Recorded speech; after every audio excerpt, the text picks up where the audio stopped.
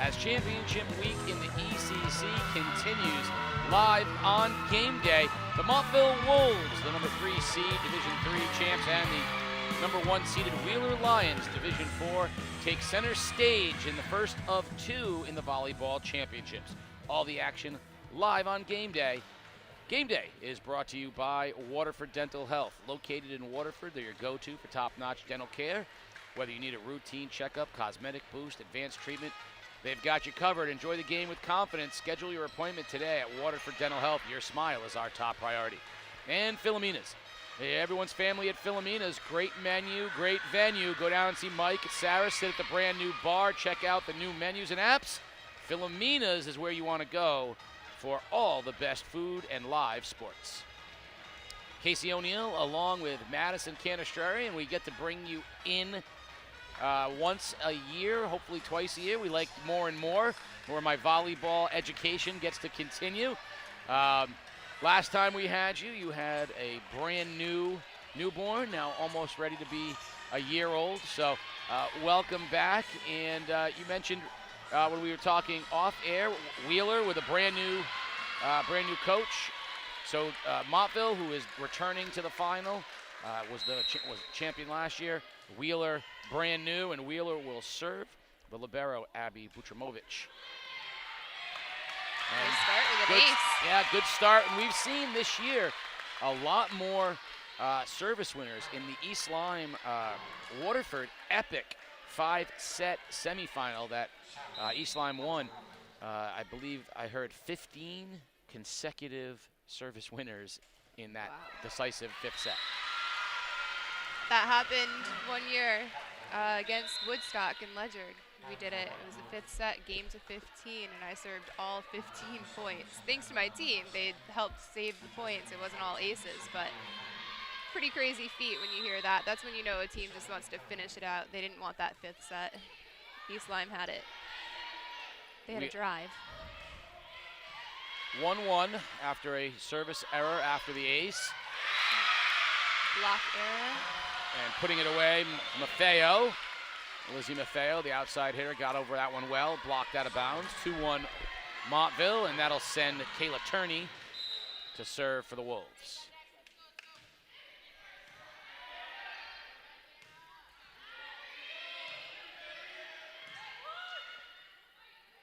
Outside, and we're going to get the whistle.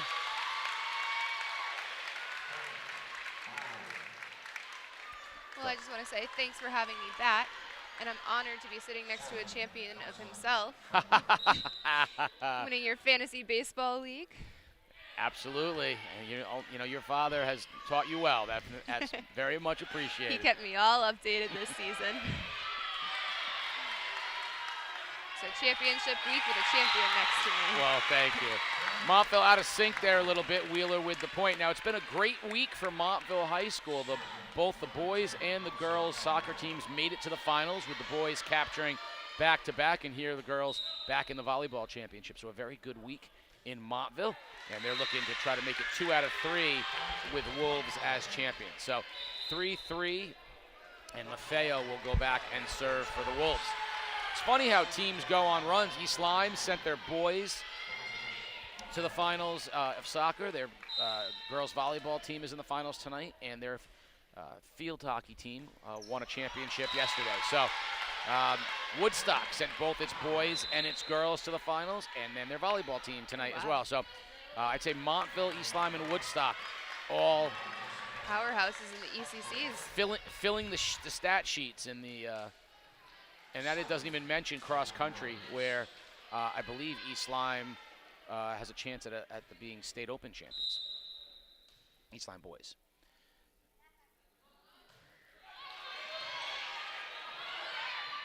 And that'll be tomorrow morning. So they already won their class championship. The question is whether they can be the state open champion. Nice serve from Kaylin Rose, by the way, as Wheeler jumps out too. Yeah, it looks like Montville's got a little bit of nerves with those few missed service errors, and then some miscommunication as far as passing. One of those things, ECC finals, you gotta settle down and get into it, work the nerves out in this first set. That's a nice swing. Nice block at the net. Peyton Jones, the outside hitter, had a good angle on it, but a good block in the middle by Allison Needham. And Wheeler on a little run, up 6-3.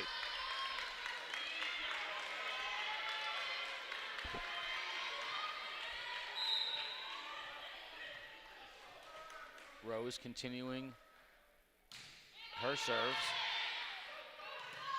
Back outside it goes. And that time Jones sails it just long. So back-to-back outside, they fed Peyton Jones. And not surprisingly, an early timeout here from Montville. We always seem to see that right when it gets to be about four. 4 or 5 points is about the max that a coach likes to let it go.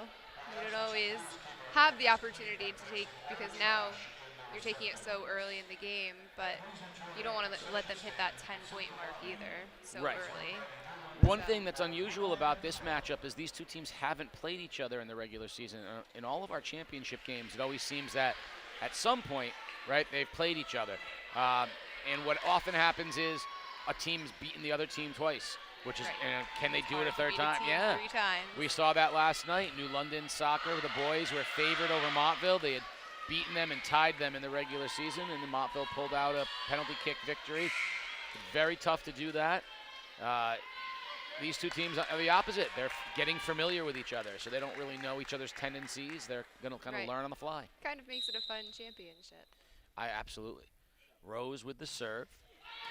That's a really great serve. That caught Jones sideways. That was smart. I was kind of shocked. She's been serving the libero over here, which normally you don't want to serve them. That's their best passer. But going to your outside hitter and making her have to pass the ball before transitioning out to hit the ball is a nice little tactic. Get them out of transition.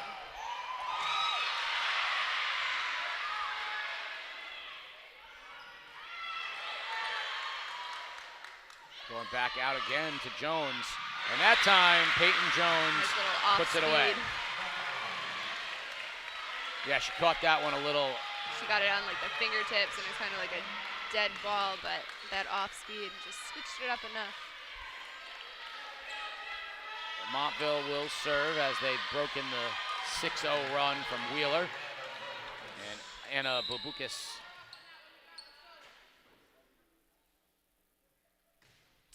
Little side spin. Wow. Dropped it in though, right inside the line. I think that was a miss hit. We call those in golf, we call those good misses. It was a good miss. Looks like it came off the thumb. As long as it stays in bound. Much better that time, and that one's gonna cause difficulty for Wheeler. It's an interesting serve. It's kind of not a top spin and it's not a float. She's got a little bit of a side spin on it. Well, you can see she's very deliberate in her serve, so she gets herself lined up. And that one, that one was, float. Yeah, that one was hit. Yeah, she hit that, had good contact with her hand, kept her wrist really nice and straight, and that gave it that float that you want. And Butrimovic, the libero for Wheeler, I think was not expecting that ball to dive like that. After the first 2 serves, very different. So Wheeler will call a timeout as Montville has cut into the lead. It's 8-7, and first glance, 2 very kind of evenly matched teams. What I love about these championships, and you and I have had this conversation many times during them, is when you have 2 teams that are evenly matched, which coaches try different things. And so, for example, Montville has clearly served Peyton Jones on the outside here. She's had 4 chances. Right. Feeding the ball to her. So, what is Wheeler's approach going to be? Who's going to be the player for them? We haven't had a chance because they did so well serving. Right. And on the conversely, they've had a real hard time with Babukis' serve. They put it outside to Allison Needham, and she put it away. That's a kill for nice right side. So that's just showing. It seems like Wheeler has some depth as far as being able to set back and set their right sides rather than just feeding it to the outside hitter. Addison Stanley into serve for Wheeler.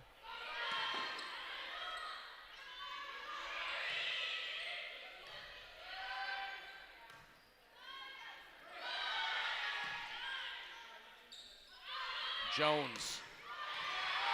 We love to watch a middle play defense when she gets to serve. That was a great dig. Our best rally of the early match. Overmoyer put it into the net, and so it will go back over to Montville as they have sending Savannah Malinowski to serve. Trying to tie this thing at 9. Good deep serve. And we'll be tied at 9. Double contact on the setter. Interesting, it seems that Montville really focuses, they don't serve down the middle of the court, again, because the libero is there, but they like to do a lot of sideline serves. Oh, now that I say that straight down the court, but a nice hard float serve. That was a bullet, sure.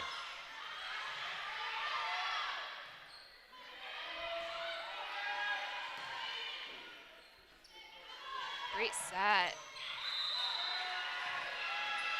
That Jones into the net, so back over to Wheeler. They'll take a 10-9 lead, and they'll have the serve. Yeah, she approached a little too tight, and her foot went under the net.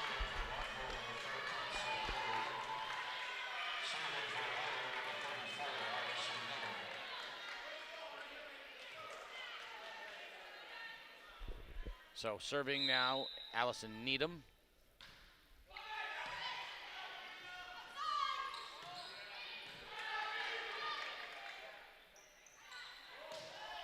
And that'll sail wide. Montville ties it at 10. They have really liked Peyton Jones on our near side. She likes to go cross court with it. And they have been giving her many opportunities here, and we're tied at 10. It'll be interesting to see how Wheeler adjusts with that. And there's a great jump serve by Jones.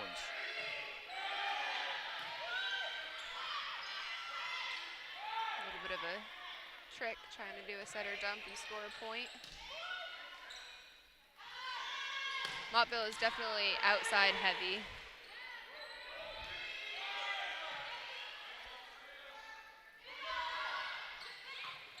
Good rally, both teams trying to figure out a way to. Beautiful set. Great block. Great cover too by Jones to keep that ball alive.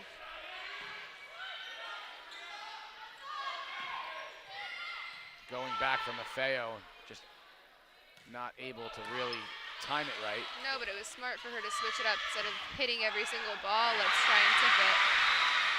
That time Maffeo probably would have gone out, but Rose got kind of caught, not sure, and was a little strong.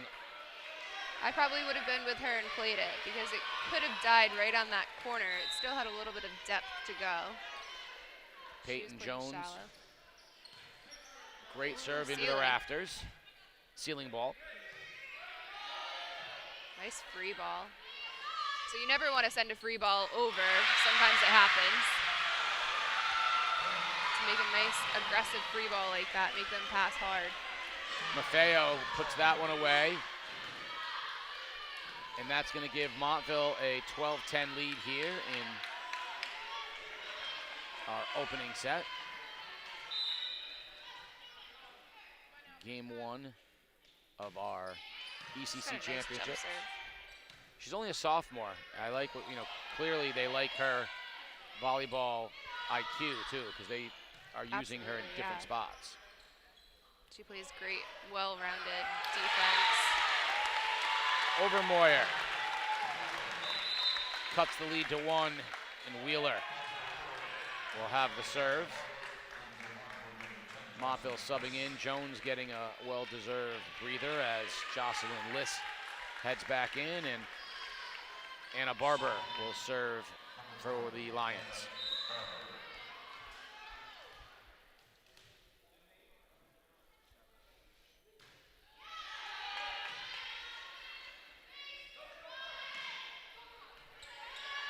I'm not sure Cullen was ready for that set. Good angle, dangerous place. Smart, Turney. Smart decision. Yeah, Turney was Very savvy there. Kayla Turney saw it. Only another sophomore from Montville. Yeah, she's a front row setter right now, so technically somebody could set her and she could hit, and she just saw that it was going to be tight. I'm not going to set this. Let me just go up and get that kill. Ovalis to serve for Montville. Deep serve into the basketball net. Basketball net saved Wheeler on that one. But Montville with the point, and they have extended the lead to 14-11.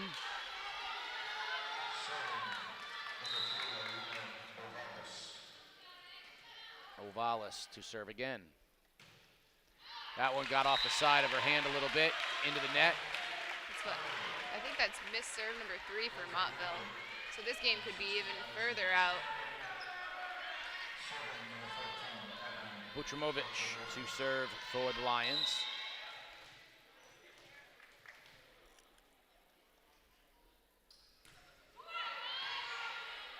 Oh, what a beautiful play from Turney.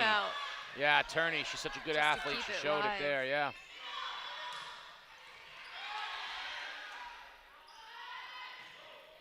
Again, she gets the block touch. Oh, just unable to do an extra maybe foot, would have gotten that over, but that was a beautiful rally. 2 great saves in that same rally by Turney. And Butrimovic will serve. Interesting, actually. On our roster, it says she's an outside hitter / defensive specialist, but they have her setting today, so. Beautiful block. Addison Stanley, big smile because she just took Maffeo's best attempt and put it right back to tie us at 14.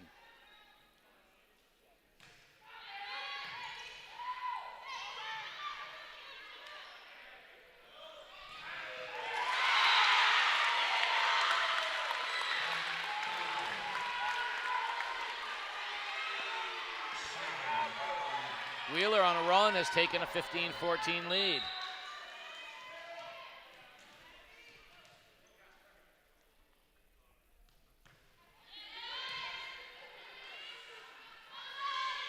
Maffeo, big hit. Rip. And Turney. She's just on top of it. Great net defense from her. Yeah, she's sharp, ties us at 15, and you know what they say. Turney will go back to serve. Gets the point, gets the serve. Turney sails that one long, so we're tied at 15, so now we have, you know, we talk about this like the next, you know, the game is to 20, right? And then the next game is that closing stretch. So they were tied at 15. You know, who can win this next 5? Mini games of 5. Kawara had served. Wow, beautiful Great dig by Kawara.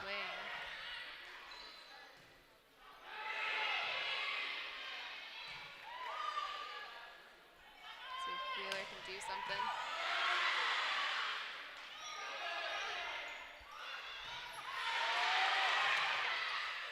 Oh. Nice hit, and we're tied at 16. I think with the 4 teams that are here in the finals, you know, a lot of people expected Griswold. A lot of people expected Waterford. You know, they have had great regular seasons, and yet, you know, the 1 and 3 seed, Montville had to pull that upset to get here, and our second one tonight, it's, you know, the 1 versus 2. So even though they had great, you know, there were great regular seasons. Had to fight they had an epic match with Waterford. Oh, great job by Ovalis. Dig. Call that a chicken wing. There you go, a new food reference for you. You know how it's my favorite part of sports. There's chicken wings in volleyball. Oh, great digs.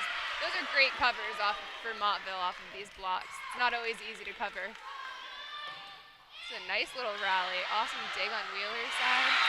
And ultimately, Jones puts it away for Montville, and they take a 17-16 lead. That was my favorite. Wrestling with CJ Sadie. We have jelly rolls and bear claws and chicken wings. I was like, man, it's a kid. I said if we could get all the food that there is in sports at our table, it would be fabulous. That serve sails long. Now that's, I think, the sixth Montville service error. Wow. Of the 17 points that Wheeler has, 6 have been gifts. Yeah, 17 and 6. Is that 23? You know, even if Montville won half of those points, they'd be up 20-14. Instead, it's Rose. She had a very good service time last time, but that one sailed long, just past the end line. 18-17 Montville. It's going to be a game of who can keep it in right now. Yeah, get it in play, and that'll put Babukis back to serve. We saw her last time, right? Very deliberate with her serves.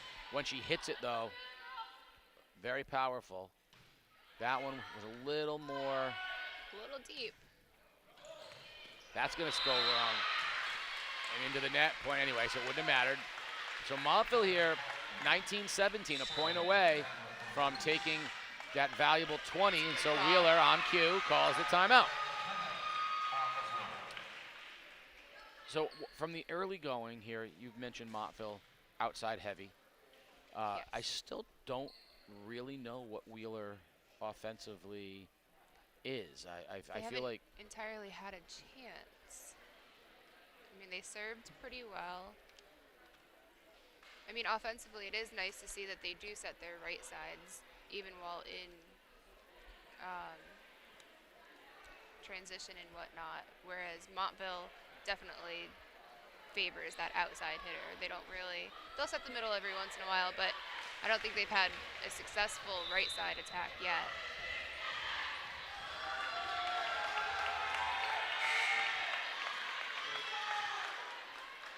(19-17). Chance for Babukis to get Montville into the home stretch here in this first game.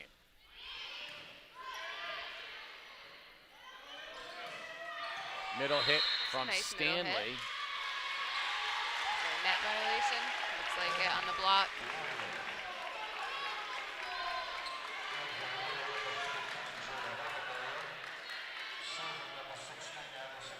So Stanley, who won the point, will have the serve. Ovalis will keep it over the net. And Wheeler will go to the outside. Ooh, nice little stab just to keep it alive, but ball definitely was going to be in. Needham with a rocket to tie us at 19. Hockdorfer could feel that one. You could see her shaking her hand. Her hands are probably cold too. Mine are freezing. It's cold in this gym. Well, good, because it was not cold outside. Oh, look at, did that stay in? No, it just went out. Took your water bottle with it. And the water bottle rolled under the table back to, that's outstanding. Boomerang water bottle. But Wheeler improbably got to the 20-point first, and Stanley continues to serve. That will go long, so a little run here. Let's see if Montville calls a timeout, and Coach Brandstrom right on cue does call the timeout as Wheeler has a nice little run going. So last night we did ECC boys soccer, and the first game was New London High School and Montville High School. A very, very exciting game that went into overtime, and then went into a second overtime, and then went into penalty kicks. Ultimately, Montville won. Second game occurred between East Lyme and Woodstock, and there was no score at the end of the regulation, and no score at the end of the first overtime, and no score at the end of the second overtime, at which point they went into penalty kicks. And no winner at the end of the first round of penalty kicks, so it went into a second penalty kicks. Ultimately, East Lyme won. I have a feeling we're going to see 5 sets in at least one of these championship games, because it feels like I am destined to be in these at these schools until 11 o'clock at night. Say, are you tired today? I am a little tired today, but inside is always a little better than, there's a little chilly in those press boxes. Jones, beautiful cross court winner for Montville. That's exactly what they needed.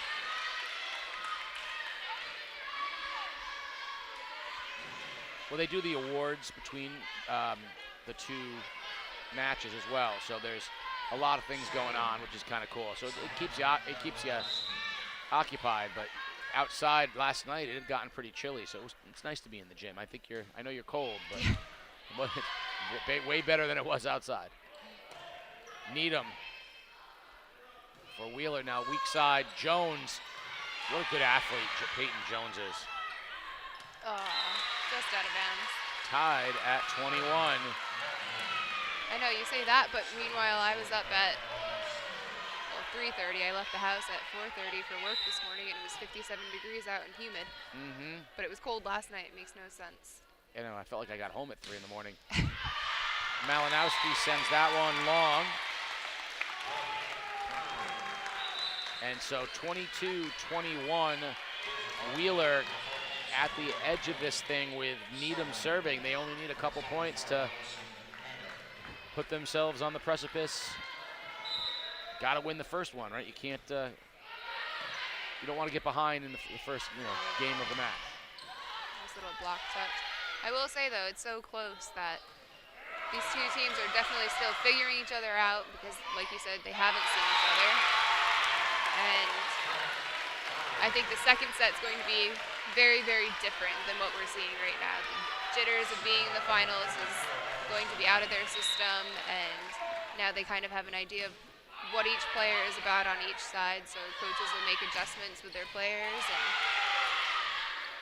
it'll be very different volleyball. But it's great volleyball that we're seeing so far already, so it's only going to get better. Much needed. It was Shea Cullen who had a miss hit. Net violation. They're going to call the net violation, and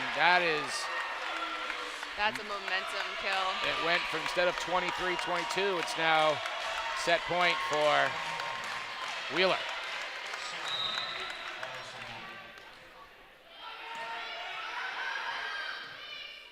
Nice serve just to keep it in.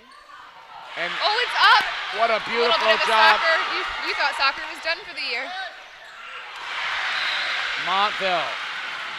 That would have been a heartbreaking way for this first one to end, but they hold on, and Peyton Jones, the jump serve. We saw how powerful her serve is. Can she get a couple here? Keep Montville alive. This is going to be our first little bit of overtime we see tonight. I have a feeling it's going to be this one strikes me as going to be around a while. Oh, great stab. Another net violation. You know, every ref has their thing that they like to focus on and call a little more than they call on other things. It seems like this up ref likes to call net violations. Yeah, we've seen a few. So another one for Jones. And what a tough way. So Wheeler, 25-23 in set one. Set two coming up on the other side. You're watching Game Day live on theday.com. Jaden on the field here, his former brother, and then, of course, Logan hopping in the goal. Montville. And a goal! Muncaster! The Whalers have controlled the majority of the possession. Nice through ball. Almendarez, left foot, slides it by, and a save, Leonard! He got a piece and directed it wide. Looking to win their first ever championship. And a beautiful save on a rocket from Keenan. In that first half, and I think that's due to also Montville's ability of being aware of him. Here's a chance, a shot, a goal! Stu Dortelas! Whalers 1, Wolves 1. People, it's going to have to be more than just a long strike. Right there, though, just like that, on cue, the Wolves punch one in and go on top 2-1. Ryan Hockdorfer. Churis will take it. Left foot, curls. It's up, off the post, and Leonard comes in and corrals it. The team is, in it to win it. Almendarez deflected and a goal! It was a a deflection. And get their composure back, because right now they're really struggling to gain possession. A long shot over the top and off the crossbar. We've seen several big-time shots And there's another one off the crossbar again. right now. Here's a chance for New London. Point blank shot, and it just goes wide. Tries to get free with the left. Keeps going. Churis has a chance. Save Leonard. I'm still waiting for Churis to get a chance and get that daylight. Here's a high arcer and a save Leonard. Ermin Alondarez, the big right foot, and a save Leonard. Has guessed wrong twice, but he guessed right that time, and Oscar Amaya. Jorge Almendarez approaches, and it's, oh my gosh, it hit the crossbar, and look at the celebration. He's gonna approach hard, and a save made by Leonard. Klusik, can Amaya save New London? No! Wolves win! Wolves win! The Montville Wolves are back-to-back ECC Division II champions in boys soccer.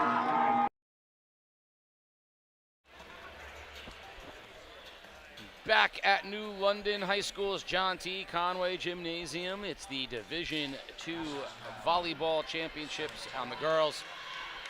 And the ECC, Wheeler up 1-0 as a 25-23 very tightly contested match so far. They'll send Montville, will have Turney with the first serve of set 2. Montville probably went into that huddle really saying we need to focus on our serves. They had 6, if not 7, missed serves in that first set. Double hit, double touch. So jumps out 1-0 Wheeler. Yeah, I mean, if 7, unforced service errors in a 25-23 game is just way too many. I mean, all you need to do is win 2 of the 7, and you win. Yeah, Montville overall won more points. They just gave away too many as well. Yeah, offensively, I would say they have a little bit of a heavier swing, hard hitters. We haven't really seen offensively what Wheeler can really do in system. Maffeo with the serve, deep.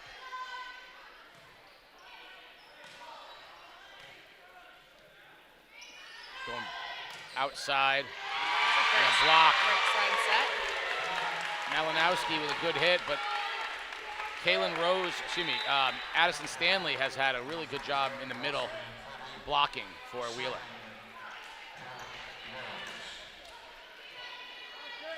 Carissa Manfredi checking into the game for Wheeler. And Kaylin Rose will have the serve. She had a 5-service run in the first game.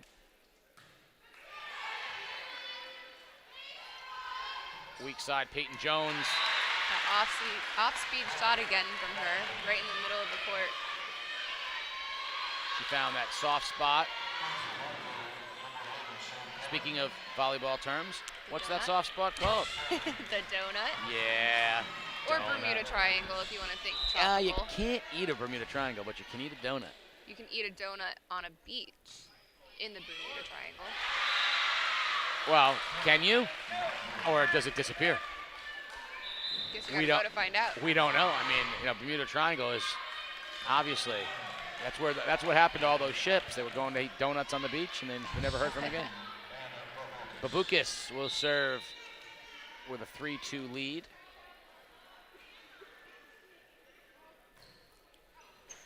And just wide. So there's another service error for Montville. Has been their main struggle thus far.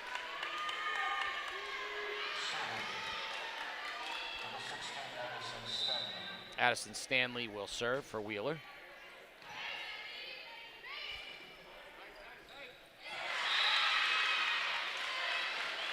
Jones has been very good as an outside hitter for Montville. I expect that we'll continue to use her. Malinowski will serve. Now you've got Turney front row as a setter, so we've seen her get into the offense a little bit and set her dump and get up there and block. Point Montville. Malinowski has a very powerful serve there. That was one of the better ones that we've seen. Very dangerous though, because that was scraping the net. And that one sailed long, so. That's that high risk, high reward serve. I mean, you want to go for an ace, but you're really risking it and go out of bounds.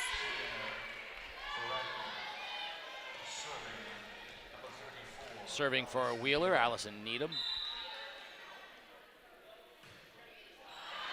And that goes long. So the two teams trading service errors. And so Montville, Peyton Jones, and the powerful jump serve that we saw in the first set will be serving for the Wolves.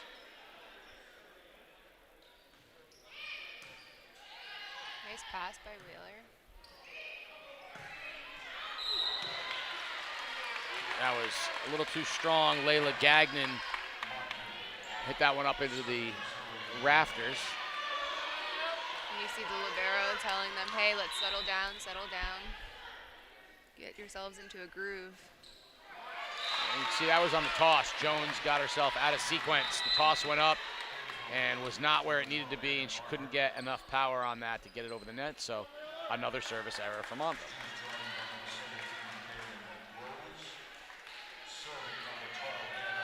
So back to serve for Wheeler, Anna Barber. Jocelyn Liss back into the game for Montville.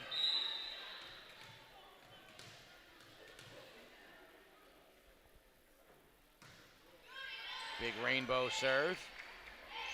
Nice set from Turney. We don't like to call them rainbow serves. We actually call them lollipops. Lollipops. A high lollipop serve. That works for me. That's another. That's another. More food. Another food. Trick or treat. That's fine. Is there any pizza in the volleyball menu? Can we come up with a pizza term? See what I can do for a little deep dish, maybe? That wouldn't be. 8-5 Montville. Ovalis to serve. The libero. We call jumbo. In beach volleyball, there's a jumbo shot. I'd say it's like a jumbo pizza. So I think more grinders when I think jumbo. I think a jumbo grinder. I think of shrimp. Well, yeah, I mean, of course.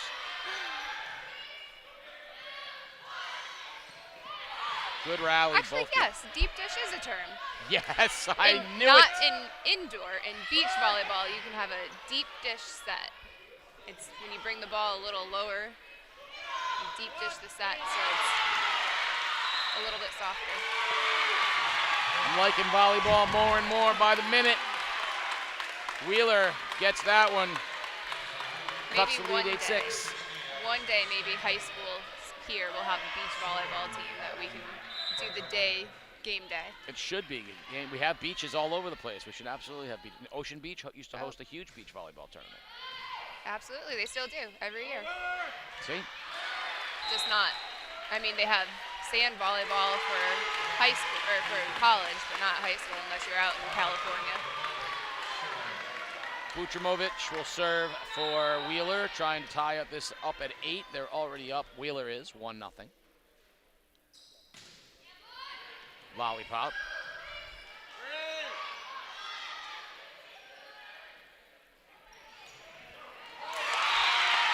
Addison Stanley. Starting to wake up that Wheeler offense. So I think we found the answer to the question. When they have the opportunity, they like to set Stanley in the middle.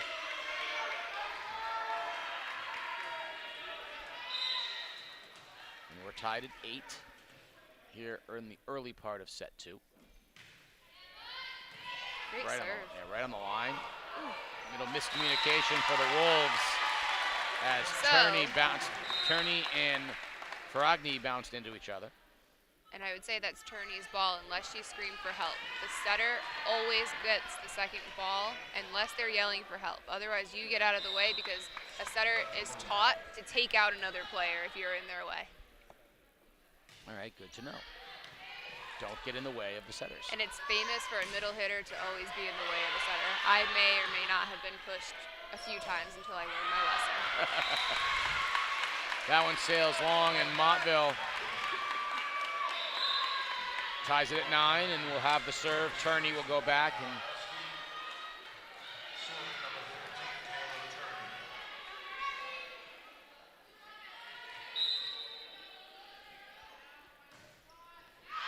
deep serve goes long, and neither team can really make a run. First team that has a 4-point run here is going to take control of this second set. Kawara to serve for Wheeler. Ooh, great serve right in the middle. Nice short serve.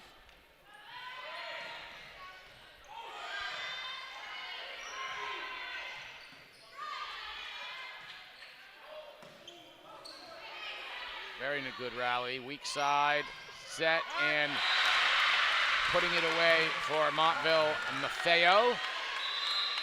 Maffeo, because of the volleyball rule 26C 42-5, if you get a kill, you get a serve.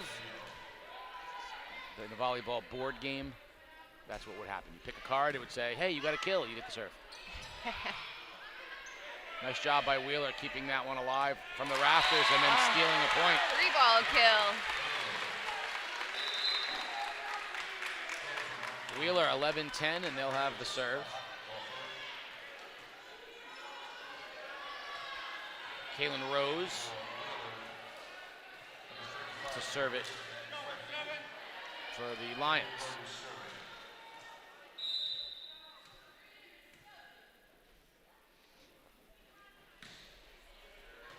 Good serve.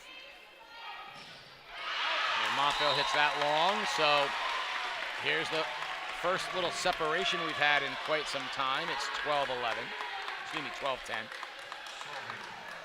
Big point here, because a 3-point lead might go to Montville to a timeout. I would say one more. 13-10. Oh, you're right. Timeout, Montville.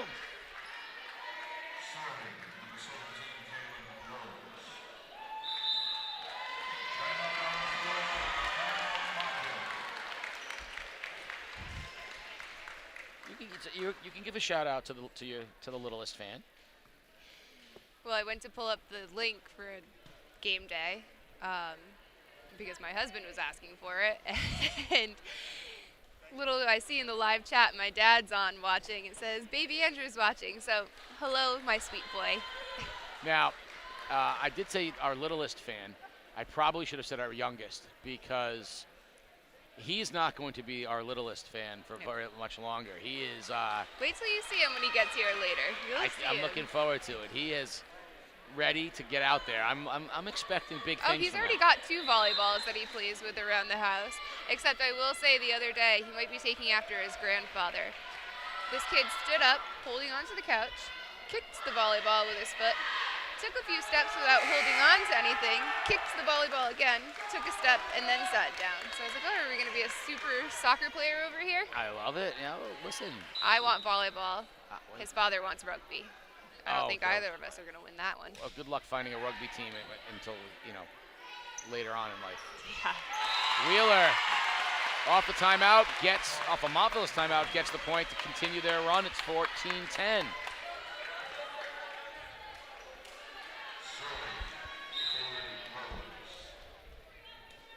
Rose to continue her serve.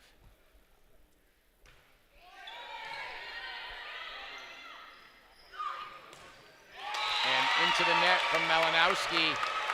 And Montville right now in danger, right? This is one of those danger points. Down a set, suddenly down 5 in the second set. And again, I will say that they've missed 4 serves so far. Because offensively, defensively, they're sticking right with Wheeler. What's killing them is their service errors. I don't know what it is about Kaylin Rose's serve, but this is now the second six-point service that she has had in 2 sets.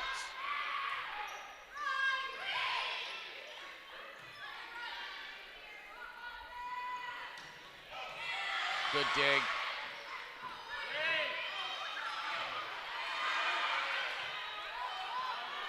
Ooh, smart shot. And ultimately results in the win. Malinowski saw the opening there and put that one far side across court. Breaks the run by Wheeler, and Montville at 16-11 needs Babukis to have a couple of service winners, but more than anything, don't have a service error. Keep this in play. Don't jinx her. I don't believe in that when it's someone else. If it had been me serving and I heard someone say that, I might have had an issue. I think that might be the first ace of the game. First serve. First serve of the match resulted in an ace. And there's this, and unfortunately Montville's had too much of that, 1-1.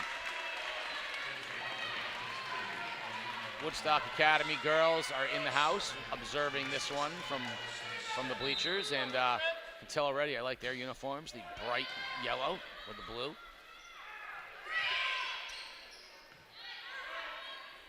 I guess it's only fitting that Montville's here since Halloween's tomorrow.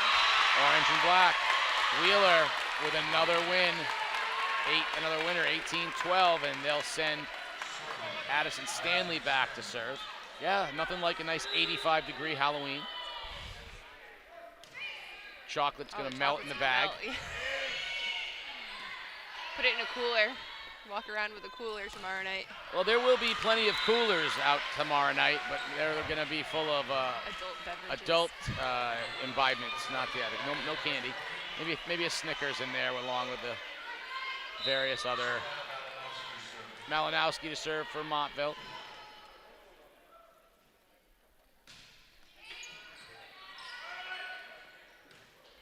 Nice communication on the setter, Elsa, saying, hey, I've got this ball, stay out of my way.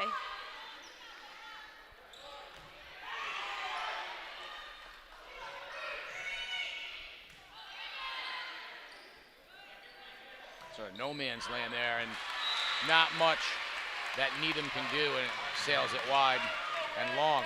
So Ledyard coach Bill Glennie showed us a video of 4 years ago from yesterday. It was 4 years to the day, where his soccer players were running and doing snow angels on the field where there was 3 inches of snow on the turf at Ledyard, and laughed that 4 years later it's going to be 80 degrees on Halloween. So winner for Wheeler, and 19-14. So again, they went up 15-10, and they're in position to keep that 5-point lead in the first to 20. Needham to serve. And there it is. So 20-14, Wheeler is the first one to 20. Can they get to 25 and take a commanding 2 sets to love win, lead? See, Freudian slip. That's a good serve.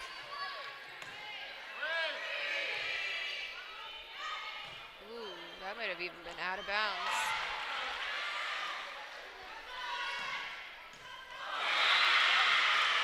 I think that was Jones. Peyton Jones has been their best outside hitter thus far, and that was a much needed. Much needed. And then she'll have the serve. Because of some volleyball rule that Casey O'Neill created. Nice serve. This could be the momentum switch that Montville needs. They had a nice kill from Jones. Another net violation. Sergio Lewis, the official, likes the net violation. 21-15, Wheeler will send Anna Barber to serve.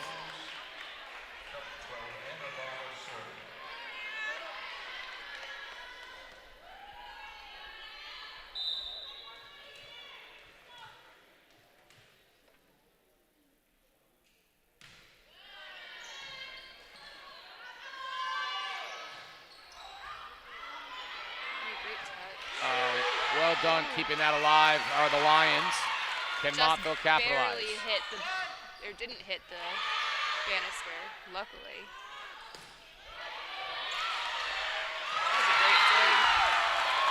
Wheeler feeling it. Chance to go up 2-0.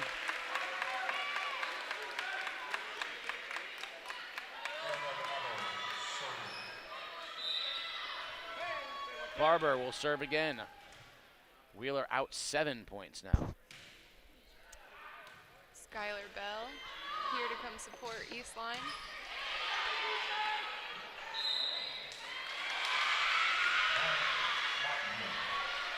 Bell is assisting at East Lyme. Montville gets a much-needed break in the run and sends Ovales back to serve.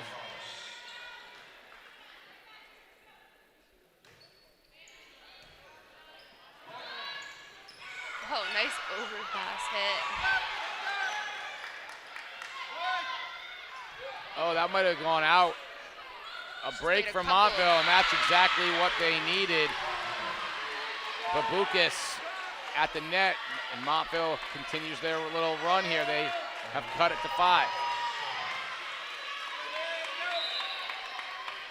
Yeah, Wheeler's played a couple deep ones that might have gone out.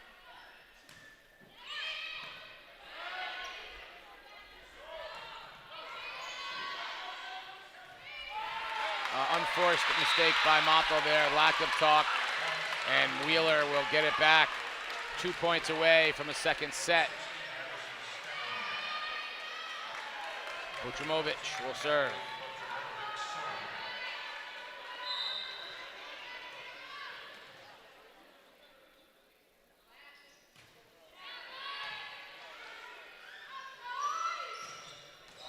Wow, that was a nice rip. That was Maffeo. Perfect set, perfect kill, and back to serve will be Turney. She got the point, but didn't get the serve. It's not a universal rule. So it's only when you say it? No. It's that throughout the course of the game, at particular intervals, getting a kill gets you a serve.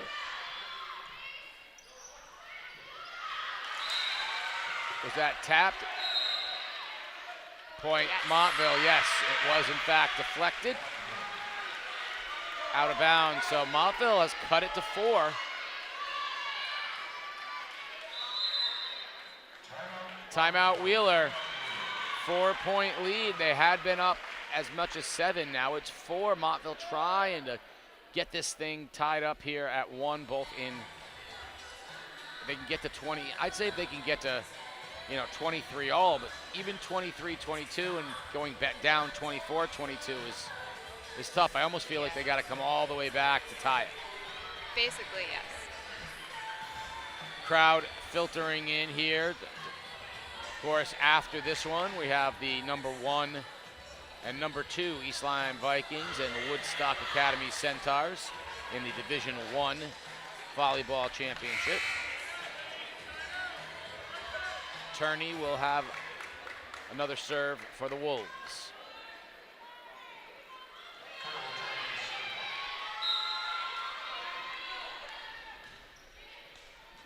And that one goes out. Another service error from Montville, and it puts Wheeler on set point. Chance to go up 2. Yeah, that's number 6. Kawara will serve for the Lions. 6 or 7 in the first, and this is their 6th in this game. Nice little short serve.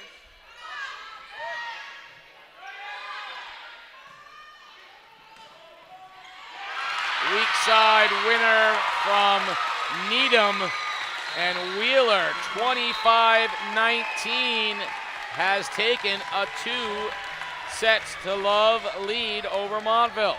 The two teams will change sides, and we'll be back to see if Montville can hold off Wheeler to make it one more set, or if Wheeler will sweep and win. We'll be right back. You're watching Game Day live on theday.com. A player that you can trust to play back to their feet, and that's important, especially if you want to play at the next level.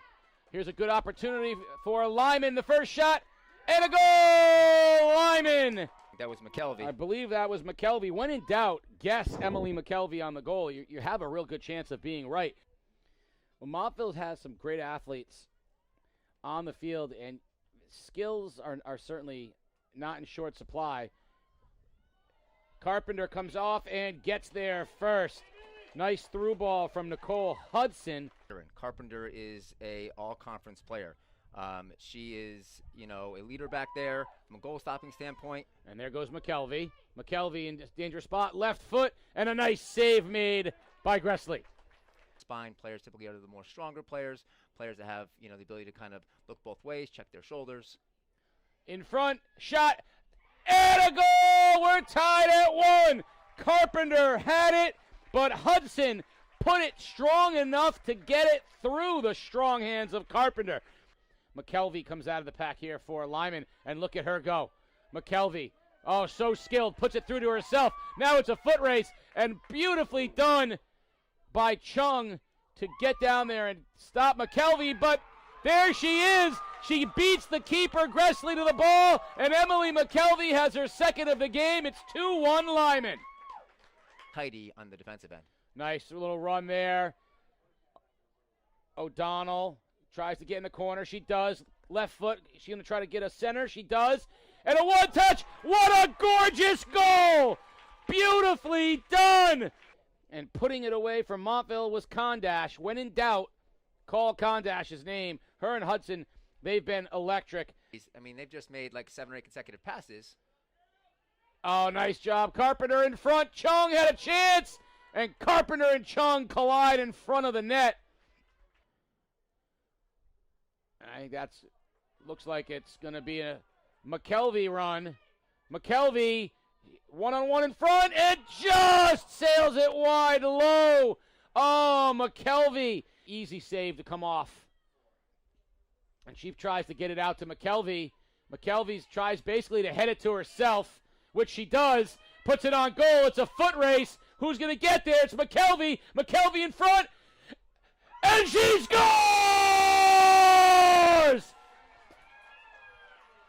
Hat trick!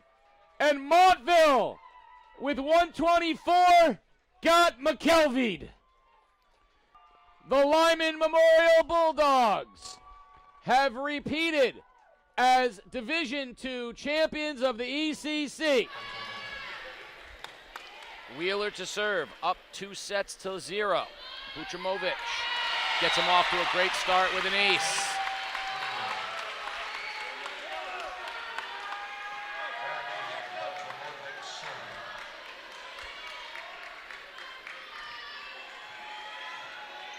Kaylee Arner into the game for Montville. Butrimovic will serve again.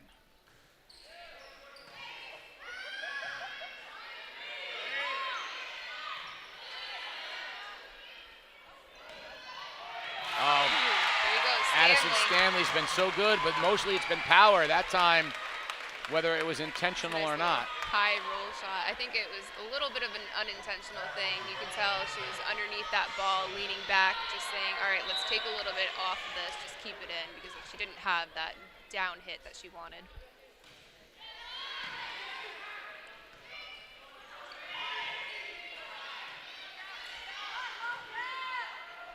It'll be interesting to see how the two teams play. Now you have Montville with their backs kind of against the wall, pressure's on because they are down that 2-0, and Wheeler is having a fun time. You see smiles all across their faces. They can play relaxed, but hopefully they don't stay. They stay at their level. They don't want to play down and relax too much. And the question I have, you played volleyball at a very high level. You still play, that you never turn off the competitiveness part of it. So for me, I've played competitive sports through college and into my adulthood. And so for me, every point you play till you can't play anymore. But you also know that for a lot of players, mentally, you're very aware of. So right now, I don't know who they are, but there are some Montville players that are going, we're down 4-1, we're down 2 sets. We'd have to win this one and two. It weighs on you. Some of them take it as a challenge, right? Say, well, let's go. Imagine how epic it's going to be when we pull this off. Right. But every point for Wheeler, though, it feels maybe a little heavier. Yeah, and then even others say, okay, let's do something about it, and then they try too much and start doing other people's positions rather than working as a team, and that can make a team crumble too. So it's such a fine balance of tuning it and making sure you're doing your adjustments and the team's adjusting. And I mean, hey, volleyball is such a game of momentum. I will tell you that at the high level that I've played, my teams have been up 2-0, and we've come back and lost in 5 sets because you just say, oh, we can do this, and you just play down and get relaxed, and then one unforced error turns into 2, turns into 3, and then next thing you know, they're back in it. So it's just such a game of momentum. Right now, Montville needs to find a way to stay in this one. Down already 5-2 in the 3rd set, down 2 sets to 0. And that's the kind of thing you need right there, is just a little bit of good luck as Malinowski. Nice decision. She knew she couldn't really get a hit. She just took 2 hands and dumped it right up over that block. They could definitely use a couple of serves here from Maffeo. And that's the thing too. I know I've been harping on it the whole time. They need to focus on their serves. Keep them in. I know you want a hard serve, but at some point you need to make a decision. Hard serve that's a super high risk where you could have the error, or just keep it in and give Wheeler the chance to make those mistakes for you. Nice dump in by Zoe Molnar. That's 2 in a row now that Montville's not hitting and just dumping it over. Well, one thing I'd say too is in all of these championships that we've done, we've seen someone go on a service run. And Wheeler had multiple ones by Kaylin Rose. They may not have been the most flashy serves, but she had a 6 and a 7-point service run in each of the first 2 sets. Montville has not been able to get more than 1 or 2 service because either they've had errors or they've lost the point. So it's hard, you know, in order for them to get back into it, I think someone's going to have to give them a 5-6 point service run. On cue, Kaylin Rose is serving. She's had a 6 and a 5-point service run for Wheeler in each of the first 2 sets. She gets Wheeler right back into it, 7-4.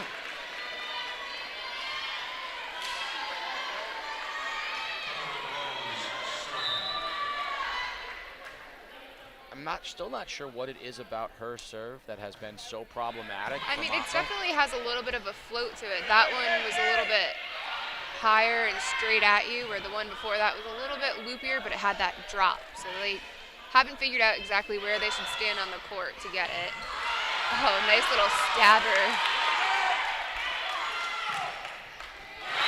You know, they got a little life here, Montville does, and Zoe Molnar has contributed 3 kills from her outside hitting position.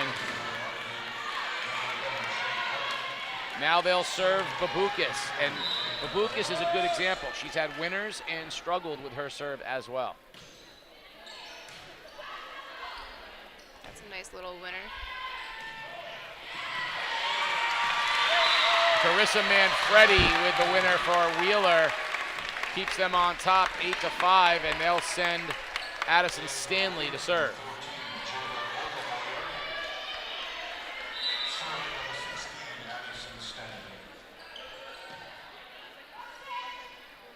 Nice back set.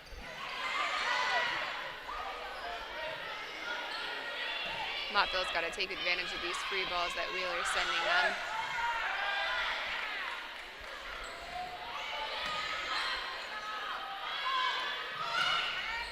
Molnar sends it just long.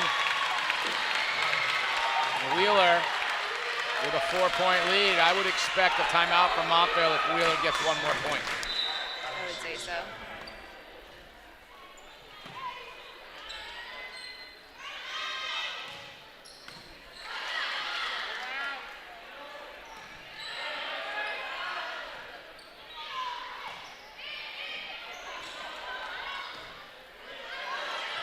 Miscommunication on Wheeler's side. Point for Montville. Much needed. Keeping it at 3-point game, 9-6. Malinowski will serve. Savannah Malinowski. the junior. Good serve, nice and deep. But a winner by Manfredi. Montville just can't get a run going. That's been their biggest problem. They haven't had anyone who's been able to do it with the serves. We have not seen a lot of aces, which in the On past, either side, no, no. and we haven't even, over these past few years, we've seen a lot of aces, and we haven't.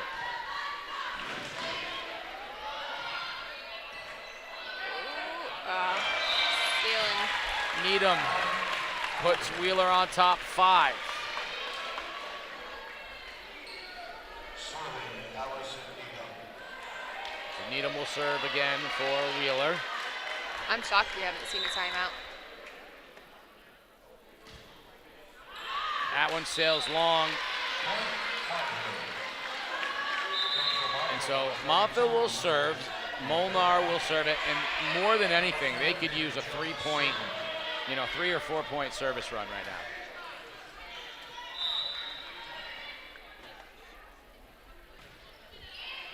There's a good start, there's an ace.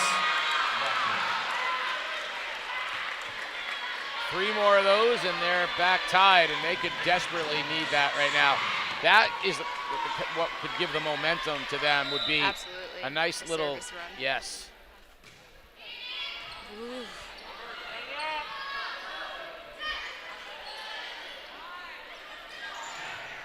Nice block in the middle. That helps too. I mean, you have a service run going, but also getting kills, getting blocks. That all adds to your momentum. You get a timeout from Wheeler instead of Montville. Yeah, well, Wheeler sees this run coming right now, and this is a momentum timeout. We see in all sports games of runs, and you have to know when, right? This is just like in basketball, knowing when to call the timeout to try to cut the momentum off of the opposing team. Montville's got a little something. You want to ice Molnar, get her out of her service rhythm, see if you can, and then without knowing a thing about the strategy that he might be employing, or she might be employing, the Wheeler coach is saying, this is how we want to attack the, whatever it is she wants to accomplish. And this is when somebody should ask Molnar the most random question they can think of to distract her from thinking about her serve. Yep. So she goes back after that timeout, calm, cool, collected, and serves it in. Do you like bacon on your breakfast sandwiches? Exactly. Are you kidding? Do you know how many times I'd ask, what color are your socks? And we all had to wear black socks, or what color is your hair tie? Just something random. And all of the girls on the team would ask me, why are you asking me this? And I said, I'll tell you at the end of the season. Because I didn't want them to then think, oh, she's gonna ask me a random question just to get me out of my own head. Quietly, by the way, Montville has cut it to 1.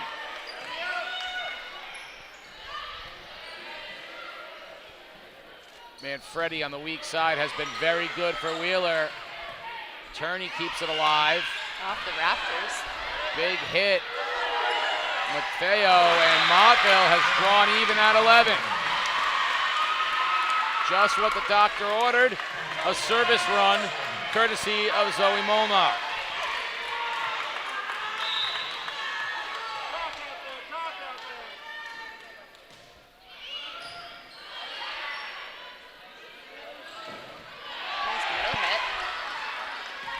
Montville definitely likes to use their middle hitters. Well, one thing of note is that Wheeler does not have Stanley in the game right now either, so they don't have their big middle hitter in. I think I said Montville. I'm sorry, I meant Wheeler. But that one was beautifully placed from Overmoyer, breaking the run and keeping Wheeler on top 12-11. I had a baseball player back, as a 10-year-old who get tense, more and more tense as he waited for the pitch to come. Even in practice, he would start chewing on he would put his jersey in his mouth, and he would bite it, and he would squeeze the bat, and he would move his feet, and he would get tighter and tighter and tighter and tighter. And so eventually I would call out and ask him questions right in the middle of batting practice. And I'll always remember, right as I was about to throw a pitch, I said, what'd you have for lunch? And he went, ham and cheese. And he ripped a long double. And so so the kids started calling him ham and cheese. That's awesome. Well, that's like when I used to run track in high school, I did the hurdles. And I know you always do announcing with Coach Pasta. Well, they have a thing called 3 steps during hurdles to get 3 steps in between the hurdles. He goes, what do you like for fruit? At that time, I didn't have a very expanded palate, and I said apples and bananas. So it was apples, bananas, apples, so that I would get the steps. So even track has their little terms for food. It's funny that you mentioned that, as it was 9 years ago today. Oh my goodness. That Coach Pasta, we were covering a Ledyard football game. He uses food in all of his coaching because he told them back then, if you like PB&J, then you got to jam them. And we have a sign on the sidelines that was made up. Coach Pasta was PB&J. He would yell to his kids, PB&J, PB&J. Montville has kept it tied at 13 and is going to take the lead 14-13, which is the first lead that Montville has had. They have climbed back in this third set. And right now they're playing loose and free, and if they kept playing like this and not giving away serves, Yeah, I mean, they're at a +2 with their serves right now. They've had 2 aces and no service errors, which is a huge difference from those first 2 sets where combined they gave away, 12, 13 points.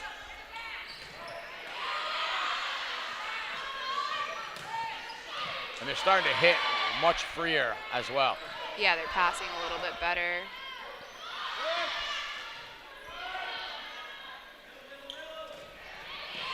Wheeler just loves their middle hitters.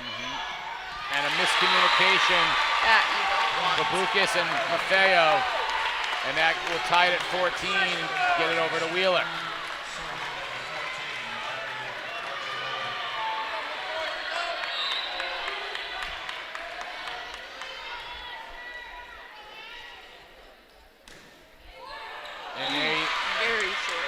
Something that we haven't seen, the opposite, a Wheeler service error from Putramovic, and Montville back on top. They got to 15-14. Turney will serve for the Wolves. And that's going to be an ace and put Montville up 16-14. Can Turney give it a little service run for the Wolves on the heels of Molnar?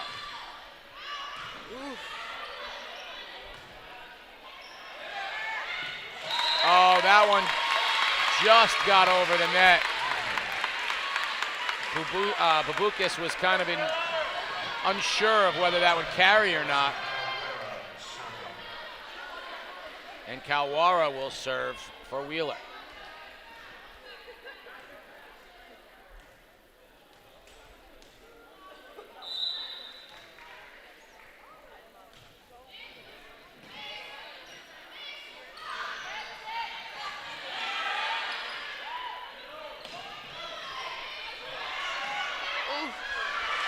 Miscommunication that time and a mishit on the Wheeler side.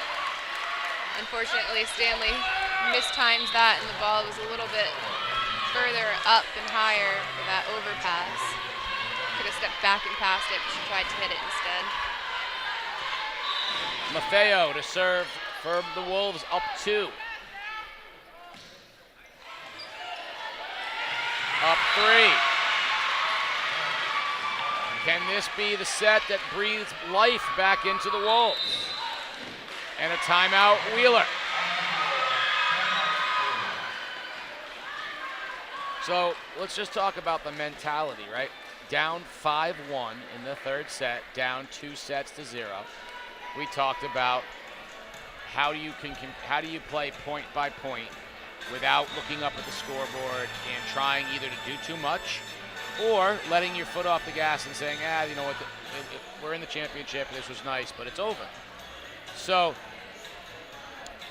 we said that in order for it to happen, Montville was going to need a service run, because that was the big difference in the first 2 sets, was that Kaylin Rose had a 5-6 point run for Wheeler. Montville never had more than 2.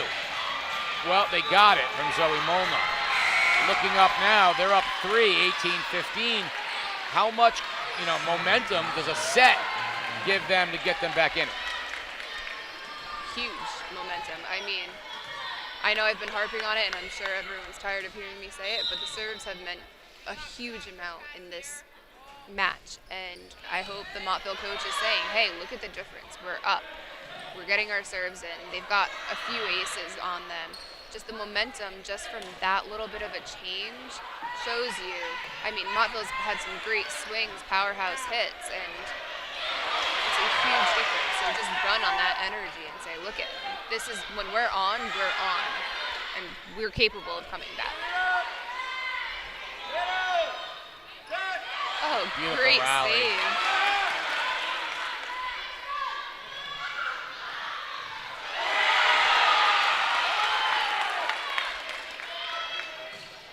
Nice back set by Kearney. Yeah.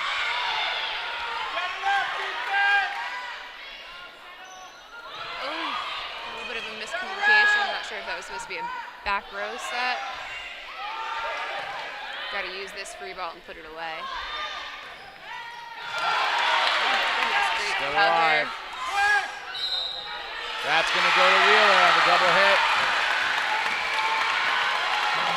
Yeah, the set was a little bit low. It seemed like a bit of a panic and went with the two hands and got called on that double contact. Had she gone with one, she would have gotten away with it. Interesting. It's Kaylin Rose. She of the big Taking service a deep runs. breath back there.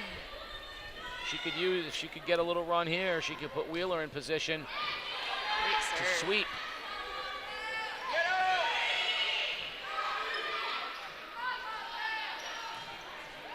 Manfredi sends it long. So Montville survives Rose's serve, which has plagued them in the first two sets. And Babukis will go back to serve. And they could desperately use a couple of in-play serves from Babukis.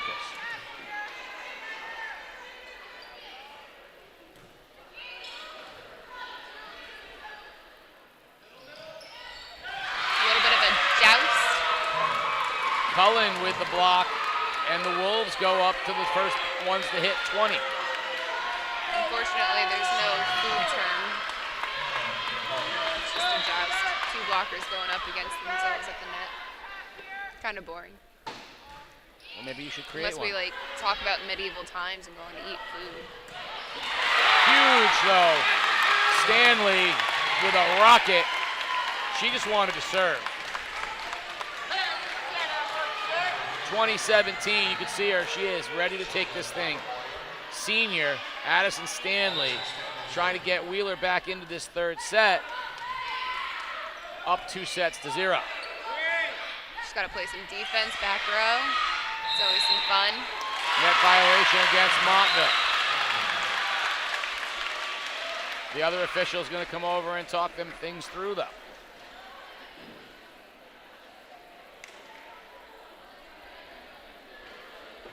Looks like she's trying to call it on Wheeler. And our up ref is trying to call it on Montville. Ultimately, he has the answer. He's going to call a redo. Technically, he can overrule. So he just the called down it. He row. called a do-over. Yeah. So there are do-overs. Not all the time, but in some circumstances, yes. Oh, I love Stanley tried to do a little. Short lollipop.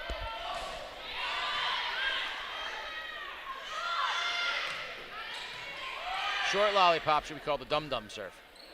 There you go. And the long ones are a Tootsie Roll. That works, or blow pop. Montville. Biggest energy, momentum boost that they have had. 21-17 in the third set. Can they stave off Wheeler's attempt for the sweep? Malinowski to serve for the Wolves. And they have done such a better job. That will sail on.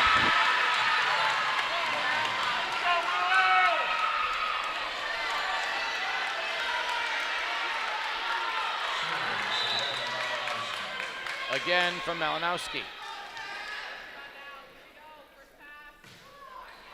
That's their first misserve. But it's a lot different when you're up 5 than when you're down. And, you know, Doesn't hurt as much. it really doesn't. Needham will serve now for Wheeler. Wheeler needs a run. They can't trade points at this point. And instead, they give it right back. Sort of the table's turning.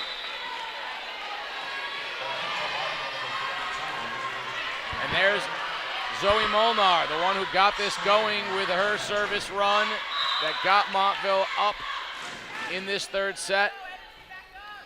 Ooh, great sideline serve. Nice free ball that they need to take advantage of. It's a tight set. Block from Wheeler. But again, Wheeler can't trade points. They need a run to tie this at 23.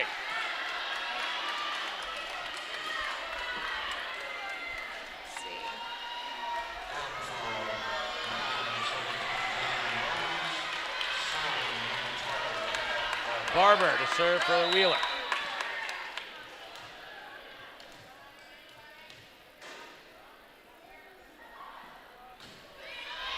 Nice deep serve.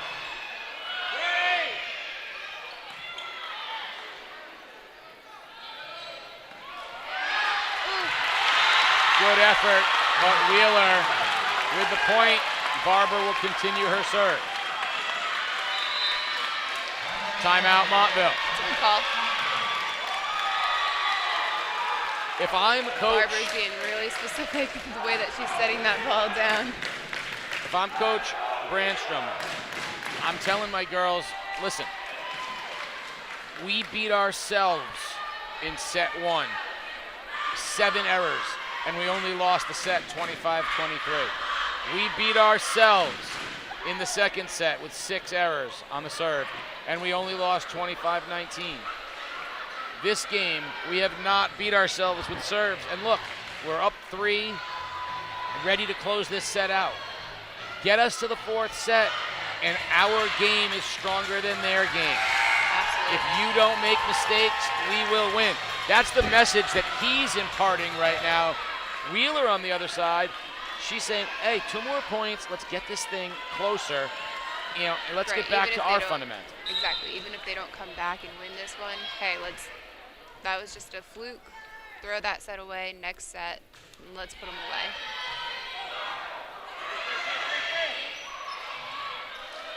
Nice pass.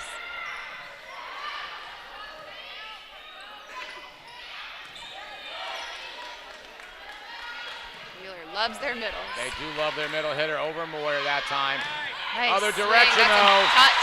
Maffeo with the big hit. Absolutely. There's a touch on that block. And that puts Montville a point away from a second set victory, propelling us to our 4th set. Ovalis with the serve, the libero, the senior.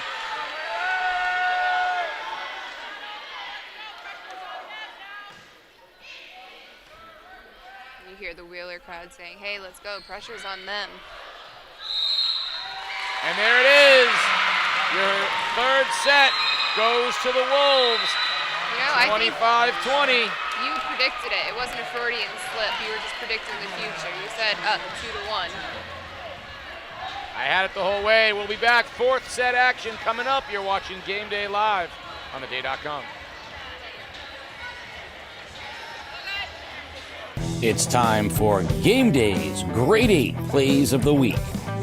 What a special year for New London soccer and the dynamic Nico Churis, the senior captain, with the amazing game-winning goal against St. Bernard's. First time since 1977, they are the #1 seed. Whalers, a soccer school. At number 7, Marina Lewandowski, Stonington Field Hockey. Penalty stroke at overtime, rips it. They beat East Lyme in the final game of the season to clinch a regular season tie. It's backwards day in Griswold. Look at Carly Rubino get it and save it, and Summer McLean both backwards to save the ball. Wow. At number 5, you know Quinn Sumner of Killingly loves this man. I am Peyton Wallace. Get your feet down, Peyton. At number 4, Bacon Academy's Eddie Hegeman. First, he's going to show the wheels to get to the through ball, settle, stop on a dime, reverse left foot, slip it past the goalie. Bacon having a fabulous year. Remember Cam Dickinson's Olympico kick? Well, Maggie Dykes goes, how about a lefty Olympico? Look at Dykes squeak it in against Waterford. Can't make it up. At number 2, Noah Keenan, Montville Soccer. He's going to take the pass and head down into the corner. Perfect place for a cross, except Keenan with the impossible angle says, I got this for the goal. But at number 1, a candidate for Play of the Year, Jacob Schrage, Stonington football against Plainfield, and well, this is just stupid good. How many guys did he get to miss? Schrage. Wow, that is a great play. And those are your grade 8 plays of the week. Send us your best plays and maybe you can make next week's grade 8. Well, the Montville Wolves were able to stave off the sweep from Wheeler to get it to a 4th set. Can they continue the success they had in set 3, which was essentially playing, I don't want to say error-free, but minimizing the errors on their service game. In games 1 and 2, they struggled tremendously with those service errors. They made a couple of changes to personnel. They've made some strategic changes to how they're approaching their serves, and they won the 3rd set 25-20. They still trail 2-1, and it's an uphill climb, but I'd feel better if I were Montville and Coach Harold Branstrom. I'd feel a lot better having seen my team respond to that challenge in set 3. Absolutely. The adjustments that Montville made a huge difference in their play, and I think they have a little bit more confidence behind them now, knowing that, hey, we can outplay if we play our game. So, see how Turney starts it. Kayla Turney will serve it for Montville.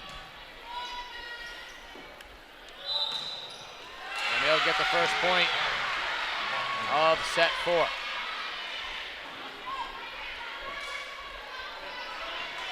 I'll be interested to see if Wheeler, you mentioned how much they love their middle hitters. They had been using Addison Stanley and Jada Overmoyer an awful lot. Will they stay inside and hitting out in that middle? We saw them go outside to Manfredi and Needham. I'll be interested to see if they adjust at all. Absolutely. Because by Montville serving more consistently, Wheeler's going to have to generate offense. Right. Wheeler's got to get a pass, and there's kind of struggling, so they can't even set their middles. And all the momentum is on the side of the Wolves right now. Turney opening up set 4 with a 3-serve start. I told you this was going to go to 5 sets. It's going to be 75-73 in set 5. Yeah, then they go back to their errors. So Wheeler will serve down 3-1, and they'll send Kalwara. That'd be some type of world record, I think. 75-73. Well, I'm sure it exists. You know how exhausting that is? At that point, it's just get them to make the mistake first. That's all mental at that point. I feel like Wheeler is a little on their heels. I felt like Montville outplayed them when not making service errors in the first 2 sets. And right now, it really feels like since Montville's been able to control the serve, what a difference it's been. Absolutely. And there's another one, 5-1 Montville. And a quick timeout because Wheeler sees, right, momentum is tough to break sometimes. 5-1, you'd be hard-pressed to consider Wheeler is ahead right now. Right. if you were to walk in not knowing the scores of the first 2 games, you'd say, oh, how are they even in a 4th set?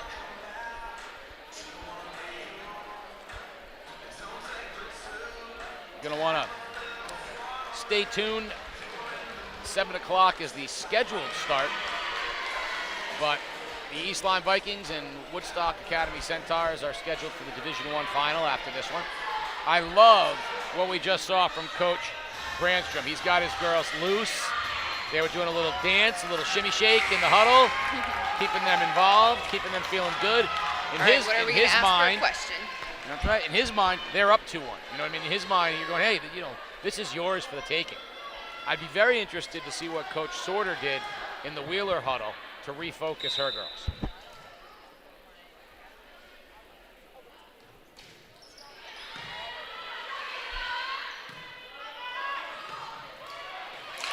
That's maybe part of it is feeding Allison Needham outside.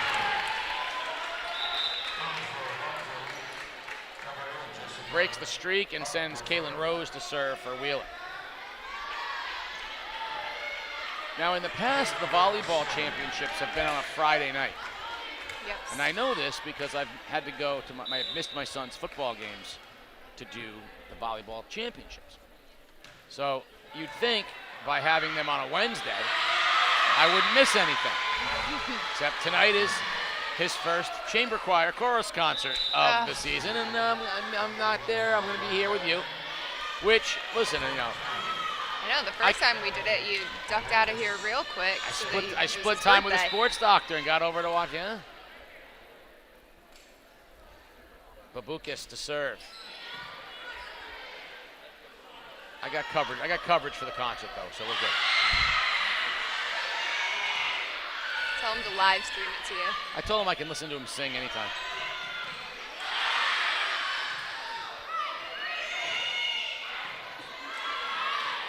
Probably does it in the shower all the time.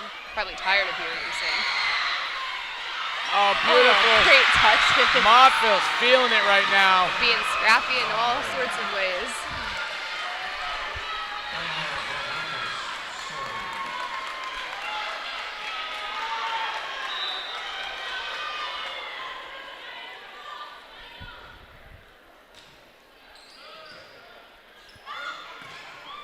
Right now, I think Wheeler's just looking for answers. It's crazy to think number 1 seed.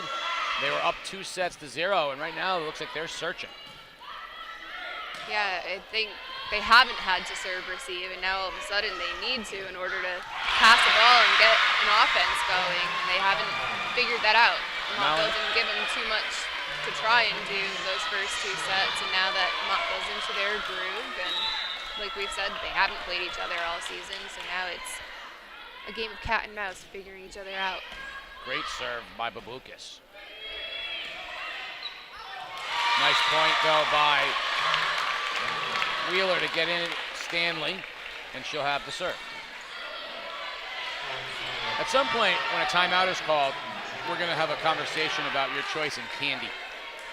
Since Halloween is tomorrow, we often have the conversation of the most underrated and overrated Halloween candies. This time, we're just going to talk about you brought 3 boxes of candy with you here tonight, and it is an incredibly eclectic choice of the candies. We can shout out my mom for that. She goes, I don't know. You want chocolate? You want sour? So it is a little bit of everything. Each. You never know. And then the non-candy that you brought as well, but we're not going to give that away just yet. Oh, they're even better frozen. 8-5. Stanley continues the serve and sends it out left. And Montville will have their serve back in their camp, and Malinowski will have it up 9-5.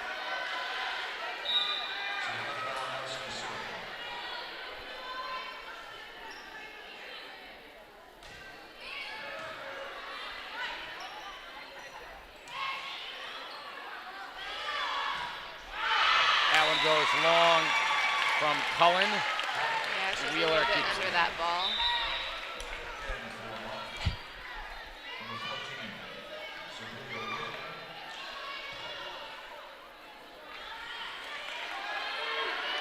Sabria Wynn checking back in for the Wolves. Needham serve for Wheeler. Great set by Journey. And there, we haven't called her name in a while. Peyton Jones back in the game, outside hitter for Montville. And of course, you know, she'll serve. It was that specific interval. It had to happen. That's why she was out of the game. She just needed to come in, get a kill so she could serve. Montville, 10-6, Jones to serve. Yeah, the only one with a jump serve tonight.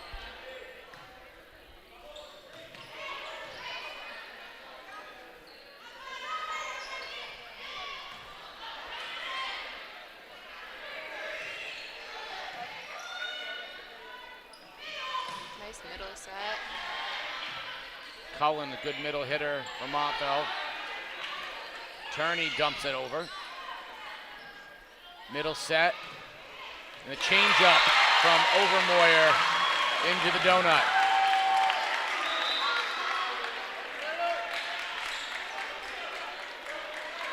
We've seen some great rallies tonight.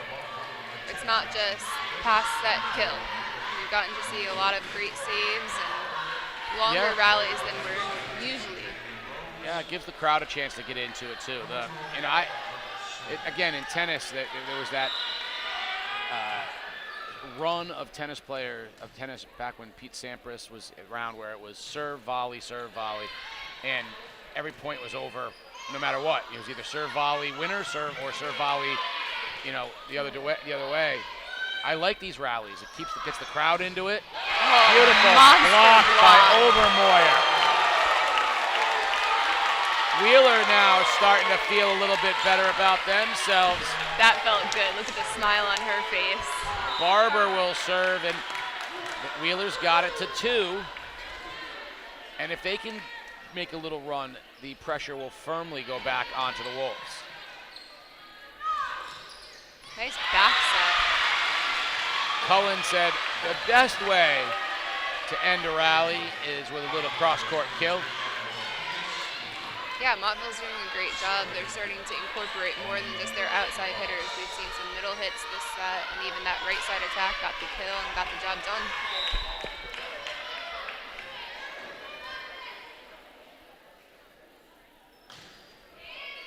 Deep serve from Avalis. Overmoyer. Nice swing.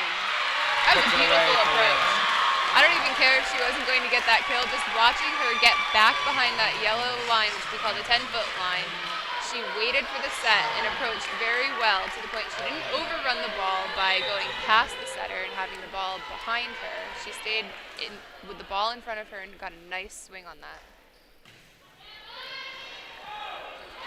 And a couple of points now for Wheeler. Butramovic with the serve, and Wheeler's got it to within 1.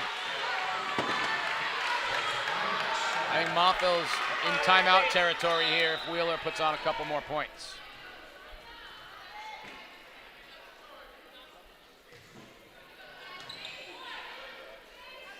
Beautiful set. And a nice result from Maffeo as that block deflected and point for Montville.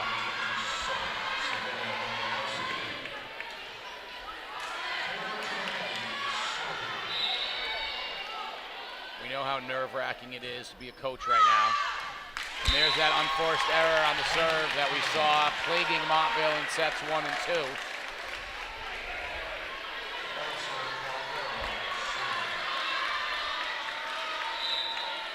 Kowara to serve for Wheeler.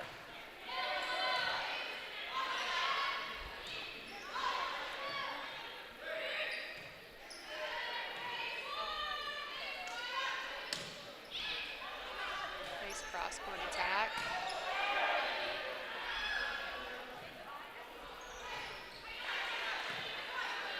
Both teams kind of out of system, haven't really been able to get a set from their setters out to their hitters. Here's the first one. And a net violation against Montville, and it's tied at 12. Kawara will serve again, and Wheeler has gotten it tied at 12 in the 4th set. All that momentum from Montville feels like it's back to square. Wheeler back on top, and now it's going to be Montville dig deep time, right? So all the fun and games when it was loose and it was, hey, we're down 2, let's go get it. And now they're back in it, and they just gave it up. Now it's tied at 13 after a Wheeler service error, so 13 all. Someone has to make a run. Maffeo will serve for the Wolves.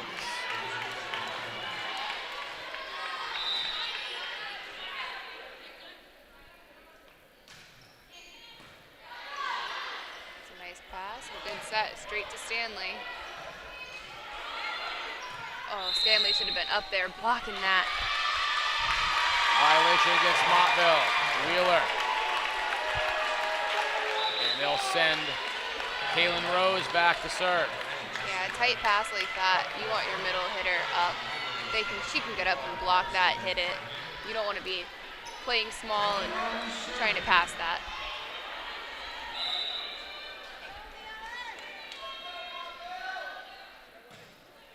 Good sideline serve by Rose. Oh, Turney though, very aware.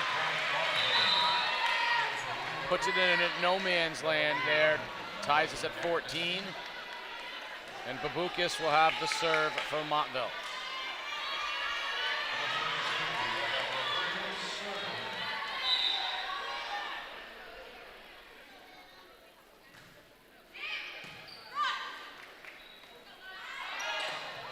Miss hit from Manfredi, and the Wolves back on top. This reminds us of the first set. Babukis will serve again.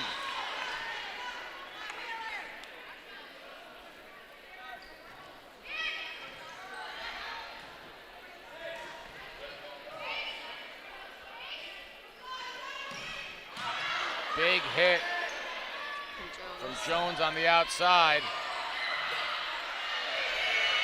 Both teams super scrappy. Onward now, back tied at 15. And Stanley will serve.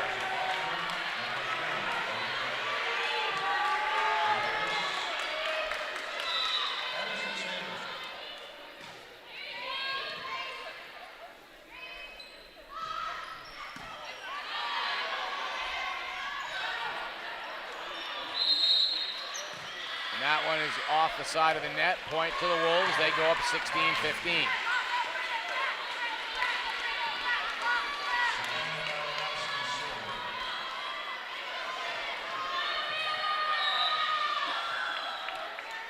Malinowski to serve for Montville. Long, tied at 16. Who's going to seize the opportunity? Will it be Wheeler to close things out? Will it be Montville to get us to set 5? If I were Wheeler, I'd be ready for a setter dump from Turney. She's front row. I could see her taking control of this game and trying to do something special. Needham with a good deep serve to prevent that.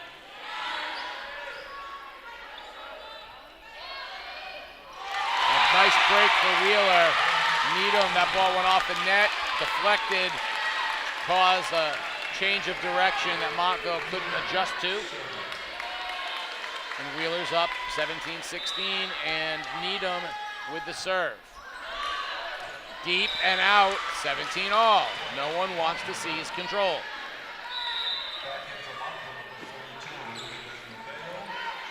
So for Montville, Peyton Jones will serve.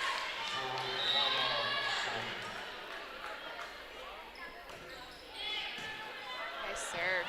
Bullet serve puts Montville up 18-17.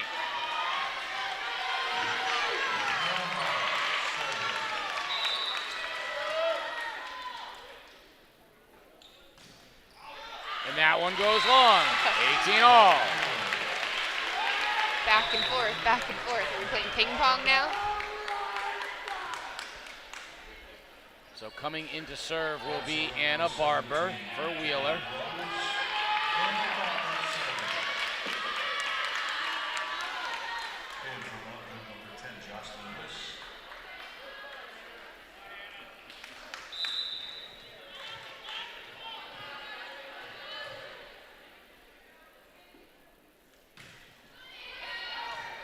deep serve from Barber. Almost might have been out too.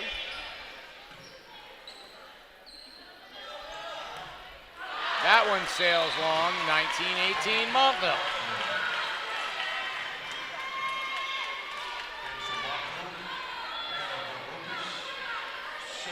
Ovalis to serve for the Wolves.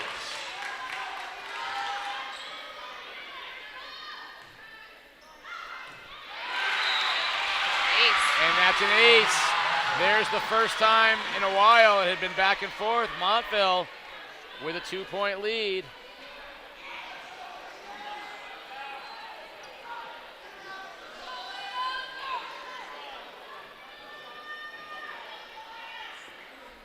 Looks like a little bit of a question.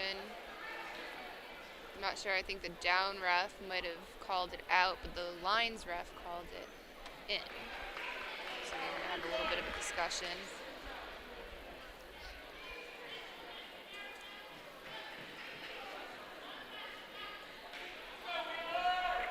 Officials discussing things.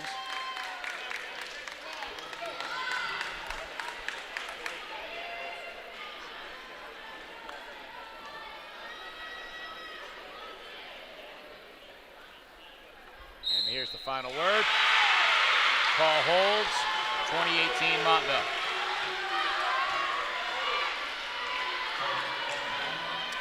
I see someone in the building. My little monster. Ovalis to serve. Good low serve.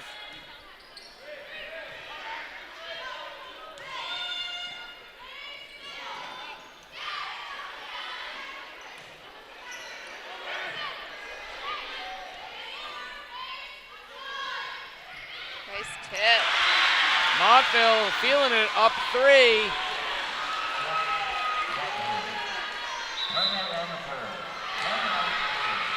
Timeout. Wheeler down 3. So let's take this opportunity. If you wouldn't mind grabbing that top box right there. See, now this is makes sense. Sour Patch Kids from the Sour family of candy. Totally get that. Now, I don't know if my grandmother called down to you from heaven and said that Charleston chews. I don't know anyone under the age of 70 who has Charleston chews on a regular Oh, day. you have to throw them in the freezer. Frozen Charleston chews. You can thank Mom. She's right over there. You can wave. You're on camera. Charleston chews. Okay. Now, let's bring your non-candy into the mix. If that's candy, so is that. Because no one ever says, I want some candy. Oh, look, Colgate. So, I do. Okay, so. But Peter, we have already determined mint that. ice cream? What's that? Mint ice cream? Oh, it's disgusting. Peppermint bark? That's disgusting. That is just an abomination. Really? If You're a candy corn hater too, aren't you? Oh, candy corn's not candy. That's a demonic creation. I don't. All right, so like do you know what a zero bar candy is? corn. I do not. Or do I age myself with that one too? No. What is a zero bar? The Wolves, 22-18, feeling like we're going to 5 sets right now. Yeah. What is a zero bar? You only find them at Walmart. It's a white chocolate with a nougat and caramel inside with peanuts. All right. Delicious. Everything you said sounds awesome. Even white chocolate, which I'm not. I'm not a huge fan either, but it works in that one. Anything with chocolate and peanuts in it works. So. All right, so your favorite chocolate candy? My favorite chocolate candy, probably a Take 5. Okay. Chocolate pretzels, or can't go wrong with a frozen Snickers. You really can't. Ovalis maintaining the serve. This has been the story of the last 2 sets. Montville points away from taking us to set 5. Oof. That one goes out wide, and Wheeler's Wheeler. getting tense. Yeah, they were up 2 sets to 0. They were up 5 points to 1. Montville has since not hurt themselves. They rallied in set 4, having been down, having won set 3, and they're trying to get us to set 5, which I predicted all along.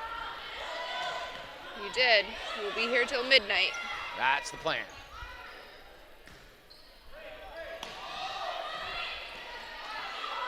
Can someone put it away for the Wolves? Not yet.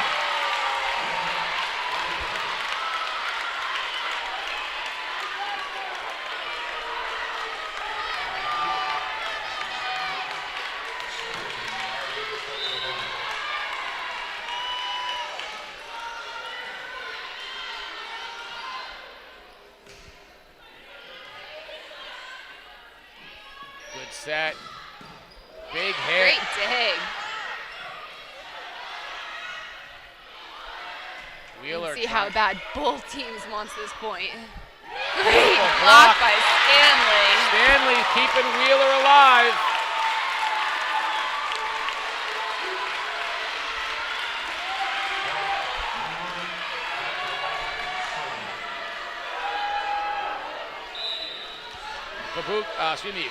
Butramovic will have the serve for Wheeler. Nice float. You could read the letters on that ball. But there's the miss hit from Stanley, and identical to set 4. 25-20. Wolves, we will go to the 5th set. 5th set coming up. We'll be right back. You're watching Game Day live on theday.com.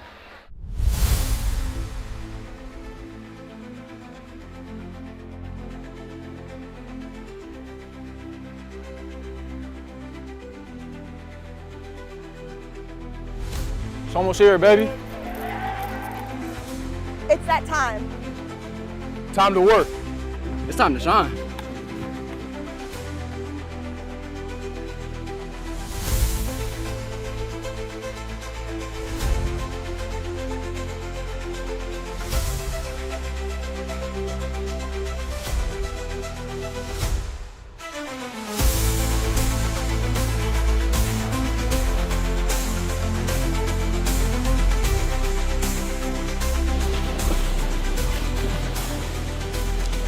Can you feel it? We got this. Here we go.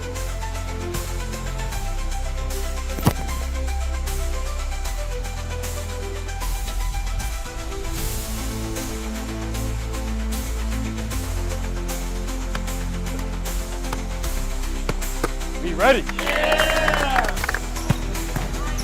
Are you ready? Are you ready? Let's go! Oh yeah! It's game day! It's game day! It's game day!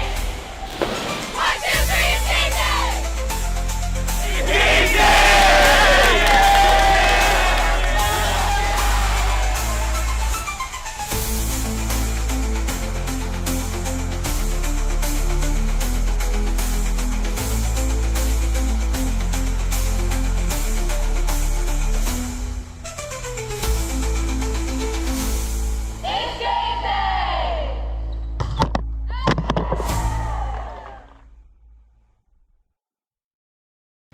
At the end of today's game, you'll have the Philomenas Player of the Game. Game Day is brought to you by Philomenas. It's always game day at Philomenas, southeastern Connecticut's go-to destination for events, fine food, and great atmosphere. Offering an all-new brunch menu, wing and drink specials, and live music, Philomenas provides the premier atmosphere for viewing all of your college and pro football. Stop in and see Mike or Sarah sit at the brand-new bar, or reserve your party in one of 3 private dining areas. Everyone's family at Philomenas. You're also going to want to follow Game Day CT after the game for the Scient Top Play. Pave the way for your students' financial success with a MySci account from Scient Federal Credit Union. Open a high-yield MySci savings account today and help support a positive financial future for your student. Visit scientfcu.org to learn more. Well, what else would we expect? It's a championship game between 2 very evenly matched teams. The number 1 seed Wheeler Lions jumped out 25-23, 25-19, and had a 2-0 lead. Montville, the number 3 seed, made a concerted effort to minimize their service errors and have rallied for back-to-back 25-20 third and fourth set wins. So we are now in the 5th and decisive final set, 15-20. win by 2. Who will get there and be crowned Division II champion of ECC girls volleyball? You'll find out shortly. Casey O'Neill and Madison Canestrari, it is the championship week in the ECC. We've seen the champions from Lyman Memorial and Bacon Academy on the girls' side. We've seen the champions, Montville and East Lyme on the boys' soccer side. We've seen the champion of field hockey, East Lyme. And now, girls volleyball, Montville or Wheeler. The Wheeler crowd, as always, very supportive and very loud. They're trying to get the girls motivated. We'll see who has the serve. And who is going to jump on top here in set 5.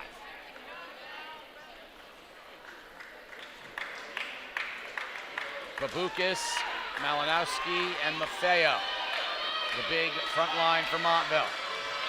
Montville will serve, and it will be Kayla Turney.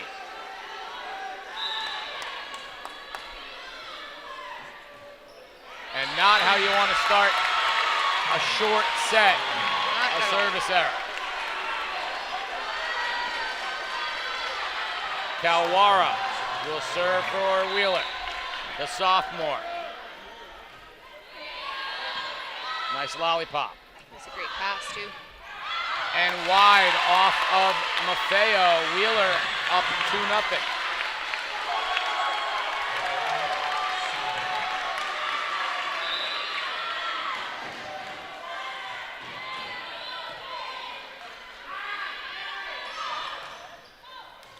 Nice spot down the line. Malinowski gets Montville on the board. It's 2-1, and Maffeo will serve for the Wolves.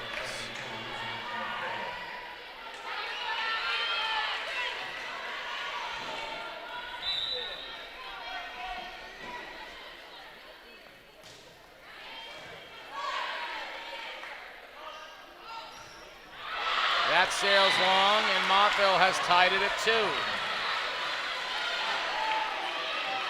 All right, I'm going to ask you 3 questions. Number 1, will this thing end at 15? Yes. Number 2, will it be more than a 3-point difference? No. And number 3, gotta take a stand. Who's it gonna be?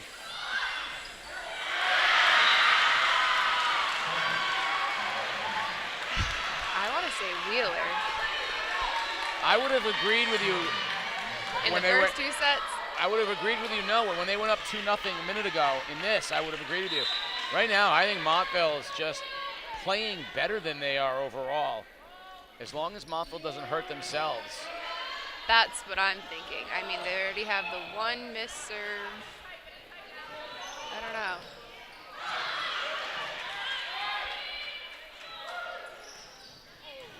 Wheeler doesn't do anything crazy special. They're just more consistent.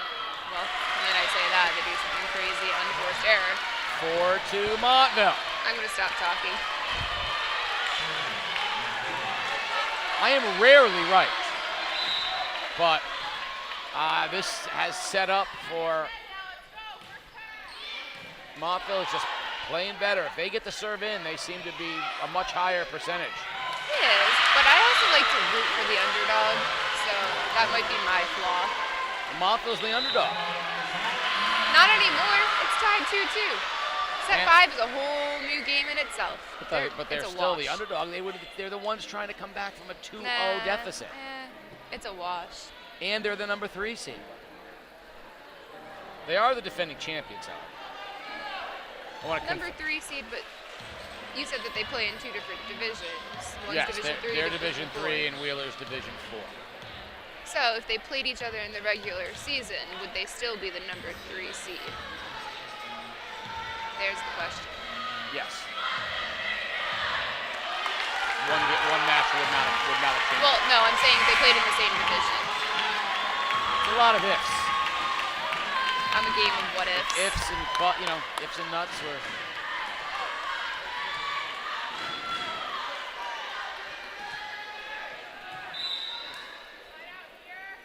Maffeo. Nice serve. Ooh, overpass. And what a good time for Peyton Jones. The overpass kill. Nice job. Thank Look you at very you much. learning all of that. I pay attention. You've come a long way. I have. From the first. You've brought me along steadily. You used to call digs passes. Montville's feeling it. Maffeo's got a little run going.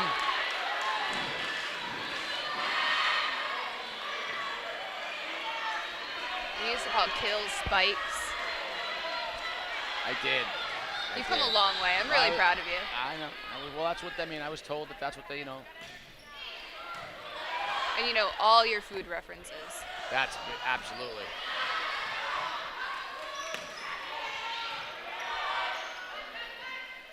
Outside. Needham. Turning. Nice in between. No, that one was rolling on the top of the net. It goes Wheeler's way. Coach doesn't look too upset about it. He's like, all right, let's just get back into the next point. A much needed break for Wheeler.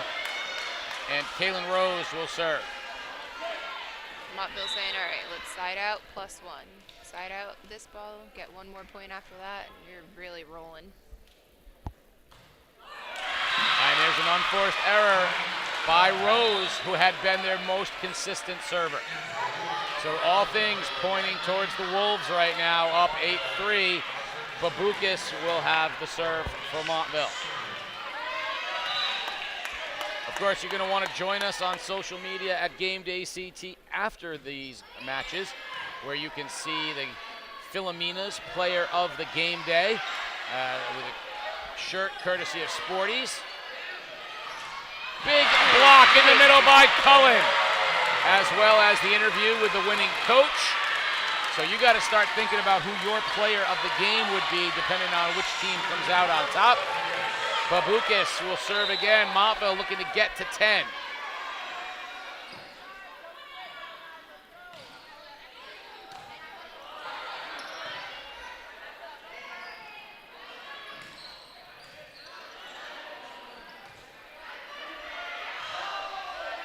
See if they set up Jones. They do. Nice Great. block by Double Wheeler. block. Stanley and Needham. Jones tried to go cross, and Stanley stood her ground. And of course, Stanley, after that big point, will serve for Wheeler. Down 9-4. Be a good time for her to have a couple serve winners.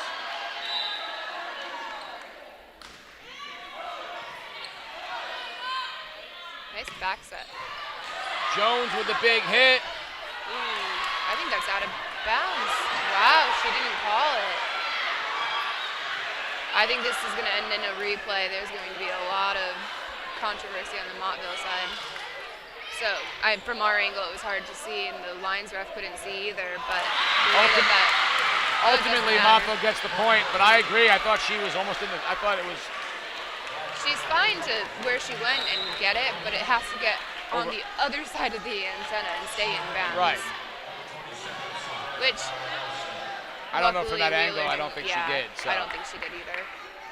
But, Wheeler lost that point anyway, so. Yeah, I don't know what this conversation is about, but. I think they're trying to tell Montville head coach to calm down a little bit.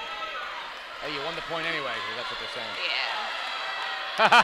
He just told her exactly that. Coach Bransford, as she walked over, did the universal sign for zip your lip, and he locked it, and he threw away the key, and she laughed and smiled, and he laughed and smiled. He said, all right, it's time for me to pipe down. Yeah, you don't want a yellow card now. Overpass. Lucky for Wheeler that Cullen wasn't able to put that away. They go back to Jones. Jones left hand into the donut, but nicely stepped in. This is 2 free balls in a row. That's too easy to give to Montville right now. And a miss hit from Cullen. I don't think the set was where she was looking for.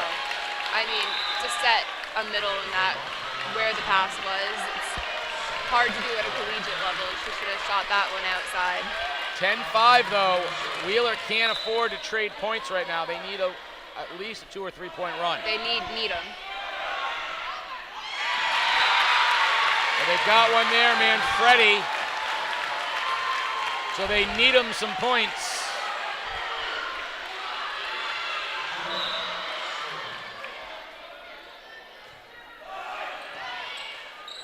Setting up Jones. Nice Jones, pass, big hit. Wheeler keeps it alive. Going right back to Jones.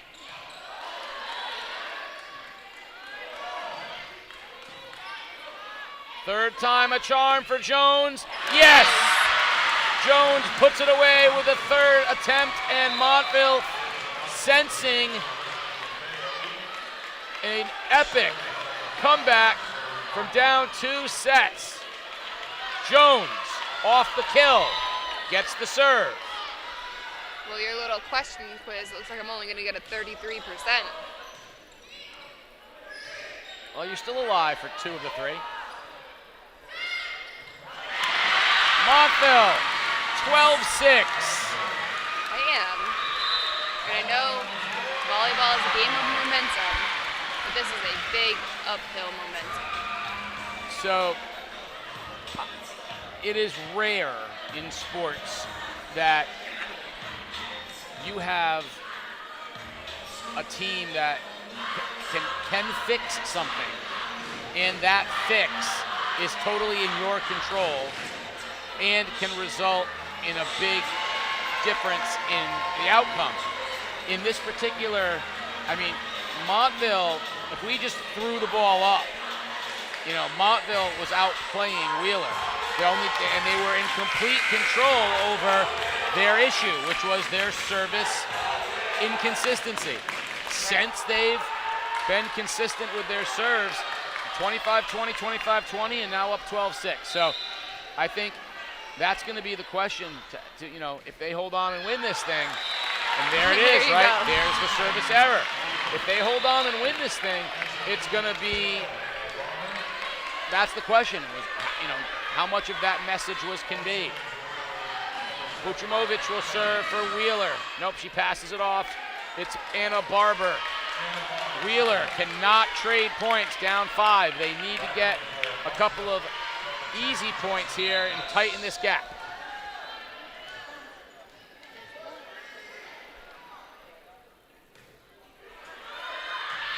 I think that's an ace. That landed in right on the line. A gamble. Montville took the chance that it would go out. It didn't. I think everyone on the Wheeler bench was holding their breath.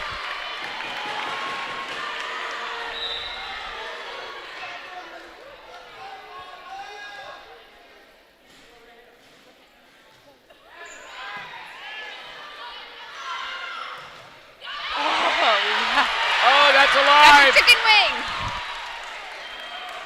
It's a garlic parmesan chicken wing. Wait. And out. Montville up 5 again. 13-8. Wheeler trying to dig deep. The Wolves feeling it.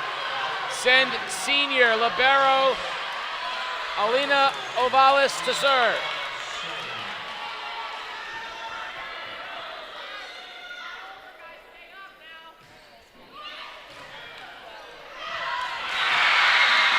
Montville, match point, and an epic comeback.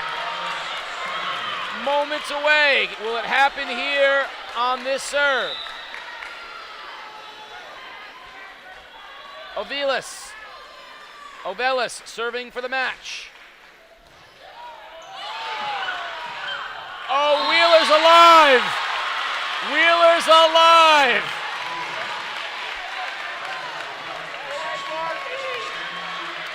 Ken Vucimovic rally off 5 points for Wheeler.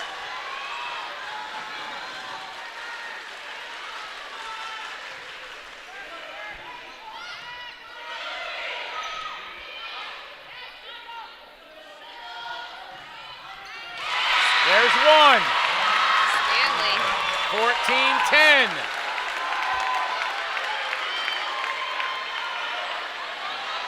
Montville shaking their hands, saying, all right, let's shake that one off. Let's go.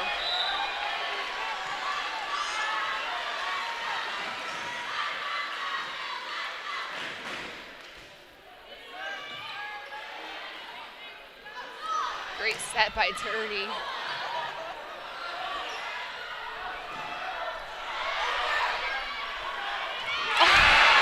Is it in? It is! That's 2. Wheeler has cut it to 3.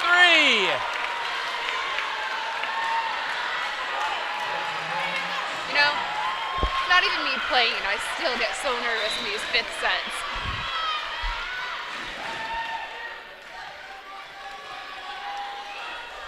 Butramovich with the serve. It's a good pass. Setting up a little bit of a low Maffeo. set. That goes wide. Well, Montville's got some timeouts. Montville's calling a timeout. Wheeler's got it to within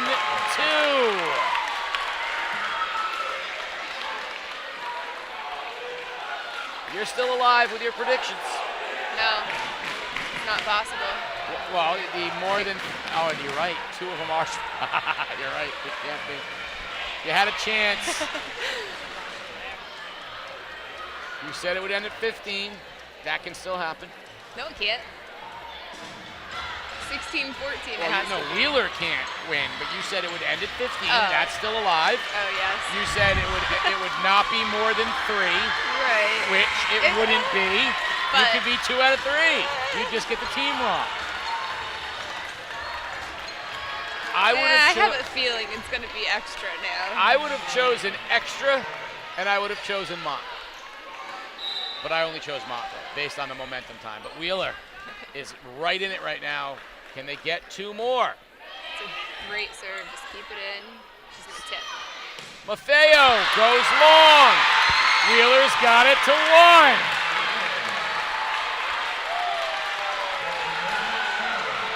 $75-73 is still on the table. Ay, ay, ay. Can Butramovich get them 1 more? That's a great serve. She can. She can. It's tied at 14. Here's our overtime. 5th set was our first overtime. Here's our double overtime. Win by 2.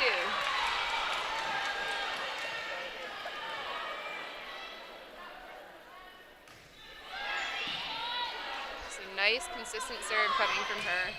And what a rip by Maffeo! Straight down that line. She turned her hips and everything and said, all right, I'm going for it.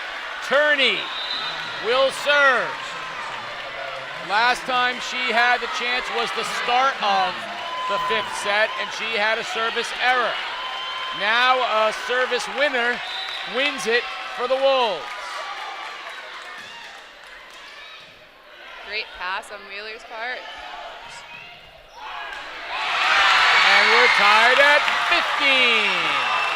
Yeah, that was a great pass by Wheeler. Smart decision to go to Stanley and get the job done. Get it tied back up. Go back and get the serve. Kawara will serve for the Lions.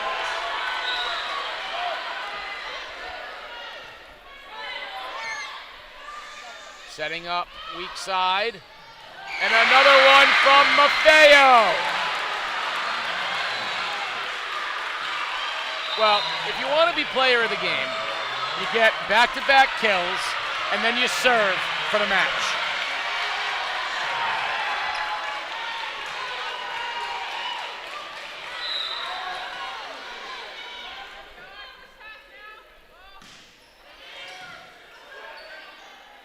Setting up Stanley. She's had to swing on that one. Free ball back. Got to use this one. Really get a good set to Stanley, but still too low. Setter dump from Turney.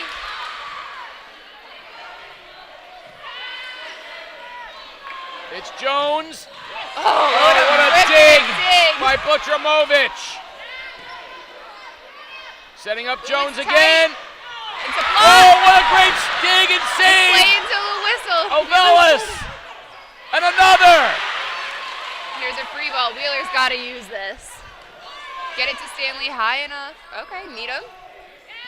Dig. set. Oh, it stayed in. What a rally. You hear Wheeler getting a little upset about libero being front row, setting that. Jones! Montville wins! Montville wins! What a match! The Montville Wolves come from down 2 sets and win in an overtime thriller, 17-15 in the 5th, and they are again your champions of Division II in the ECC. We will keep it here for the ceremonies, and we will have the Division I championship. Estimated time of start will be about 7:15. And you're going to want to stay tuned on all of our social media, Game Day CT, and check out the interview with head coach Harold Brandstrom, as well as the Philomena's player of the game day. But Montville, an epic comeback and a championship. You're watching Game Day live on theday.com.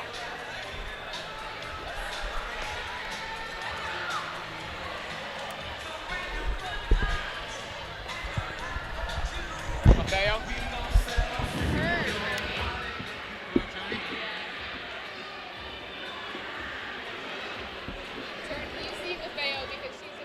Right, no, that's why. Attention please, ladies and gentlemen, boys and girls. I direct your attention onto the floor. Please welcome New High School Athletic Director, Mr. Philip Albee, for our awards presentations. First up,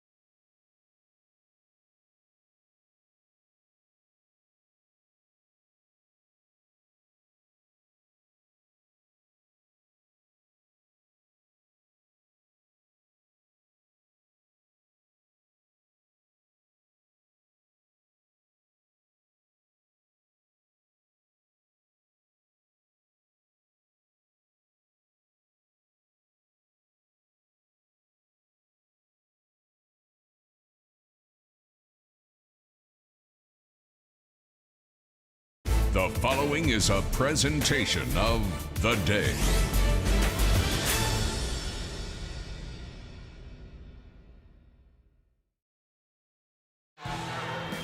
It's time for the Division I Volleyball Championship in the ECC, and the Woodstock Academy Centaurs and East Lyme Vikings are set to tip it off. Live from New London High School, the historic John T. Conway Gymnasium already saw an epic comeback in the Division II game. Now it's time for the big hitters at the big schools to take center stage. All the action, of course, live on Game Day. Game Day brought to you by Waterford Dental Health. Gear up for game day with a winning smile from Waterford Dental Health. Waterford Dental Health, where your smile is our top priority. Visit us online or call to book now. And by Philomena's. Great venue, great menu. Philomena's, where everybody is family. Check out the new bar, the new brunch menu, the premier spot for your college and pro football viewing. Go down and say hi to Mike, Sarah, Mo, Todd. Say hi to them all. They're all family there at Philomena's. Casey O'Neill along with Madison Canestrari, and we saw the epic comeback in the first game between Montville and Wheeler, two smaller schools. Now we step up both in size and in class, literally. These are two of the big schools in the state as far as volleyball is concerned, Woodstock and East Lyme. Lots of time to delve into all of the intricacies, but Sophie Gronsky to serve first for the Centaurs. With a nice aggressive serve to start. You saw the Woodstock head coach while you were doing your little introduction doing cartwheels on the sidelines, hyping his girls up. Think it worked. They're off to a good start. First point goes to them. Though East Lyme is the 1 seed and Woodstock the 2 seed, it is a matter of semantics in some regard. We'll explain why in a moment. Second serve by Gronsky is a bullet. Nice aggressive float serve. Wilson had a big hit on the outside. Now Woodstock counters with Baton. Wilson, nicely done. Oh, great up. Great job by Perulis. And then a violation will go to Woodstock. So they played twice in the regular season. They split their two games with each other during the regular season. Woodstock winning 3-1, losing 3-2. East Lyme getting the better of them in the most recent matchup in October. Because of that, and based on all of the tiebreakers, they flipped a coin for the seeding, but the reality is that the winner of this not only wins the ECC tournament championship, but wins the Division I regular season championship as well. So they use this as the tiebreaker. So this one is literally for all of the marbles in the ECC Division I. 3-0 Woodstock here in the early going as Gronsky's had a nice start for the Centaurs. Yeah, she's doing some great setting out there too. Setting up her offense really well.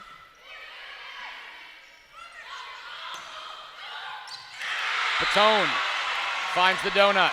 4-0 Centaurs.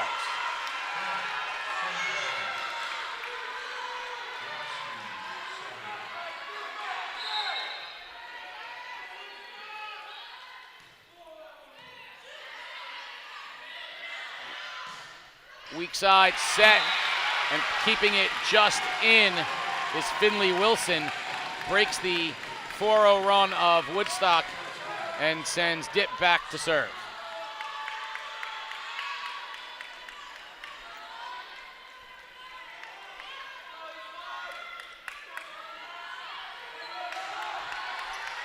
If you watch the first of the two championships, expect this one to involve more jump serves, more power, more traditional set and pass, heavy set, kill. Yep, heavy hitting. Great blocks, great block covers. Look at the effort.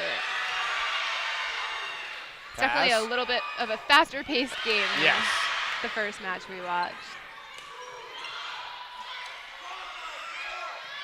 And smart, disciplined plays by both sides so far.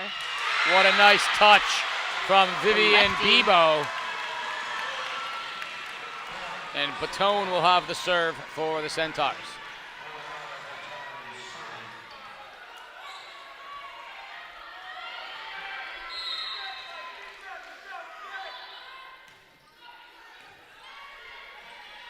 Setting up Wilson again on the outside, and she finds. Oh, it looks like a pancake. There's another food reference. And they're going to say no. Pancake is when you forgot get about your that. hand flat Yes. on the ground. The ball hits the back of your hand. It makes it And it look like it hits bounces the up. ground, but it actually hit your hand. Yes, but it's a pancake. I forgot another food Pancake. reference. I have to give you a compliment, which I will do in a moment after we watch Finley Wilson serve. And in true KC fashion, I will give you a compliment by complimenting myself. I went into the officials' room between matches, and I told them what a great job they did. And Sergio Lewis, the head official from the first one, said, Casey, you have come such a long way. You are so good at volleyball now, and I know you didn't know anything when you started. I said, I know, it's because I've got Madison, and I'm on a journey of volleyball knowledge.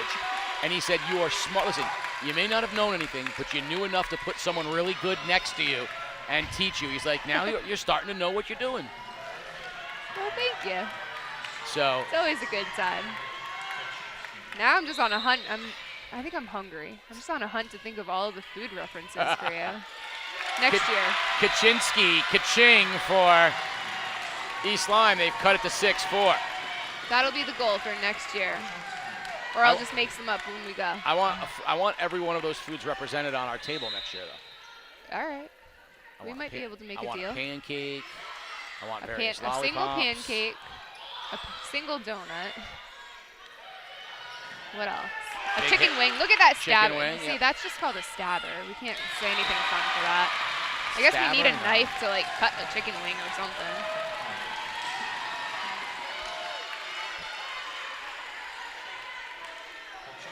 Kaczynski, the junior lefty. Remember her from last year. Always remember those lefties. Yeah, each team's got one each.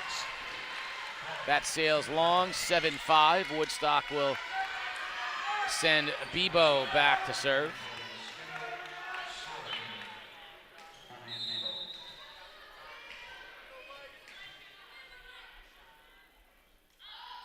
There's their lefty. Setting up Perulis. And Oh, Perulis, so smart. beautifully done. Just a nice little roll shot up and over the block. And you see these two teams have girls who truly play above the net, too. Yeah. They're tall enough and they're leapers enough that they're up seeing things from an angle that, not many see in the Absolutely. The volleyball IQ level of them is much higher as well. I mean, you see them disciplined. Look at the block. Beautiful.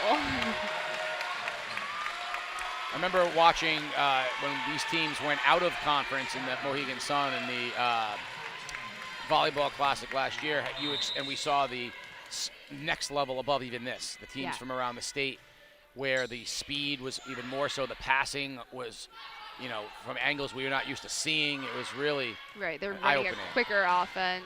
Yes. I think that coach was actually from California, so she Yes. was running a different speed of offense, which you don't see, which is so funny because volleyball started in Holyoke, Massachusetts, but somehow the Northeast is always the slowest behind the rest of the country when it comes to improving volleyball.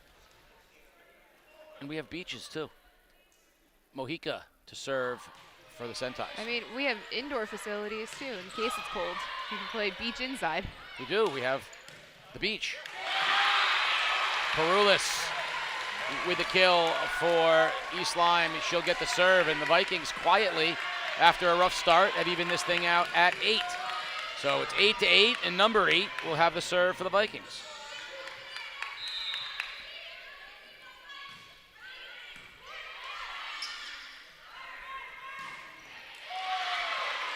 That was a nice swing high above the net.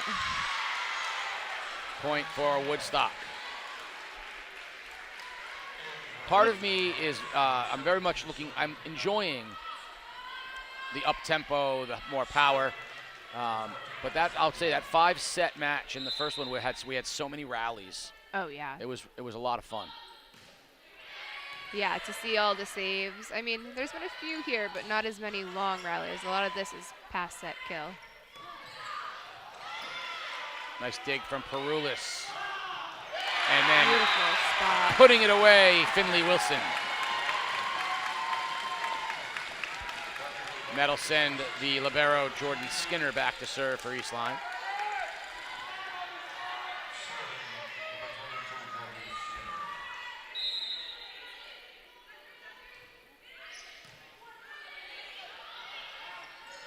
Nice save by the setter on this side.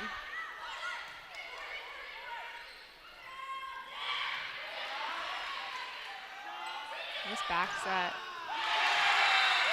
And that was... One ref is calling it in, the other's calling it out. I'm going to say out, point to Woodstock. Looks like head coach is saying, hey, let's go, next point. His team wants to argue it, but he's like, nope.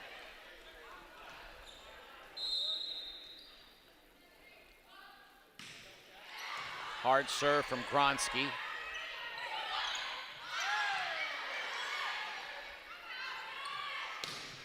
Nice block by Dip on Batone.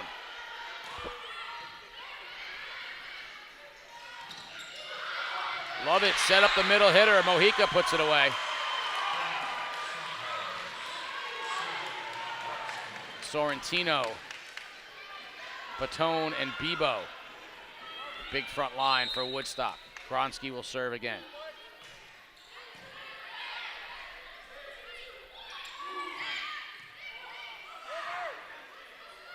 East Lyme had a chance at an overpass kill, but they didn't seize the opportunity. And that one goes long off of Batone. The Vikings will have the serve. I actually had a great opportunity to speak with the four officials in the room between the matches. Just gone and getting a feel. I complimented them on the communication in the first match, and I told Sergio Lewis that you said that he has too many net calls, net interference. That's his favorite thing to call. He said, hey, listen. And he laughed. And I said, no, but seriously, how do you guys, work as a group? And they talked about their communication and how they do things. And it was really eye-opening to learn, how much goes into. It's stressful. During club volleyball, you always have to have one of your players. Nice dig. You have to have one of your players be the down ref. You only have up refs during club volleyball games, and nobody ever wants to be the down ref because it's stressful. You really have to pay attention, and you don't want to make the wrong call because then you're going to have one team really mad at you. It's like tennis where it's self-called. Yeah, which I think lines usually during a regular season game are. I don't think they have line judges. That's insane to me, but I get it. So one of the things I asked them, they were talking about how they handled that point that we weren't sure about, and Sergio explained that from his angle, he can't. It's so high, he can't see. So he relied, and the only way that they would have really known was for the line judge to move off their line, which is a judgment call about getting out of position. But it all worked out in the end. Oh, great dig. Big hit and a kill for the Vikings. So her dig was just kind of an overhand dig, but we can pretend that her hands were together, and that's called a tomahawk. So we can call that a tomahawk steak. Yeah, you are hungry. I like how you're thinking, but you are definitely hungry. I'm not sure I'll bring one of those next year. Those are expensive. Finley Wilson with the serve for the Vikings.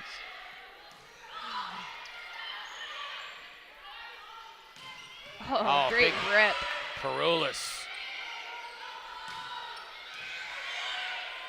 Way to keep that controlled by Batone. Oh, big middle hit. And the kill. That's Kaczynski, the lefty.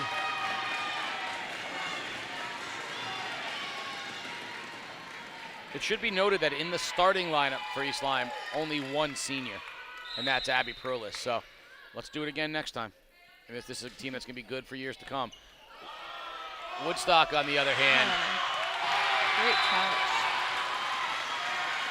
All seniors, 2 juniors.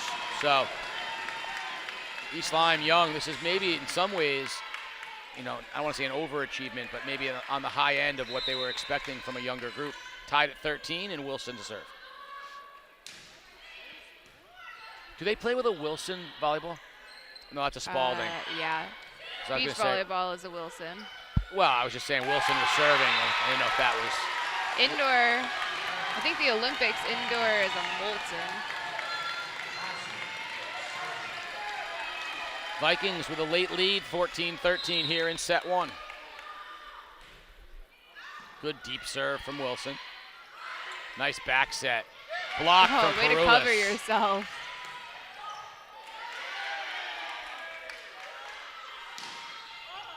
Big hit by Perulis. Both teams so scrappy. Here, call 4 touches, double.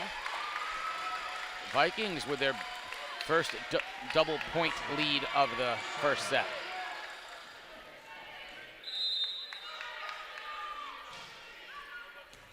And an ace, technically, because 16-13. Timeout, Woodstock. Coach Adam Patone wants to settle things down as East Lyme has kind of turned up the intensity a little. And we know from Jack Biggs, who's been the baseball and volleyball coach at East Lyme for 72 years. Oh, thank you, Mr. Wyant. Ed Wyant just saying hello to us. Hello to Mr. Wyant as well. We know that from Coach Biggs that he coaches his teams across sports to be sort of the same. He's an energy guy. He's an intensity guy. He wants them to play aggressively, passionately. He took his last year's East Lyme Vikings team, was so very good. It's in fact a Spalding. He wants them to play that way. And so you could see in the early going, it was almost like maybe they were a little more tentative than he wants. Right, they were timid. And they turned it up over these last few points. They've been much more aggressive. And I think that's, how he coaches everything. You'll watch him. Absolutely. The discipline from his teams year after year after year. They've always been a top-level state team. They're one of those consistent ones. When you hear East Lyme, you think, oh, yes, volleyball. Finley Wilson. Spinning the Spalding. Showing off some Globetrotter moves. Ready to serve it up for the Vikes. Everyone's got their own service preparations. It's like a foul line.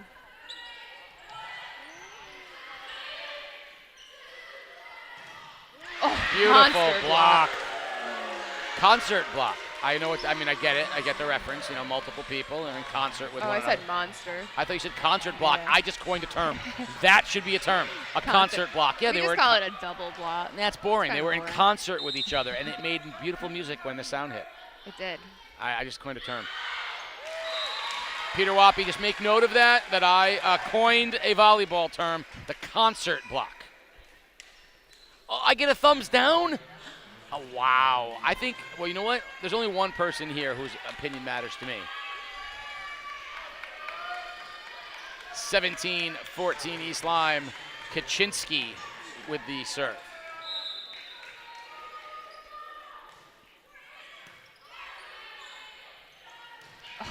Big hit in the middle from Bundy. Yeah, that was a great turn to the left. Get past those blockers. Beautiful swing. And she was up there. Bebo to serve for Woodstock.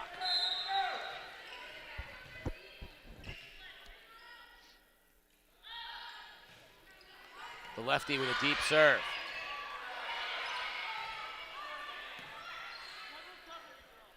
Another middle set. Oh. East Lyme anticipated that. Yeah, she thought she was going to take a tip instead of a swing, switch it up, which is a smart decision, but they were on top of that.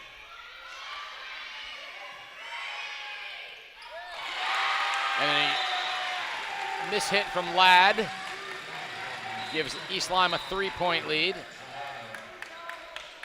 Romanowicz will serve for the Vikings.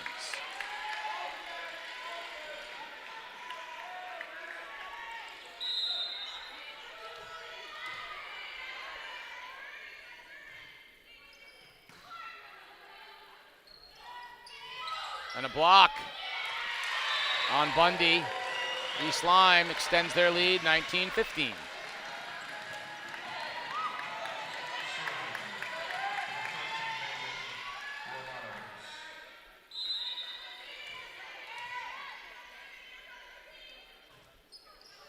Ooh, skimmed off the net. That's always tough. That's a tough angle to get it over. And so the Vikings hit 20 to 15. They are now where you can't trade points. So Woodstock calls a timeout at 20 to 15. I mean, you can see where these two teams are evenly matched. You can see where their games will be awfully close. A lot of really high-end volleyball being played already. If you look at these two teams, record-wise, Woodstock Academy 19-3, 19-1 in the ECC. I'm not 19-1. Only one loss in the ECC, and that was to East Lyme. Their other two losses were to Conard and Glastonbury. East Lyme 15-5. Their only loss in the ECC was also to Woodstock. If you look at their other four losses, it also Glastonbury, Coventry, Ram, Southington, right? Schools that Farmington, right? Farmington, yes. So statewide schools. That are always high up in the state tournament. And, that's why East Lyme plays those teams, because that's who they need to beat to win a state championship in volleyball. And that's why Woodstock really plays. Well. And that's why Woodstock plays those teams. Nice float serve. Mojica. Perulis. Nice back row attack. And that's something that we really didn't see in the first match either. You have back row attacks. Both teams are utilizing players not only front row, but back row. The higher level of volleyball playing right now is awesome. Biggest lead of the set for East Lyme. 21-16, Romanowicz with the serve.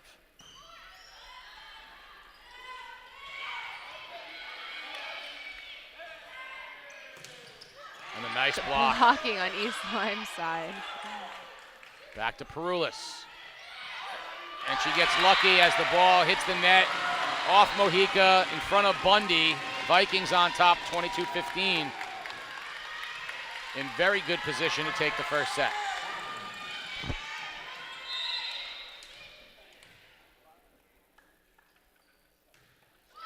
An uncharacteristic service error for the Vikings. Woodstock will serve, and they'll give it to Dorisabel Mojica.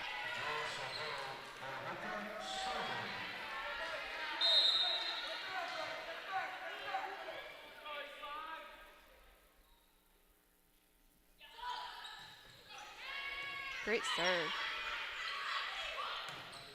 Whew. So Perulis dug it.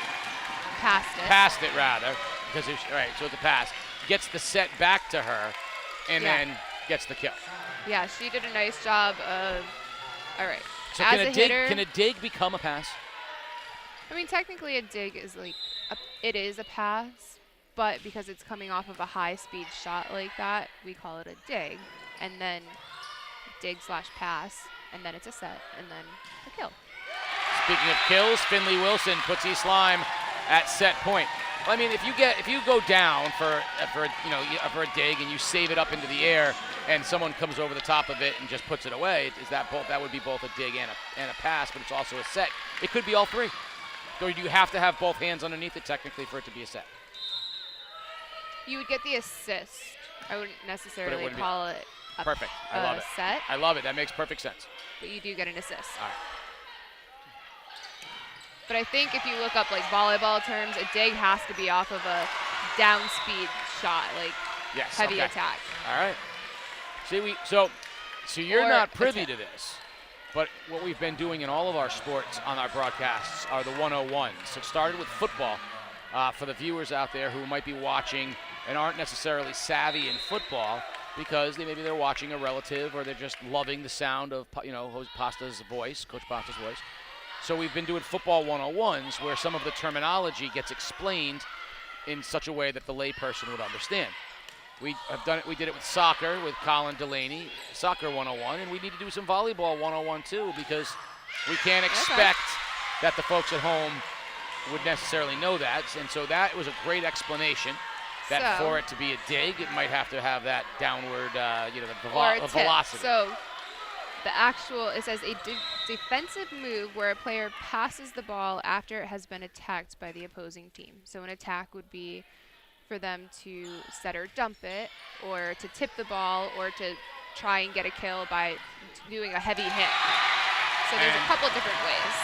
And the Vikings take the first set, 25-18 after a sluggish start. It is 1-0. The Vikings on top. They'll switch sides. We've got 3 minutes, so we'll take a quick break. You're watching Game Day live on theday.com. Wargo takes it down, left foot, puts it in front, and that's off the crossbar. Mallarney looking for somebody. He's on his own right now. Mallarney's going to have to step in. Can he get to the right foot? Saves Susie! He had some opportunity, then waited maybe a touch too late. Good ball in front, and Susie got a hand on it, knocked it away. Beautiful save. Played it out. Montejano got it back. Left foot, far post, just rolls wide. Biggs. This is the East Lyme style we saw in the first half. Shot, ripped, save Susie. This is Wargo. It's about the 8th corner he's had. Let's see what he does with this one. Far post, in the air, head ball, off the post, loose. What's the ruling? Listen, soccer only gets one day, so why not, right? Oh, there's a chance here. Callaway Scott has it on his right foot. Shifts to his left, lets it fly, and Susie with a save. Really did a nice job of just weathering this storm. Scott in close, lets rip, saves Susie, and Susie dives on it. Garrett Bushy up now for Woodstock. Bushy goes top shelf. Wargo approaches. Susie with the save. Rodriguez with a chance to make Centaur history. And he sails it high. He sails it high. Biggs more sideways than we've seen from many of the others. Approaches and rips it. Upper. Voucher approaches. And it's off the crossbar. To put East Lyme up 3-1. Trost. Blink and you missed it. That was a rocket. Lopez would love to make the save and send East Lyme to the championship. Mugaga looking to extend. He approaches. The save made by Lopez. Vikings win. Vikings win. Back-to-back championships for the Vikings. We're back 1-0 East Lyme. Coach Jack Biggs trying to be, again, have another repeat champion in the ECC volleyball. Now, here's an interesting thing. We mentioned Montville. The Montville girls and boys soccer and volleyball. So the Montville girls soccer lose in a great game against Lyme, but the boys soccer wins and the volleyball wins. Right? Woodstock Academy had boys soccer, girls soccer, and volleyball, and so far they're 0-2 in their championship game. East Lyme had boys soccer, field hockey, and volleyball, and they're 2-0, the boys. So if they win this, East Lyme will have swept its championship game appearances. And if you count cross country, which we did highlights of, East Lyme would be 4-0 in the ECC championships of the week, in the ones they've made appearances in. And swimming coming up on Saturday, I believe. They've won 23 times. Yeah. Second set to go underway. Isabella Dip to serve for the Vikings, up 1-0.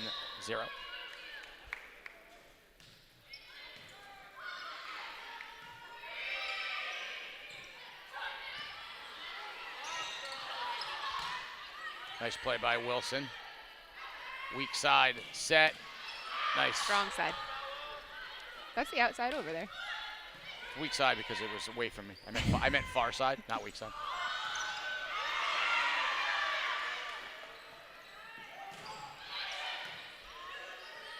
It's a nice little rally to start the second set. Very nice. Oh, way to throw an arm out and get it up. And the first point, as it sneaks past Kaczynski, goes to Woodstock. Oh, there's a future pound of pasta, Peter Wappy. Better far side, the comic strip or rap group, or rapper rather. That's a future pound of pasta at halftime of our next football game. That one's going to sail long off of Gronsky. We're tied at 1.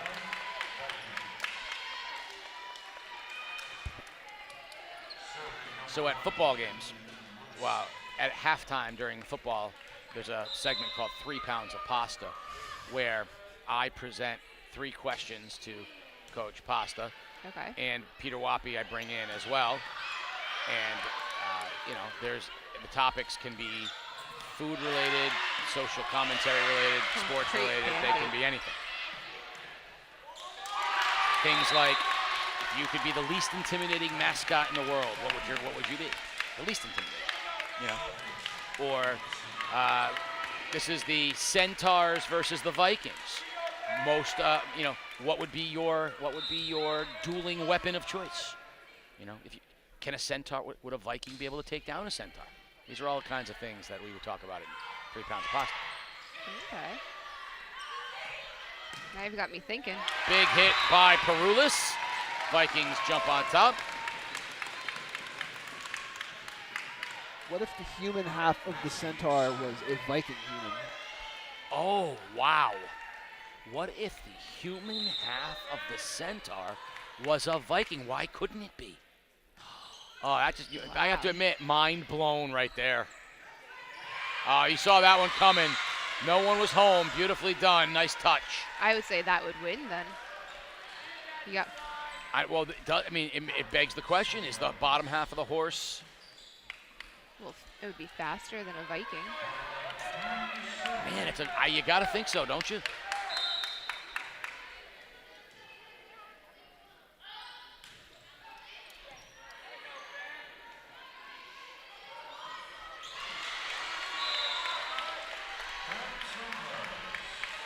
All tied up here at set number 2 with East Lyme on top 1-0.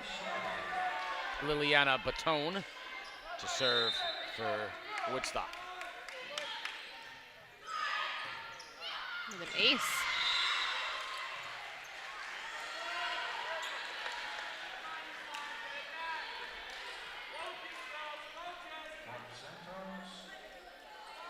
Centaurs. 4-3 Centaurs.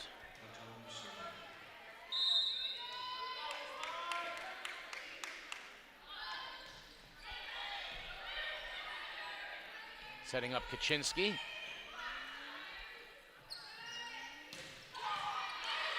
Does she just love that sound? Boom. Perulis putting that one away. I feel like East Lyme right now is kind of like they were in the first set of the first game, in the first part of the first set. Yeah, they start out kind of slow, a little sluggish, trying to get into a groove, and then all of a sudden it's like they turn it on. Kaczynski will have the serve for the Vikings.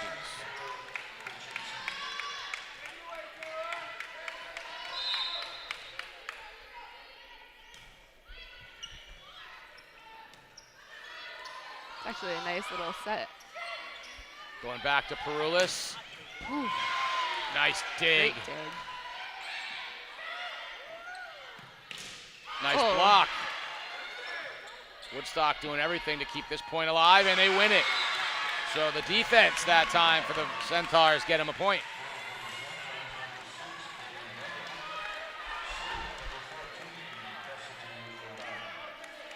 Cassidy Ladd, the libero, to serve for the Centaurs.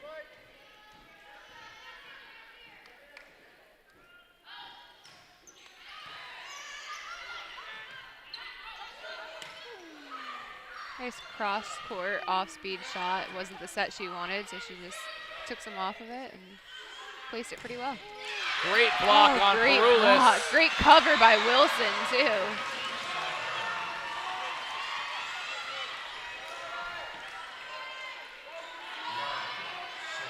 Had a long time. She's telling her, go again, talking to her setter. Again for Cassidy Ladd.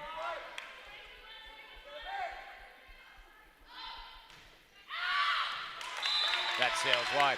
I had a long time, a long-time color person, the sports doctor, Keith O'Brien. We had a real hard time getting him to understand the difference between a centaur and a minotaur. He really struggled with the whole body parts of humans and animals being put together. So.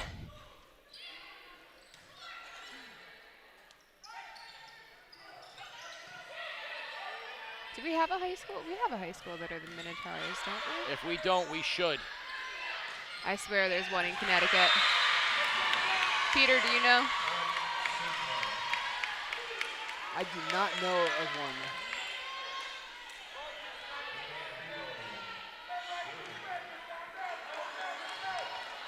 Woodstock 7-5.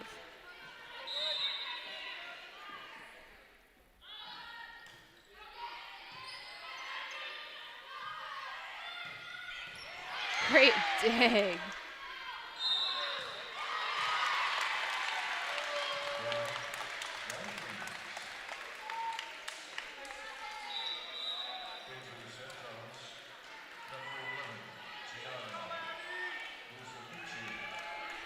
Seven, 6, and Harulis will serve.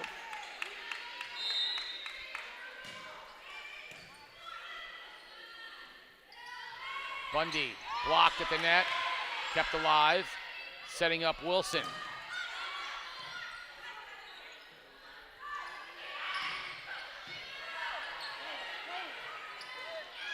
And an unforced error there. We'll turn it back over to Woodstock.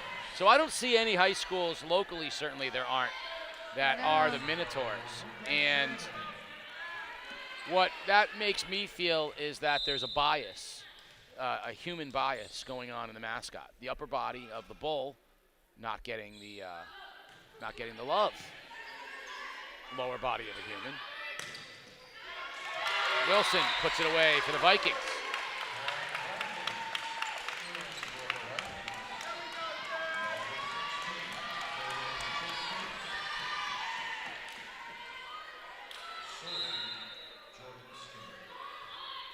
Skinner to serve for the Vikings.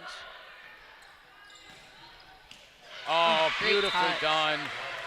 This one's going a little more back and forth like we saw in the first one. Bundy will serve for Woodstock. I feel like Woodstock's matching the intensity of East Lyme now. Definitely, yeah. I mean, they're going kill for kill.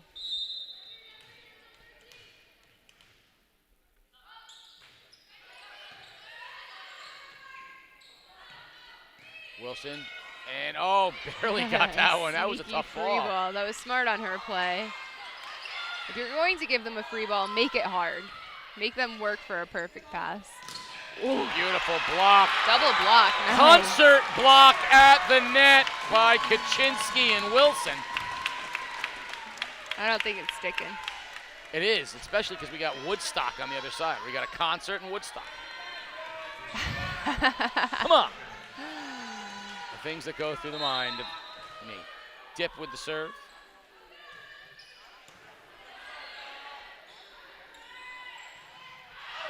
That one sails wide, and we are knotted at 9.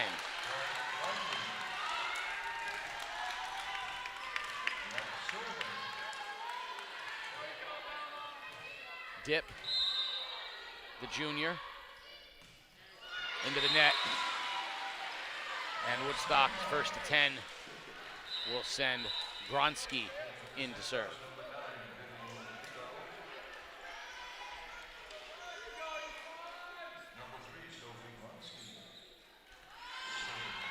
Gronsky, who got the Centaurs up early in the first set with her serves. Ultimately, East Lyme came storming back for a 25-18 win in the first set. Yeah, she's got a nice jump float. She served the first 5 points of the game. Wow! Sorrentino beautiful. Was up, and that was an unblockable, straight down, an undiggable spike, because that was almost directly, that was almost straight down. That one felt good.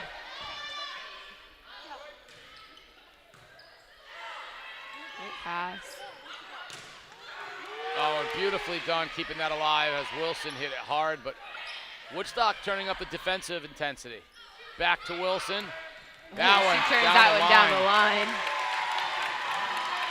A lot of these players, it's awesome to see the range of their shots. They go deep cross court and then all of a sudden can just turn and rip it line.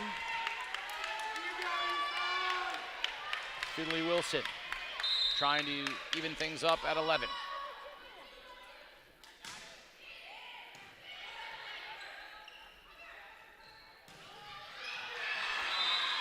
And that's going to be Woodstock's point. I believe East Lyme blocked. No, East Lyme kept that. It looks like it was just turned a little too much line. So we're tied at 11.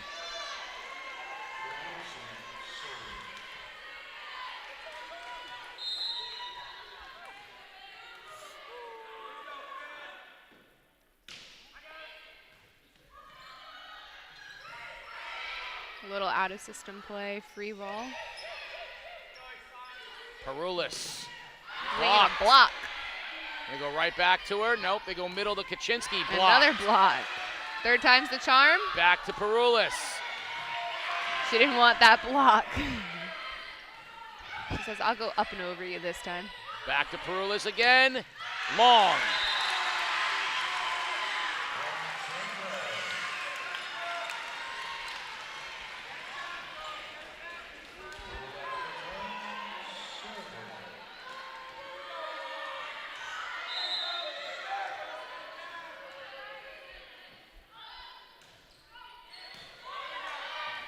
Back to Perulis again. Nice tight set.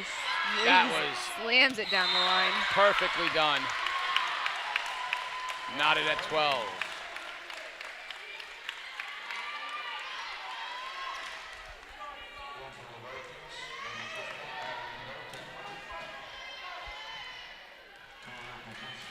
Pictures from my son's first chorus concert of the year are filing in right now, so that means we'll get some more viewers here on game day because they're avid watchers. You turned my son into a volleyball fan. Did I? Well, so this is so he started. He didn't have any interest in volleyball whatsoever, and then he started talking to a friend, a girl/friend who he was in karate with as kids, and she's a volleyball player, very good volleyball player in the ECC. And oh, great save! Oh no! No man's land, no talk. And so he started watching the volleyball here, and he said that you made it very interesting for him because you made it clear that I didn't know what I was doing, but he's like, I could listen to Madison, she was good. See, AJ, don't listen to Dad ever. He's always wrong. But now his current girlfriend of a year is a volleyball player at Killingly, and he has gone to watch her volleyball matches, and because he's like, I now know, he's like, he fancies himself a volleyballer. He's like, I know what I'm talking about now. There you go. You're welcome. I helped you get a girlfriend. Back to Perulis. She was probably impressed. Woodstock is doing a much better defensive job. Yeah, there was a touch on that one for sure. So Woodstock takes its biggest lead, 15-12. Cassidy Ladd back to serve, but that's been the difference here in the second set for me is the defensive intensity that Woodstock has turned up. They are blocking better. They're making every save. They have gotten to balls, and nothing is a gimme. Not at all. They're making East Lyme's hitters definitely work for every single point. I mean, look at that. Now they just did an X, yeah. So Perulis, who's usually an outside, they ran a little bit of an X play where your middle pretends to hit maybe a 31 or outside, where your outside comes around them in an X formation and runs a middle ball. They ran a 2-ball with her, and it wasn't exactly the set she wanted. She didn't swing, but she had a nice power tip.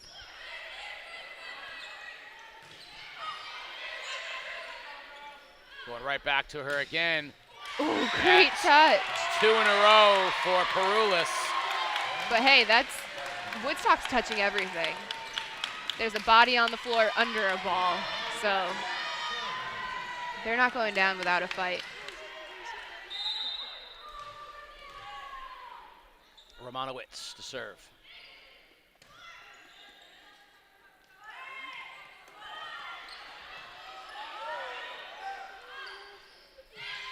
Good block on Perulis. Going right back to her again. They're getting touches on everything.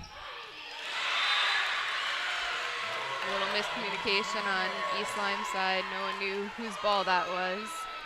Bebo to serve, up 2.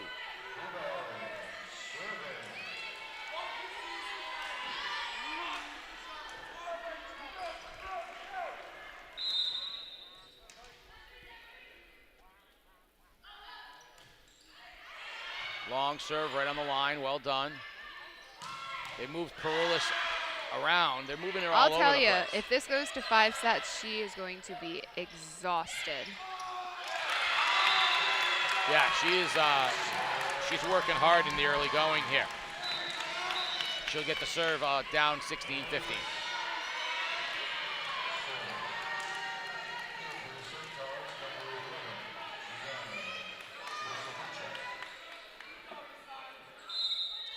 Musamichi into the game for Woodstock.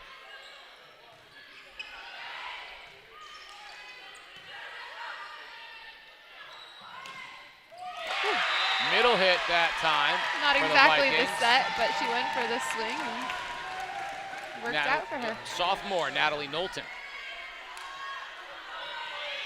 Valuable time for a sophomore here in the ECC championship. Tied at 16. Great serve. That overpass kill. Finley Wilson right on top of it. Puts the Vikings back up 1.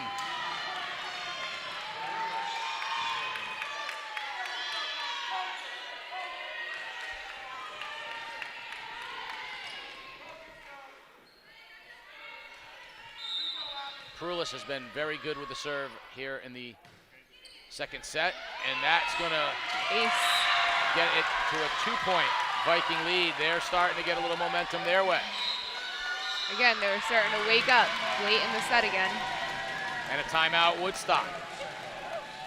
So while we have this timeout, and Halloween is tomorrow, I'm going to give you instead of 3 pounds of pasta, we're going to 3 cans.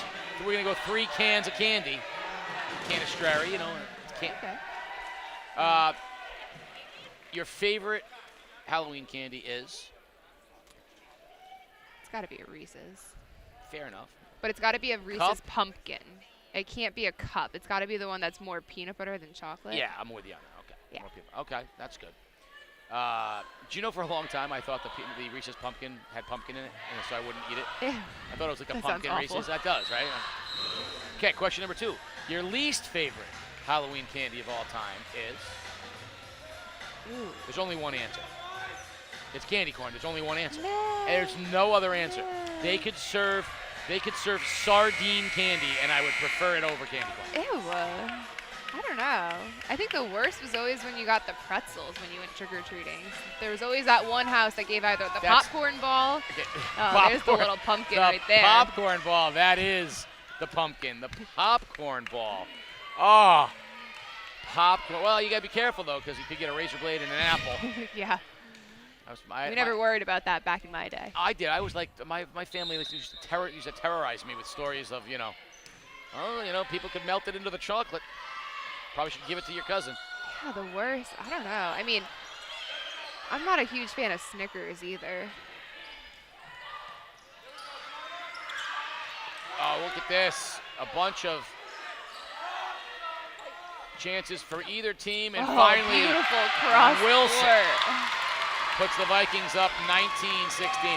I thought that timeout was really, a good momentum stopper, and Woodstock, had they been able to capitalize, could have gotten it back 18-17, but instead, Perulis keeps on serving for East Lyme.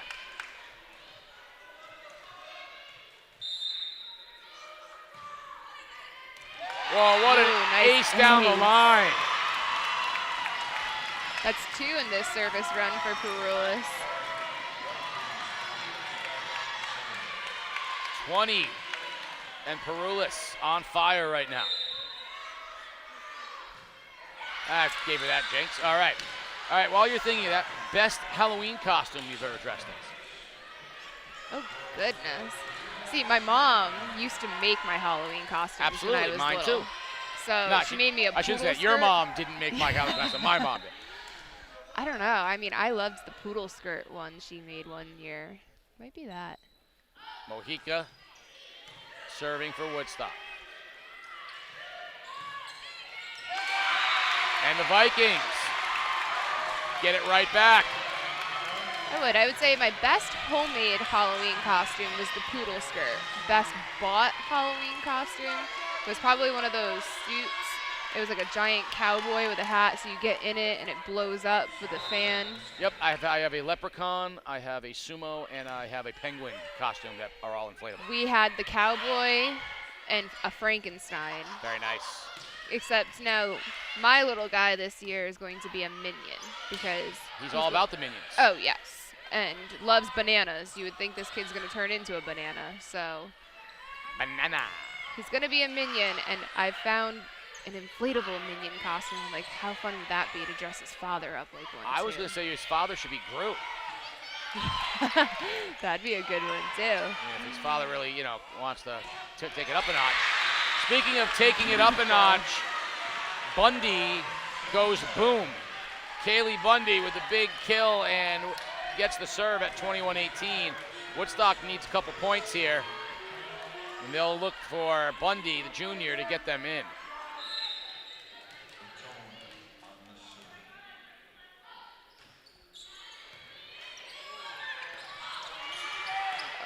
Oh, wow. Great save. They got lucky with that one.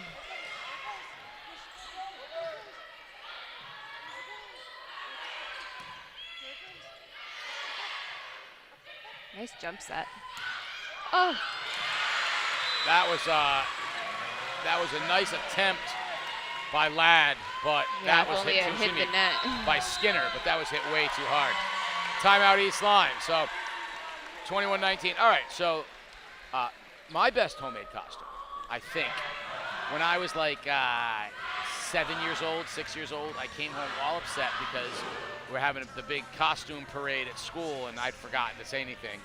And my family didn't have a lot of money, so it was either go to Kresge's and buy like a $1 mask and just phone it in.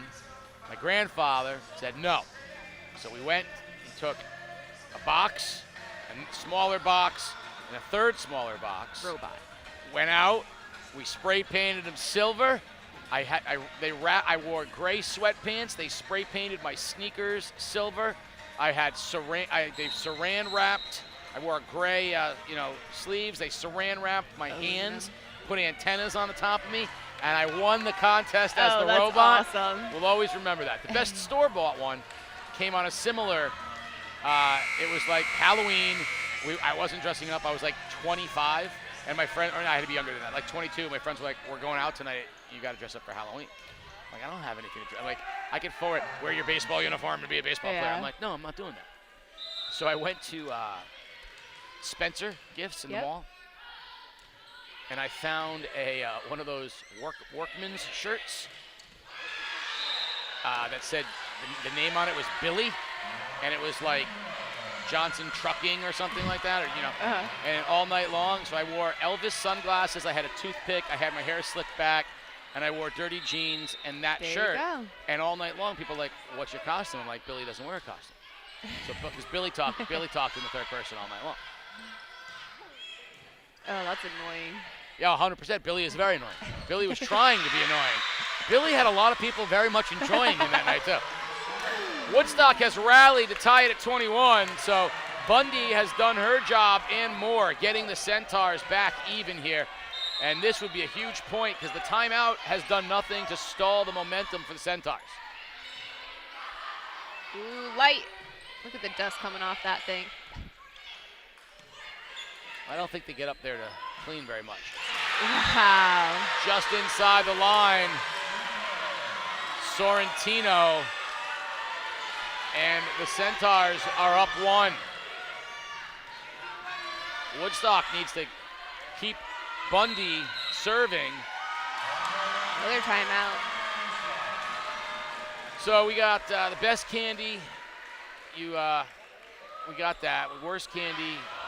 I like the popcorn ball. I like that because it was always stale. It was. The popcorn ball was always stale. You bit into it. You just needed to eat something that was just so bad. Always was left in the bottom of the bag. It had lint and everything in it too.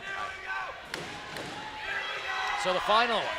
You answered my third question, which is, what's his first costume going to be? And it is, in fact, a minion. Yeah. The question is, why are you dressing up with him? Yep. So you're gonna just make Dad do it. I should. You're gonna make his father dress up too. I think we're gonna make my nephews go around with him. Make him carry him around. He's got a 16-year-old. He's not gonna dress up, or I'll make him dress up like Gru. That's a smart play. Smart play. And then it doesn't look so bad. I mean, does an almost 1-year-old really need to go trick-or-treating? Yes. Yeah, so the parents can eat the candy? Yes. Bundy to serve up 1 here in the second set. East Lyme up 1-0. Oh, great I think that would have been right on the line. Yeah. And East Lyme saw that. And a beautiful block. No, that's a lift. Wow. That looks like either like a double touch or a lift on East Lyme's side, and they didn't call it. And the Vikings improbably win the point and tie it at 22. And Dip will head up the serve.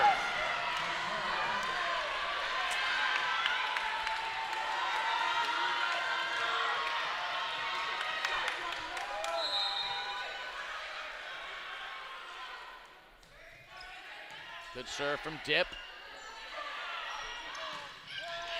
And a nice spike from Batone. Batone puts Woodstock back up 1.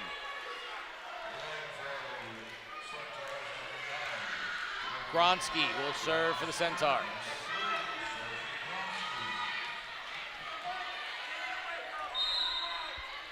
This is an imperative point for East Lyme.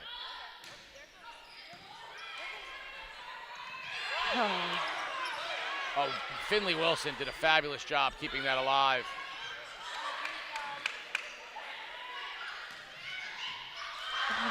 Three ups.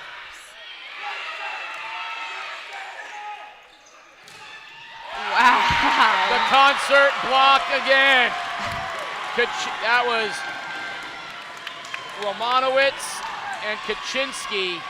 They draw East Lyme even at 23.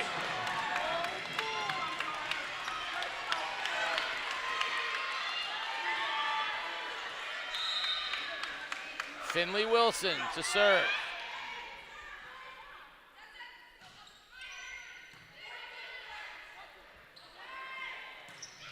Down the line, out of bounds.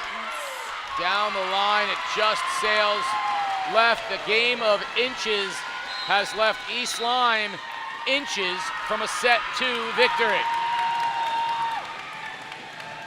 Think about those 2 calls, right? The call at the net and that ball down the line is the difference between Woodstock having won this set and instead East Lyme serving for the second set. And unlike in our first match of the night, where Montville just needed to fix something, it's very even.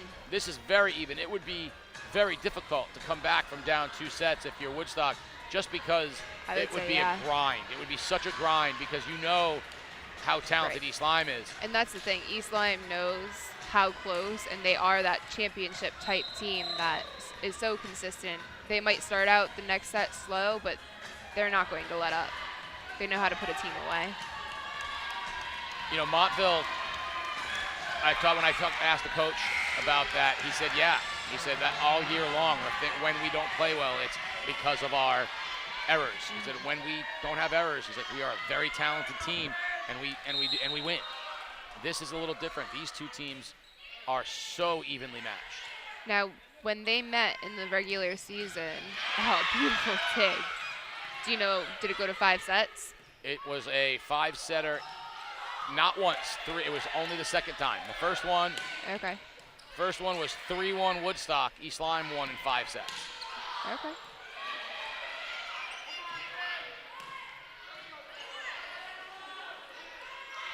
And I would say that's pretty typical of East Lyme, too. They might lose earlier in the season and then...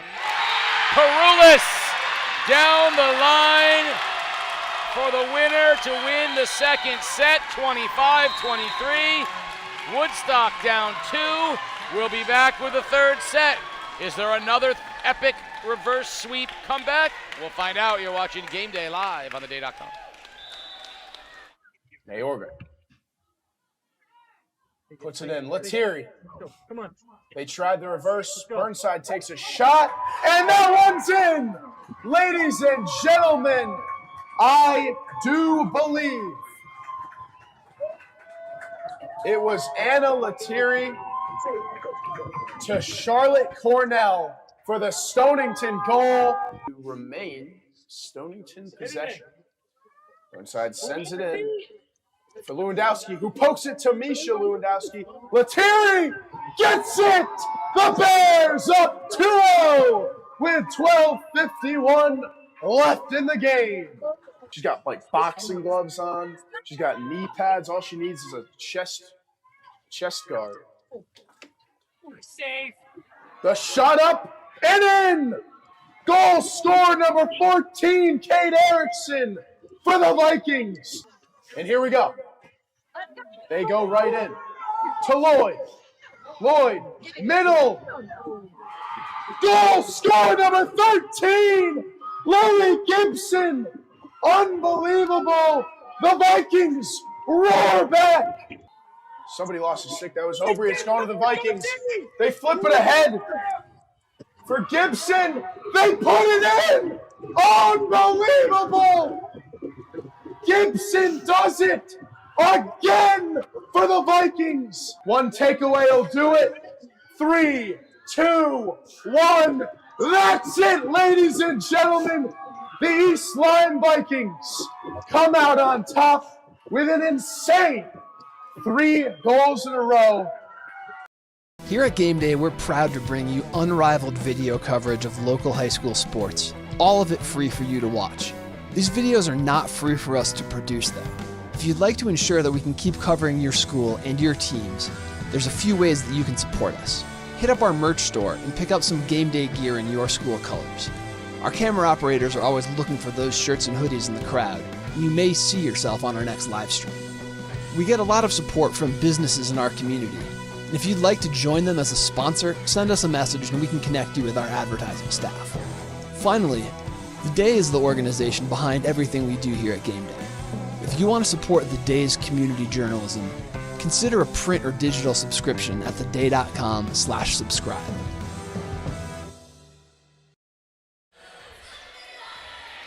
Well, in the Division II championship game, the Montville Wolves found themselves down 0-2 to the Wheeler Lions, only to mount an epic comeback and win 3-2 in 5 sets. The Woodstock Academy Centaurs are helping to repeat the Wolves' performance. They trail East Lyme 2-0, 25-18 and 25-23. East Lyme did win the last regular season matchup 3-2, having Woodstock won the first one 3-1. So East Lyme has gotten better against Woodstock each time, and maybe they have just kind of figured out, maybe they got healthy, maybe they got right, maybe they are just playing their best. But I do think that for East Lyme, getting this thing done in 3 or 4 is important, because I do think like the work rate for Perulis and Wilson is so high that a 5th set would be very grueling on them.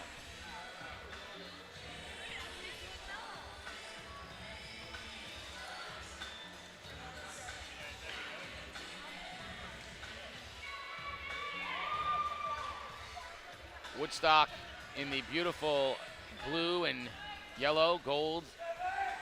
East Lyme in the black and maroon and white.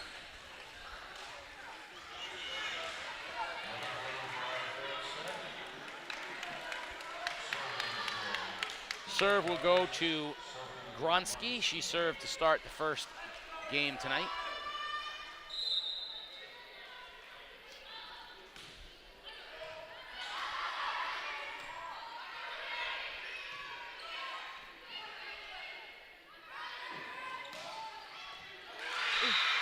And Bebo, I don't think that was the intention, but she gets the first point on the board for Woodstock. Yeah, the look on her face was a little bit of a surprise.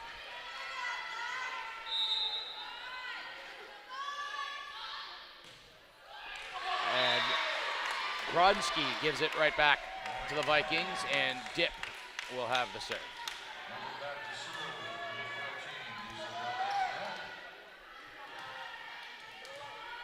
So Depp to serve. And an ace. Nice ace. So Depp.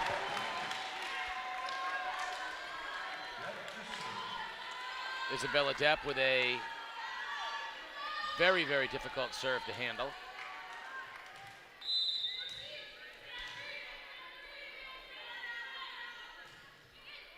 Ooh, nice little net trickle on that one.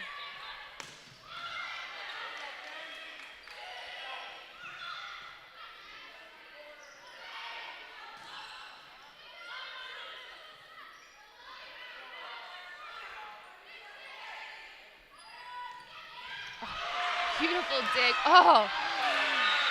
And just out as Sorrentino ripped one, and it just went long. I say the lines judge has a better look than I have. To me, it looked in from over here. Very, very close.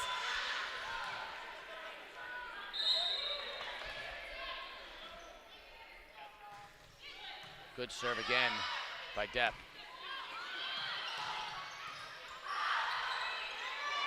And it's good. Impossible. I mean, you could have seen that on ESPN if they got the point. It went into the basket. Woodstock gets the point, and Batone will serve. And that was pretty awesome. I've watched games here in this gym where it took the boys hours to make one of those.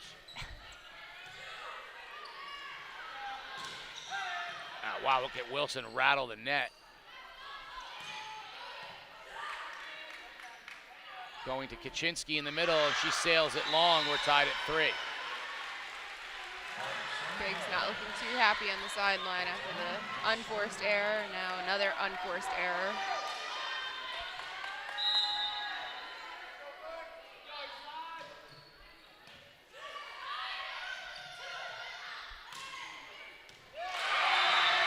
Just inside the line, and the Vikings take a 4-3 lead, and Finley Wilson will be back to serve.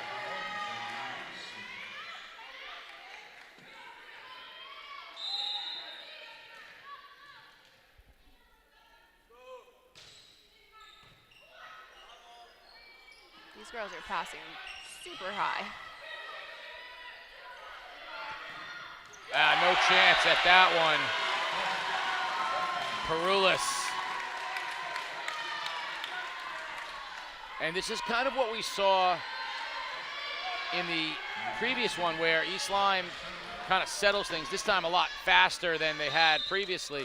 Definitely. Kind of got their rhythm here in the early going. First couple of points still slow for sure. Ooh, a little bit of a low set.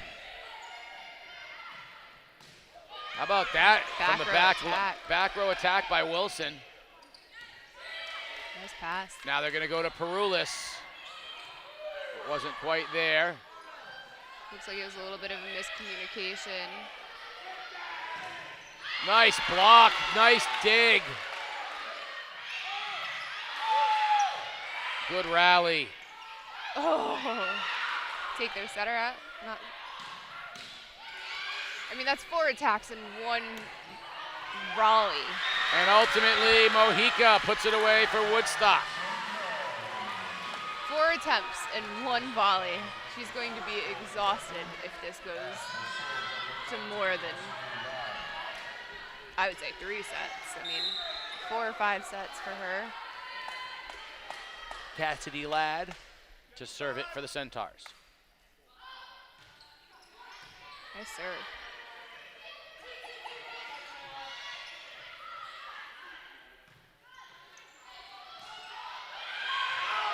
Oh, Wilson, think they wanted her to let that one go. Yeah.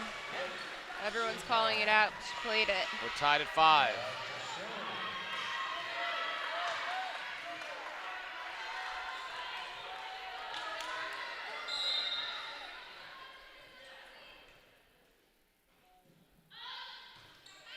Good serve by Ladd. Way to keep it in by Wilson, but a miscommunication between Depp and Skinner. forces the error, and Woodstock back on top 6-5.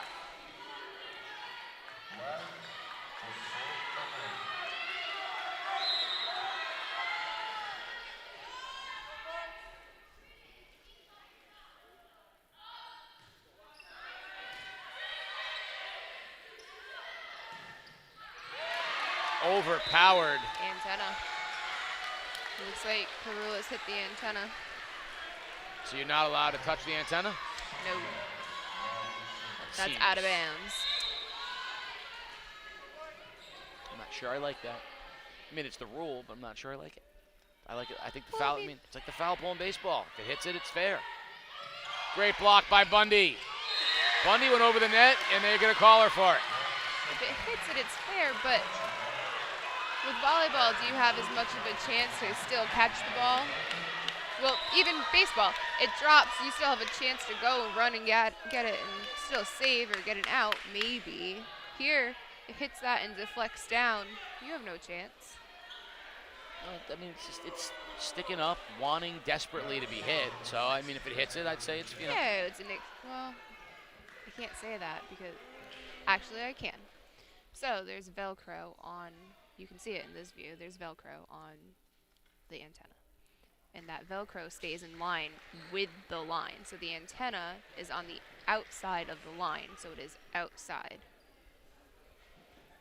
Yeah, I mean, I get it. I totally get it. I'm just saying there would be, I like it if it's in. I mean, it's not. I mean, all right, well, every volleyball everywhere will disagree with you. You know, listen, that's okay. That's the whole point. I'm a novice. I'm the average person watching it from home. And I say that the antenna should be in. I'm not sure what they're discussing over here. And we'll find out what the final word is. No change, East Lyme ball. There's lots of boos from the Woodstock fans.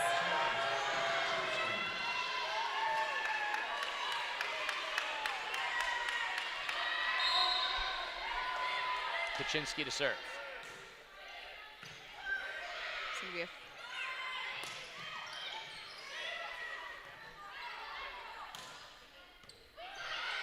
nice spot.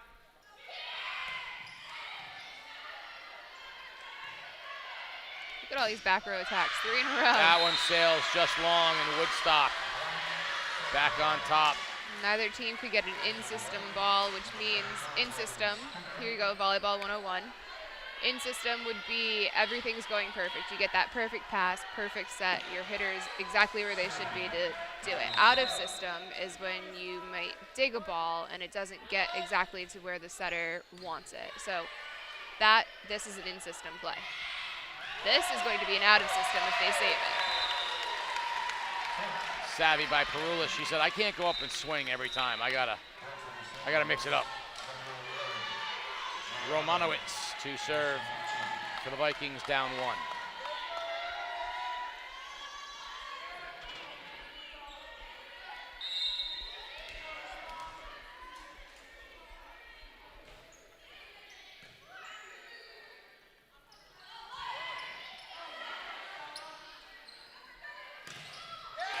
What a block by Depp, putting it back at Mojica, and we're tied at 8.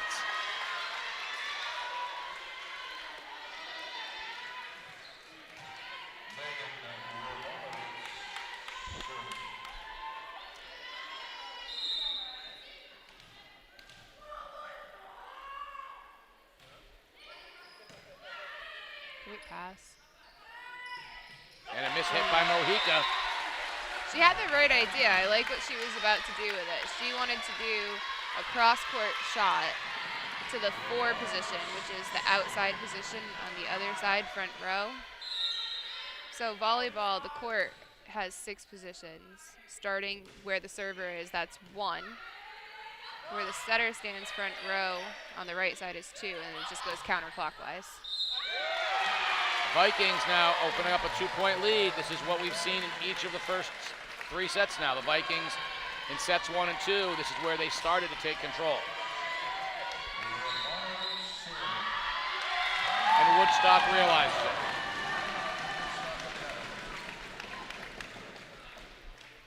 Okay. We did candy. So now we're going to ask the question.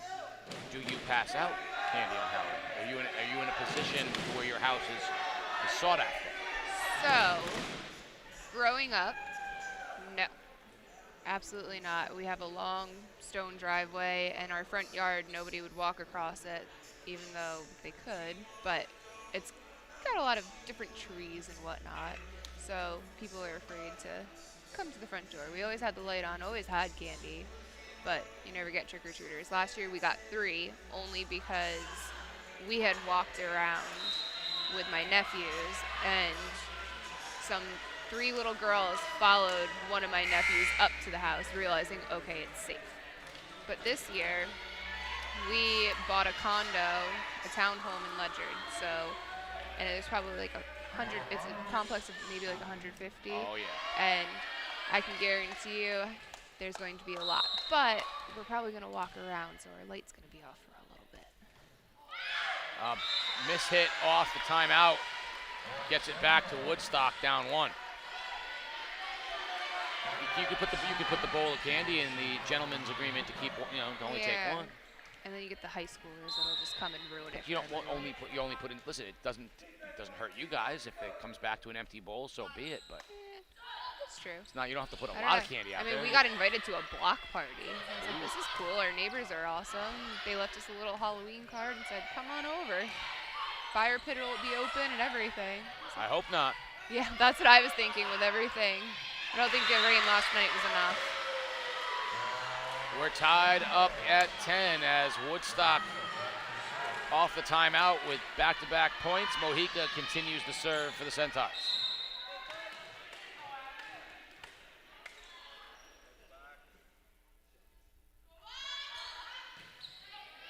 Nice serve. Really smart of Woodstock, too. If you see what they're doing, I might be giving them credit where it's not due, but Mojica is doing a great job, which they are, because now look at, they've switched it around. Perulis is now on the outside serve receiving because Mojica was targeting her on the right side for her to pass it before hitting. Let's see if she serves her again. Yeah, great job. Tire her out. And that's a lot of discipline on Mojica to be able to serve every position on the court. Follow that hitter, make her pass that ball before she transitions out. You have to focus on the pass before you can focus on the hit. Patone with the kill, and now Mojica will continue what has been a very impressive set of serves. Right to Perulis, like you said, and another ace. And I mean, Jack Biggs did a great job of switching it up and moving the setter around and the serve-receive line to get Perulis to the outside just to give her a different view, and sometimes that'll mentally mess with the server, and it did nothing.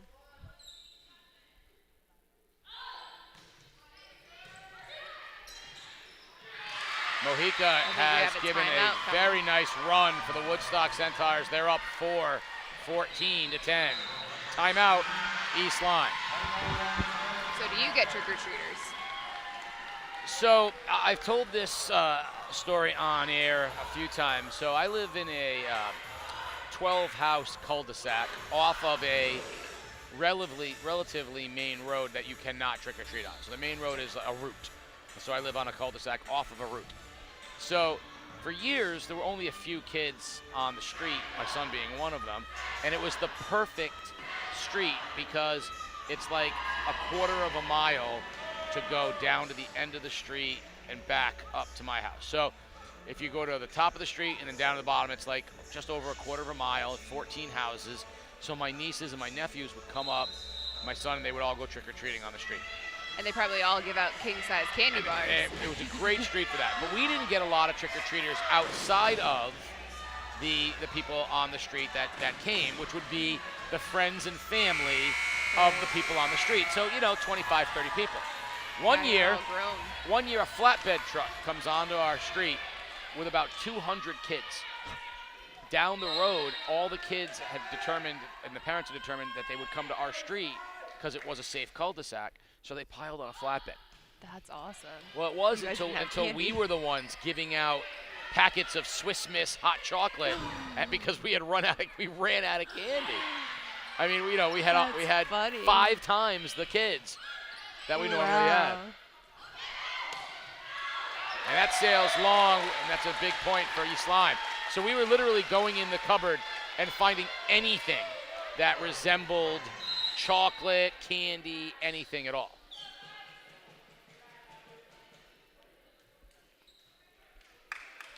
Sergio Lewis wants to talk to Coach Jack Biggs.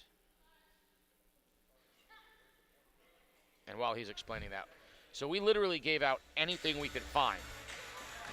And then the next year, in preparation for that, we bought 10 bags of candy. And the flatbed truck didn't show up. Oh. And so but I worked in the courthouse, and we had the ability to go to schools and stuff. So we brought candy in, and so we dropped stuff off. So it was fine. So the following year, we had the great debate. Do we or don't we buy the 5 bags of candy? So we bought the 5 bags of candy, and we were on like high alert. And then the flatbed pulled on the street, and we were like, "Code red, flatbed is here!" And you get ready for like the wave after wave of kids. So last year, the past few years, we've gotten the flatbed doesn't come anymore. So we get maybe 25, 30 kids. So we've gotten away with the bucket outside, and it's been fine. All right, let's embarrass AJ. What was his first Halloween costume? So he was born in November. So his first Halloween, similar to your Munchkin, he was almost a year old. Right.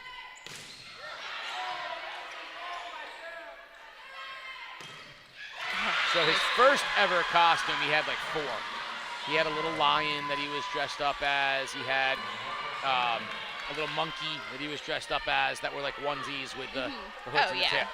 But his first ever super cool costume occurred when he was, I believe, 3 or 4 years old. Woodstock up 15-10. Another serve from Mojica. She has been brilliant. Perulis finally puts that to rest, and it gets it back to East Lyme. So my father-in-law had us a house, and he used to have a Halloween party for the family, and everyone was supposed to go in a group costume. He gave out prizes and everything like that. So like my sister-in-law, her husband, and her 2 kids dressed as Kiss one year. I mean, there was some really cool costumes. Okay. Now my father-in-law fancies himself on. You don't want that service error and giving it back right now. His yard, right? He has a koi pond, and he has all these cool stuff.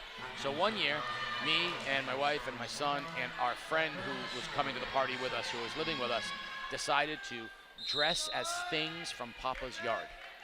Oh. So I dressed as the white statue of a little girl who was sitting on a bench. So I was dressed in all white with white face paint and everything. And that's just out. And they're no, is it in? No, it looks like a net violation. Net violation. Our friend Sergio. So it's 17-11. Woodstock pulling away here in this third set. So I was that, and our friend made a homemade koi fish costume. Oh, that's awesome. But AJ, we made it with a box, just like the robot, but we made him a homemade John Deere. So when it was like suspenders he put over his shoulder, and he became a John Deere tractor. It was very, very that's cool. fun. And we still have it. 12 years later. All right, I'll ask you in a couple of years to borrow it. It was really cool. Woodstock pulling away here, 18-11. Now, I always like to know, if they can continue this, is this a throwaway set and East Lyme comes back and closes it out? Or did they find something like we saw in the Division II championship game? Bundy with the serve. Yeah, I don't know. I mean, East Lyme, yes, that's what Jack Biggs wants to go into that huddle and say, hey, listen, that was a fluke, let's go. But you also have to remember, they're super reliant on their outside hitters. And outsides play all around. They don't get a break from a libero or anything. They have to defense. They have to pass. They have to hit. And Perulis, like I said, in that one rally had 4 attacks. She's going to get tired. And you saw Woodstock. They're aiming for her on every serve receive. Mentally tire her out. Physically tire her out. Nice set.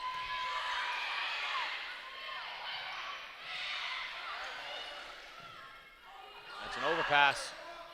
And you'll see, the longer that these sets go and the more sets that we play, each team's going to have to get craftier and smarter because they're tired. They're not jumping at 100% anymore. Oh, what a dig by Perulis. Long off of Sorrentino.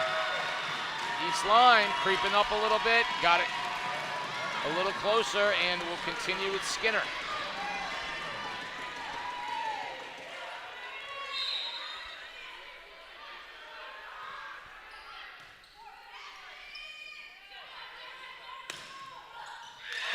And that's in. Big hit for Batone. Gets Woodstock a little closer, 19-13, and the serve goes to Gronsky.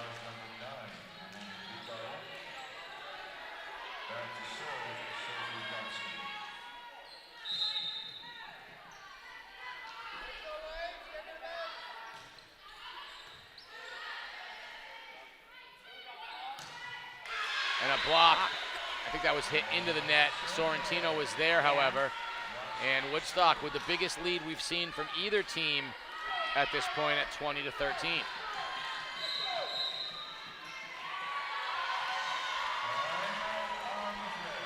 I think a last-ditch timeout here by Jack Biggs to say, let's, get the momentum. They either have to come through here or we're going to go to a fourth set. Chances of them coming back, not so likely. It is possible, but not very likely. So he's just saying, hey, let's get back to how we were playing in the first two sets. Calm down, play our game, get the momentum into that fourth set, and let's just put this game to rest at 4 sets.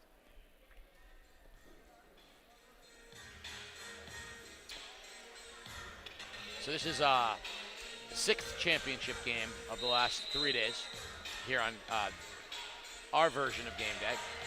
We also had our first ever student broadcast last night, simulcast, if you will, with on Game Day, the field hockey championships. Patrick McGugan and Owen Center, the 2 Stonington students, did a great job there. So this is the 8th championship game on Game Day of the week. It feels like the 18th. And we are grinding here. Gronsky. As I say, all these overtimes, you're tired. Under the net for East Lyme. And that'll get Woodstock a little closer. Yeah, Jack Biggs' son, Garrison, is a starting midfielder for the East Lyme soccer team. So Jack was there last night until 11 o'clock with the rest of us watching that double overtime, double PK game. Looks like he was over here in the crowd earlier, his son supporting Dad this time, but I don't see him anymore. He said, hey, Dad, I give you my support, but I'm going to bed. I got school tomorrow. Hard for me to believe, but AJ's senior football game is Saturday. So I'll be walking out the field. If you're wondering which one I am, just look for the grown man sobbing like a small child. And that's something that East Lyme cannot afford right there, a service error, and that's going to put Woodstock in a very strong position as they send Batone to serve.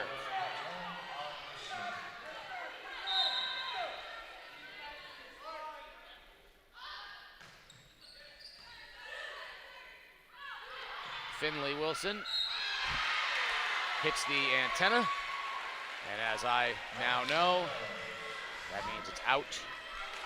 And Woodstock closing in on a third set victory.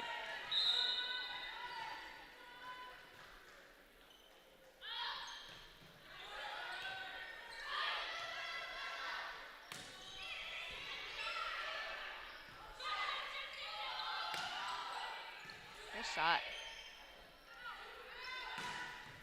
Oh, way to turn that around and save it. Beautiful rally. Woodstock's doing a great job communicating. Another net violation. And it is a set point for Woodstock. So 24-14, set point for the Centaurs.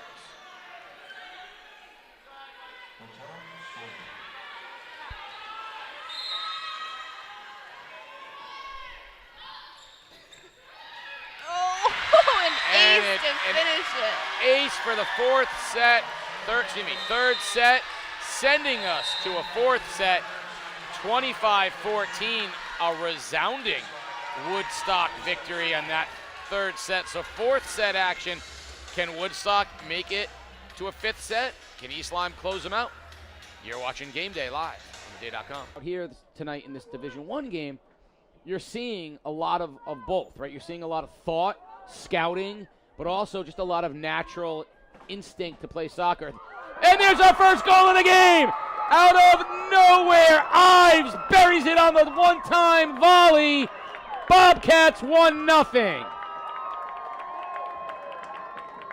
Still showing that there's chances here. Hegeman takes it down, looking for that left foot cross in front, and a nice little flick onto the goal, but not enough juice on it. Coming up the other way is Danis. Now Allard through the middle of the field. Allard, left foot, pops it towards Glover, and Glover, stout. He's defending without being in their back pocket. There's a rebound in front. Glover stones a second one. That Viking team still playing really well. Here comes Costa on a race with Smith. And what a nice, subtle job Smith does. Again, buddy's opportunity. Costa, great look. Coyle steps in, and another defensive effort. Waiting. Costa approaches. High arcer. Back post. And out of bounds, I believe that's going to be a corner. They got to move. 30 seconds before the corner. Low. In front. Ball's loose. Cleared by Smith. The Bacon Academy Bobcats are your Division I ECC champions. Shutout number 14 for the Bacon defense. Goalie Liz Glover. The goal in the first half from Maddie Ives held up, and the Bobcats are the champions of Division I. At the end of today's game, you'll have the Philomenas Player of the Game. Game Day is brought to you by Philomenas. It's always Game Day at Philomenas, southeastern Connecticut's go-to destination for events, fine food, and great atmosphere. Offering an all-new brunch menu, wing and drink specials, and live music, Philomenas provides the premier atmosphere for viewing all of your college and pro football. Stop in and see Mike or Sarah sit at the brand new bar, or reserve your party in one of 3 private dining areas. Everyone's family at Philomenas. And you're also going to want to follow Game Day CT after the game for the Scient Top Play. Pave the way for your students' financial success with a MySci account from Scient Federal Credit Union. Open a high-yield MySci savings account today and help support a positive financial future for your student. Visit scientfcu.org to learn more.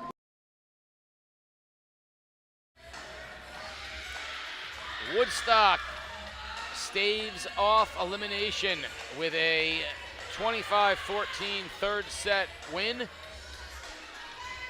Fourth set ready to start here in the Division I ECC Girls Volleyball Championships.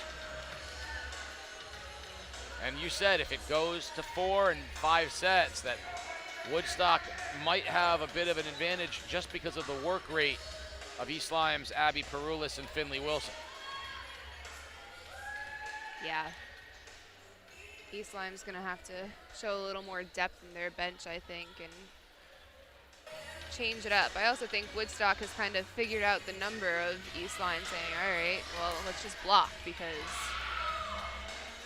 we've got 2 big hitters. Other than that, they can handle almost anything coming at them. Be interesting to see if either Kaczynski starts to fire up a little bit in the middle, from a middle hitting standpoint, because they're just so reliant on Perulis and Wilson on the outside, like you said. If they could just show a middle attack. Right, just to keep Woodstock honest. Like, oh, okay, they are capable.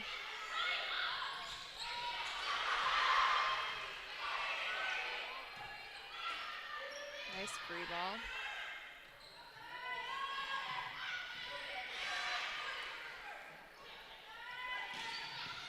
Nice swing, get up there.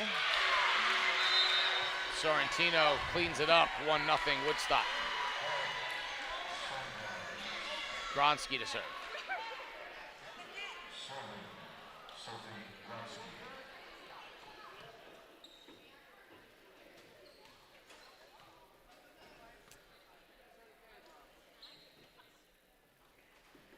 Sounds like East Lyme's trying to say she touched the top of the net on that overpass kill, which may be true because you can see Sorrentino when she turned around and was like, oop. Her face kind of showed, and now she's Except if they had seen it, they would have. a little red. If they had seen it, they would have. The officials would have talked already. So that's the thing. Right. I mean, they don't see everything. But we like to say in volleyball, ball never lies.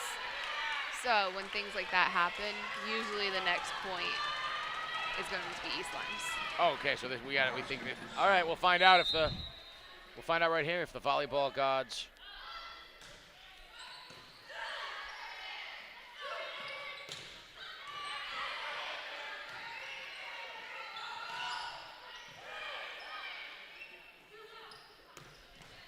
All right, so it should have been East Lyme's point the whole time. Finley Wilson puts that one away. Wilson.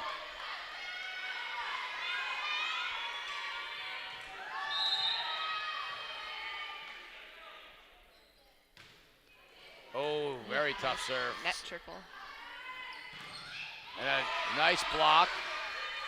Prulis wants it back. Ooh, and a block out of bounds. We call that a tool. A tool? Yeah, she tooled the block. Why?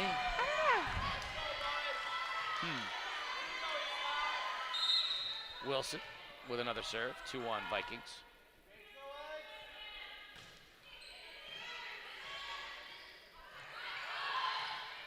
I think next year I'll have to look up all these funky turns and see where it originated from.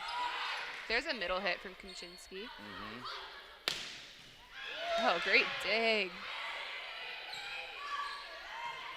Want to go back to Perulis again, though. Yeah. And blocked. Stoned. Sorrentino and Bebo said no thank you. Patone will serve it for Woodstock.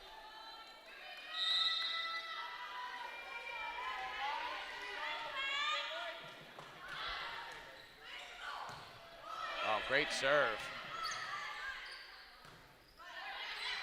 Nice help set. Oh, way to save that on Woodstock. They are just being so scrappy. And Perulis puts it away for the Vikings. But the Woodstock relentless defense is definitely taking its toll on East Lyme. It's making them work and work. Absolutely. Kuczynski, the lefty. And a 2-point lead for East Lyme.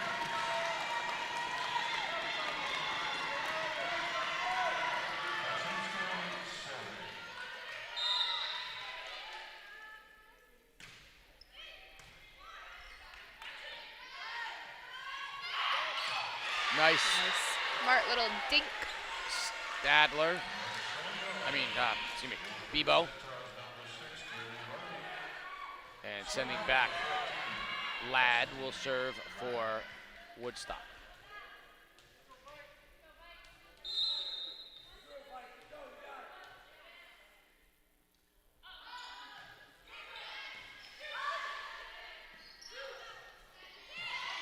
Nice touch from Perulis. Now, I think that accomplishes 3 things.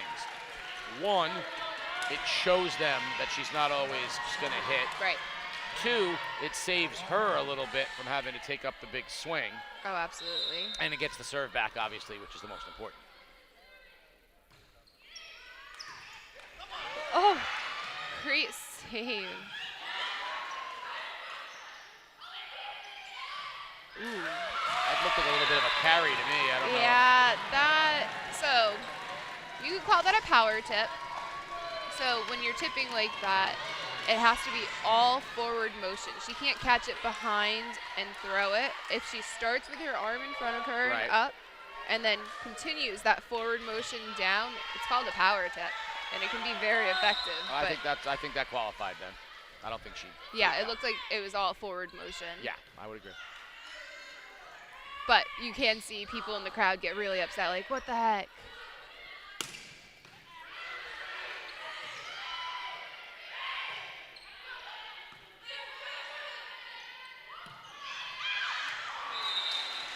That was Knowlton, another center attack, and I think Not that's a bad okay. idea, though. I agree. Yeah, so all she needed to do, I was just going to say that we used to practice it. You do, instead of just those short tips up and over the block, you do a deep to the corner, and with that forward motion, you can get that power tip, and it'll go deep in the corner and wide open. So if she straightened that out a little bit, she would have had a good shot. Bebo with the service error will send Perulis back to serve up 3. I think it's just, even if it was unsuccessful, I think it's just important for East Lyme to show a willingness to attack from the middle. Oh, absolutely. It keeps your middle blocker on the Woodstock side disciplined. They have to stay and try and block that middle rather than, oh, let me cheat outside. Vikings with a little bit of breathing room here, 8-4 in the 4th set.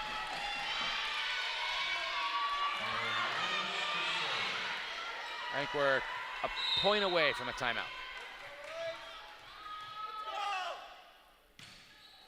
Oh, what a serve by Perulis. It's a great pass. And that staves off the timeout, in my opinion, based on the successful. Well, yeah, and look who's going back to serve. Yeah, Mojica, and let's find out if she targets Perulis again, who's in the back line right. I think Perulis knows it too.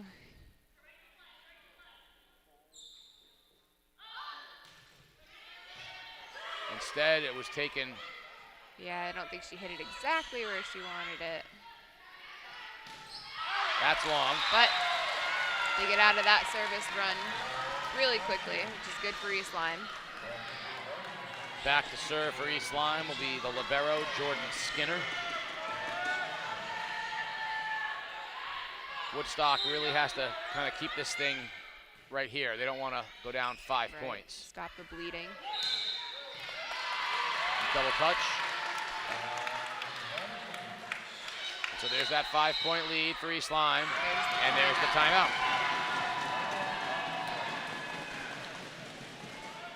Do you decorate the outside of? Did you decorate the outside of the house back when you were growing up for Halloween? I mean, you wouldn't really see it anyways. I mean, I guess we used to have something. I can't even remember. It was like skeletons or something. He had a funny name, but really, I mean, nobody ever came to it. We always do pumpkins. We started that with my husband, a tradition. He's from South Africa. He's right there. Not paying attention. Yeah. Say hi to the camera. He's like, I am a statue and I am not paying attention. So they don't have Halloween there. So his first time in the United States was 3 years ago in October. So we started an annual pumpkin carving tradition. So he said, wait a minute, let me get this straight. If I dress up like a weird, freaky stranger and beg, people will give me candy? I love this country. It's actually fun. He loves horror movies. I'm like, I don't understand. For somebody that never grew up with Halloween, he loves scary things. But yeah, so we have a pumpkin carving competition. And for somebody who's never carved a pumpkin in his life, he did a perfect one and did it all on his own design. Savant, a pumpkin carving savant. And there's the power. Overpass kill. But with a power. Block. Yeah. We call that like a redirect. Redirect, thank you. Important point for Woodstock to get it back under 5. I think they have to try to, until they can get a run, they can't let this thing get above 5. Bundy to serve.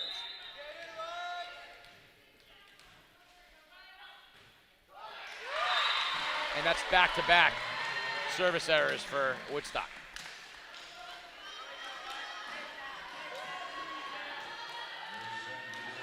But going back to decorating, now that we have this condo, everyone else decorates and has like projectors with ghosts going up. Got that, got that.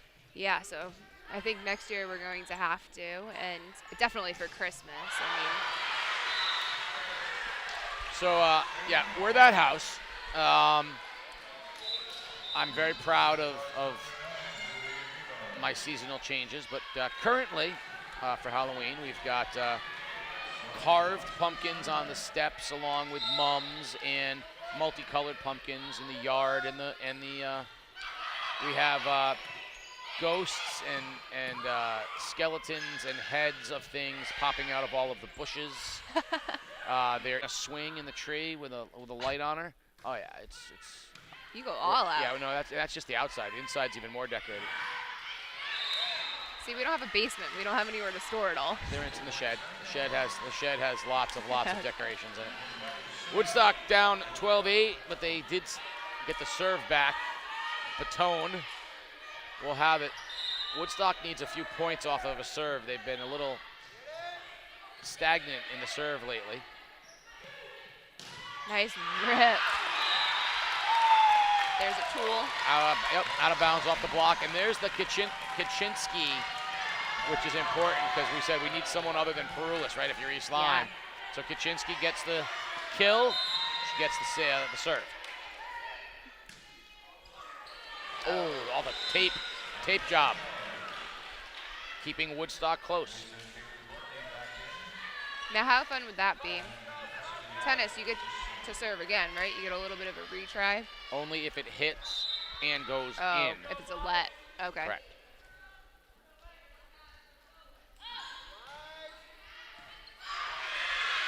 An ace. Miscommunication ace draws Woodstock to within 3.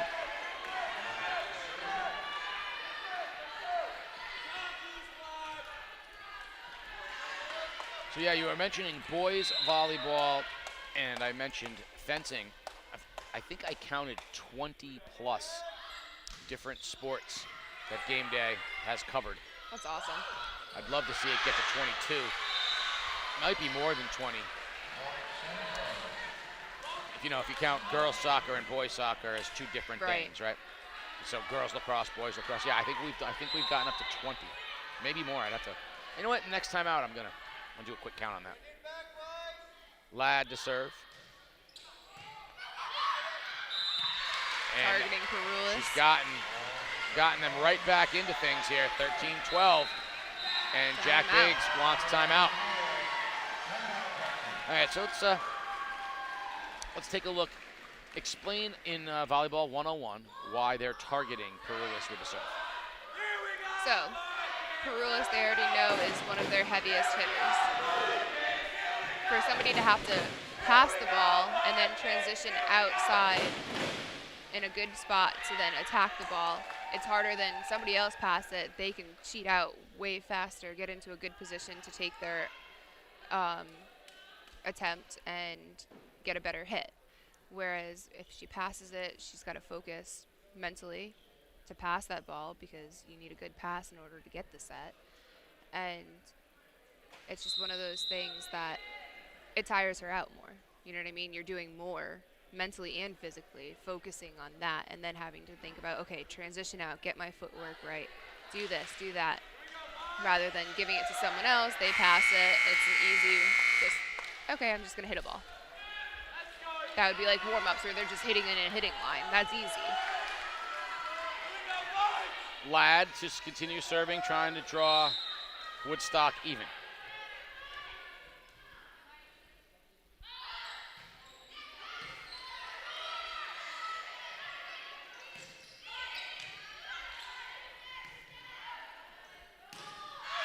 That's long, and East Lyme goes back up 2.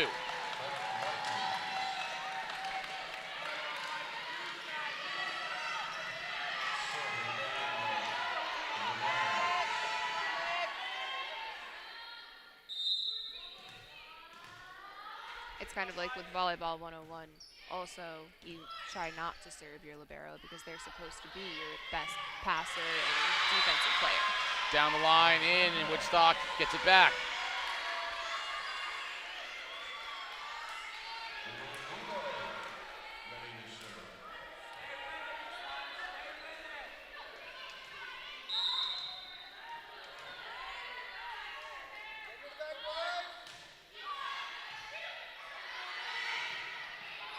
Good save by East Lyme. Ooh, that's a tight set. Couldn't And they're do going to much call a with net that. violation on East Lyme. Over, yeah. Wow.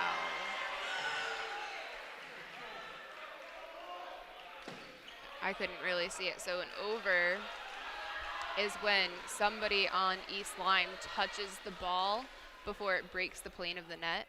So any piece of that ball has to break that plane of the tape and be on East Lyme's side for them to be able to attack it. If they go a little bit prematurely, which sometimes it happens with blockers, you get excited and you're on top of it. You don't break that plane, you break the plane with your arms, and it doesn't give Woodstock that ability to try and even do anything with the ball. You get called. It's quite frustrating. Sometimes you get called just for being tall. Yeah, I've never had that problem. So as far as I can tell, 16 different sports for game day. I'm going to list them off. Peter Wappy, if I missed something and it comes to mind, let me know. But obviously football, boys soccer, girls soccer, field hockey, cross country, swimming, volleyball, girls basketball, boys basketball, wrestling, cheerleading, swimming, girls swimming, softball, baseball, lacrosse, girls lacrosse, boys swimming, and track and field. Although I circle track and field because we haven't covered it. We've done highlights of it, but we are covering it, we think, this year. I believe that is 16. If I missed anything, Peter will let me know. Bebo with the serve, trying to get this thing evened up at 14 for the Centaurs. Yeah, it would be fun to see if we can get some boys volleyball in here. We can get boys volleyball and fencing and track. I think that's going to get us to 19. I'm not sure what else. I'm not sure there's anything else. Right? Yeah, I don't think there's anything else. Bad service error there for Woodstock. East Lyme gets it 15-13. Perulis will serve up 2. I don't think any of the high schools have EA Sport yet, do they? No, but Unified Sports, but our sports that we, so it's the same sport. Right. No, but I meant like, what is it, the gaming? No, we don't have. Video game. No, I wouldn't cover that anyway. Hey, you can get scholarships for it. No, I get that, but this is where this is where my age and draw the line. Get off my lawn. I won't do that. I'm too. I lose credibility. If you have a 53-year-old guy doing video game commentary. Big hit from Wilson. Wilson. All right, next year, if ECC's is on Halloween, which it was one year when I played, we won the ECC on Halloween. Costume? Oh, yeah. I will be the inflatable penguin. No, you gotta have a Wilson. You keep saying it. No, I gotta be an inflatable penguin. All right. Why would I be? You want me to dress like a volleyball? No, you be. I don't even know what Tom Hanks' name was in that. You want me to be the cast? You want me to be Castaway? Yeah. I want you to be the Castaway. What's his name in that movie? That's a trivia question.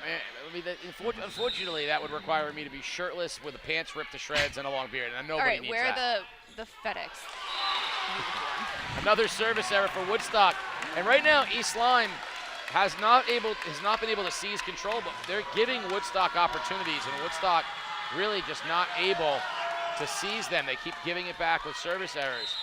Depp to serve for the Vikings. A couple points here would be. Oh! Whoa. And long, and right back again to Woodstock. Yeah, she was following it right to the line. She almost got hit with it. And unfortunately, if you get hit while out of bounds with the ball before it touches the ground, it counts. That would have been an ace. I don't understand that either. Speaking of an ace, Gromsky ties us at 17.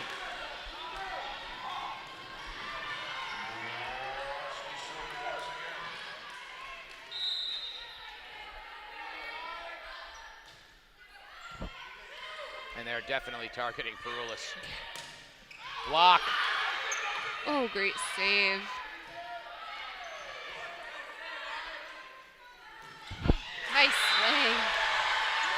Laurentino. She hasn't had a lot of kills But from her middle effective when position. she Yeah, has, but every chance she's gotten in the middle, she has put them away. which is a huge difference. I mean, Woodstock's doing a great job. They're using their entire front row versus East Lyme, who's really only using their outside hitters. So Woodstock's hitters are a little more fresh. Great run through. Beautiful play by Wilson, mixing it up, dropping it in. Gets the call. We're tied at 18. And Wilson will have the service chance now for East Lyme.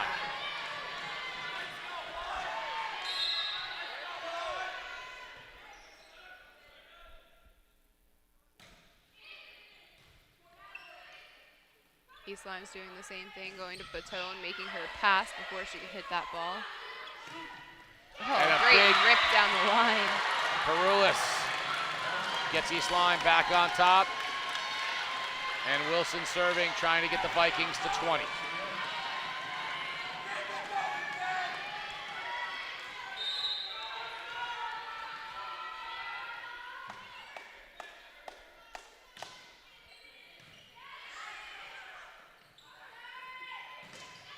And that's a tool. Nice. Yeah, I mean, from this side, I don't know if you can see it with the ref stand in the way, but Woodstock's doing a great job that even if they're not setting their middle is running, acting as if they're getting the set, which keeps that middle blocker of East Lyme stuck with her just in case she's going to get that set. So it opens up more of a block and you can get a tool better that way.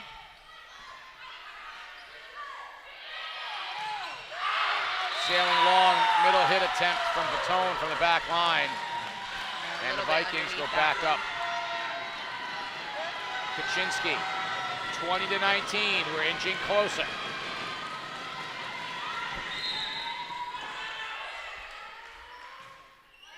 This is where serves become so important. Little off-speed shot. Ooh, into the net. And a huge break for the Vikings. They're up to 21-19. And a timeout, Woodstock.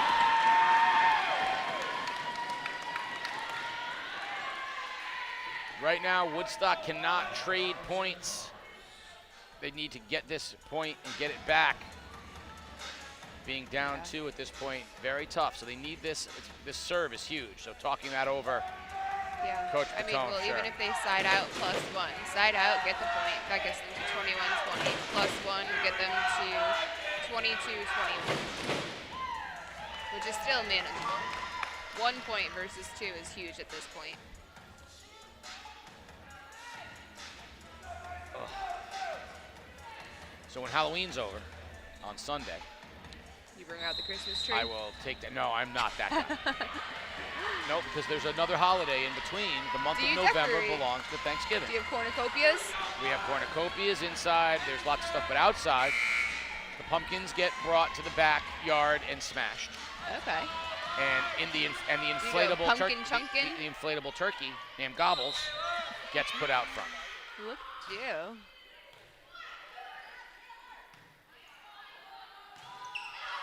We're gonna come trick-or-treating tomorrow at your cul-de-sac. Love it. I want to see all the decorations.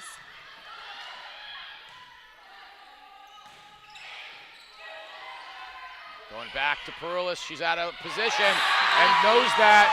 Digs it in. That's huge. 22-19. Yeah, ever since he was little, the tradition with my son is he gets to smash the pumpkins when Halloween's over. So he goes in the back. We have in the backyard. We have an acre, and we have a bunch of big rocks back there, and he gets to smash them on the rocks. Oh, fun! I know our pumpkins are going a little bad already. We carved them last week, and it's just. I think they're already ready to be done. Oh, big point for the Vikings. Miscommunication between the Centaurs. 23-19. Kaczynski. One more point would make this a guarantee that East Lyme can't lose it in the 25-point scenario. Nice push to the outside. Big hit from Mojica. And a miss hit from Wilson. I think that's a little far out. I know she likes that. Yeah. But that was a little that was deep. Off her fingertips. 23-20. Cassidy Ladd to serve. She had a good service run earlier, so. She needs 3. It's possible.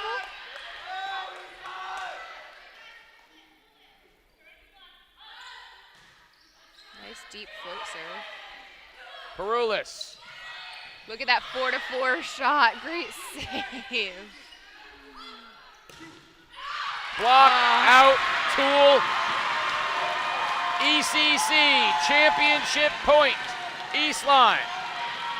If they win this point, they are the Division I champions of the ECC regular season and the Division I tournament champions of the ECC.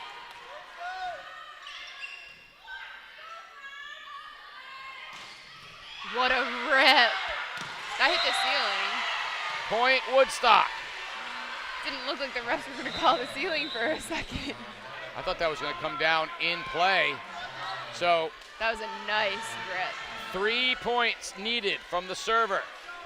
Woodstock sending in Gianna Musamechi.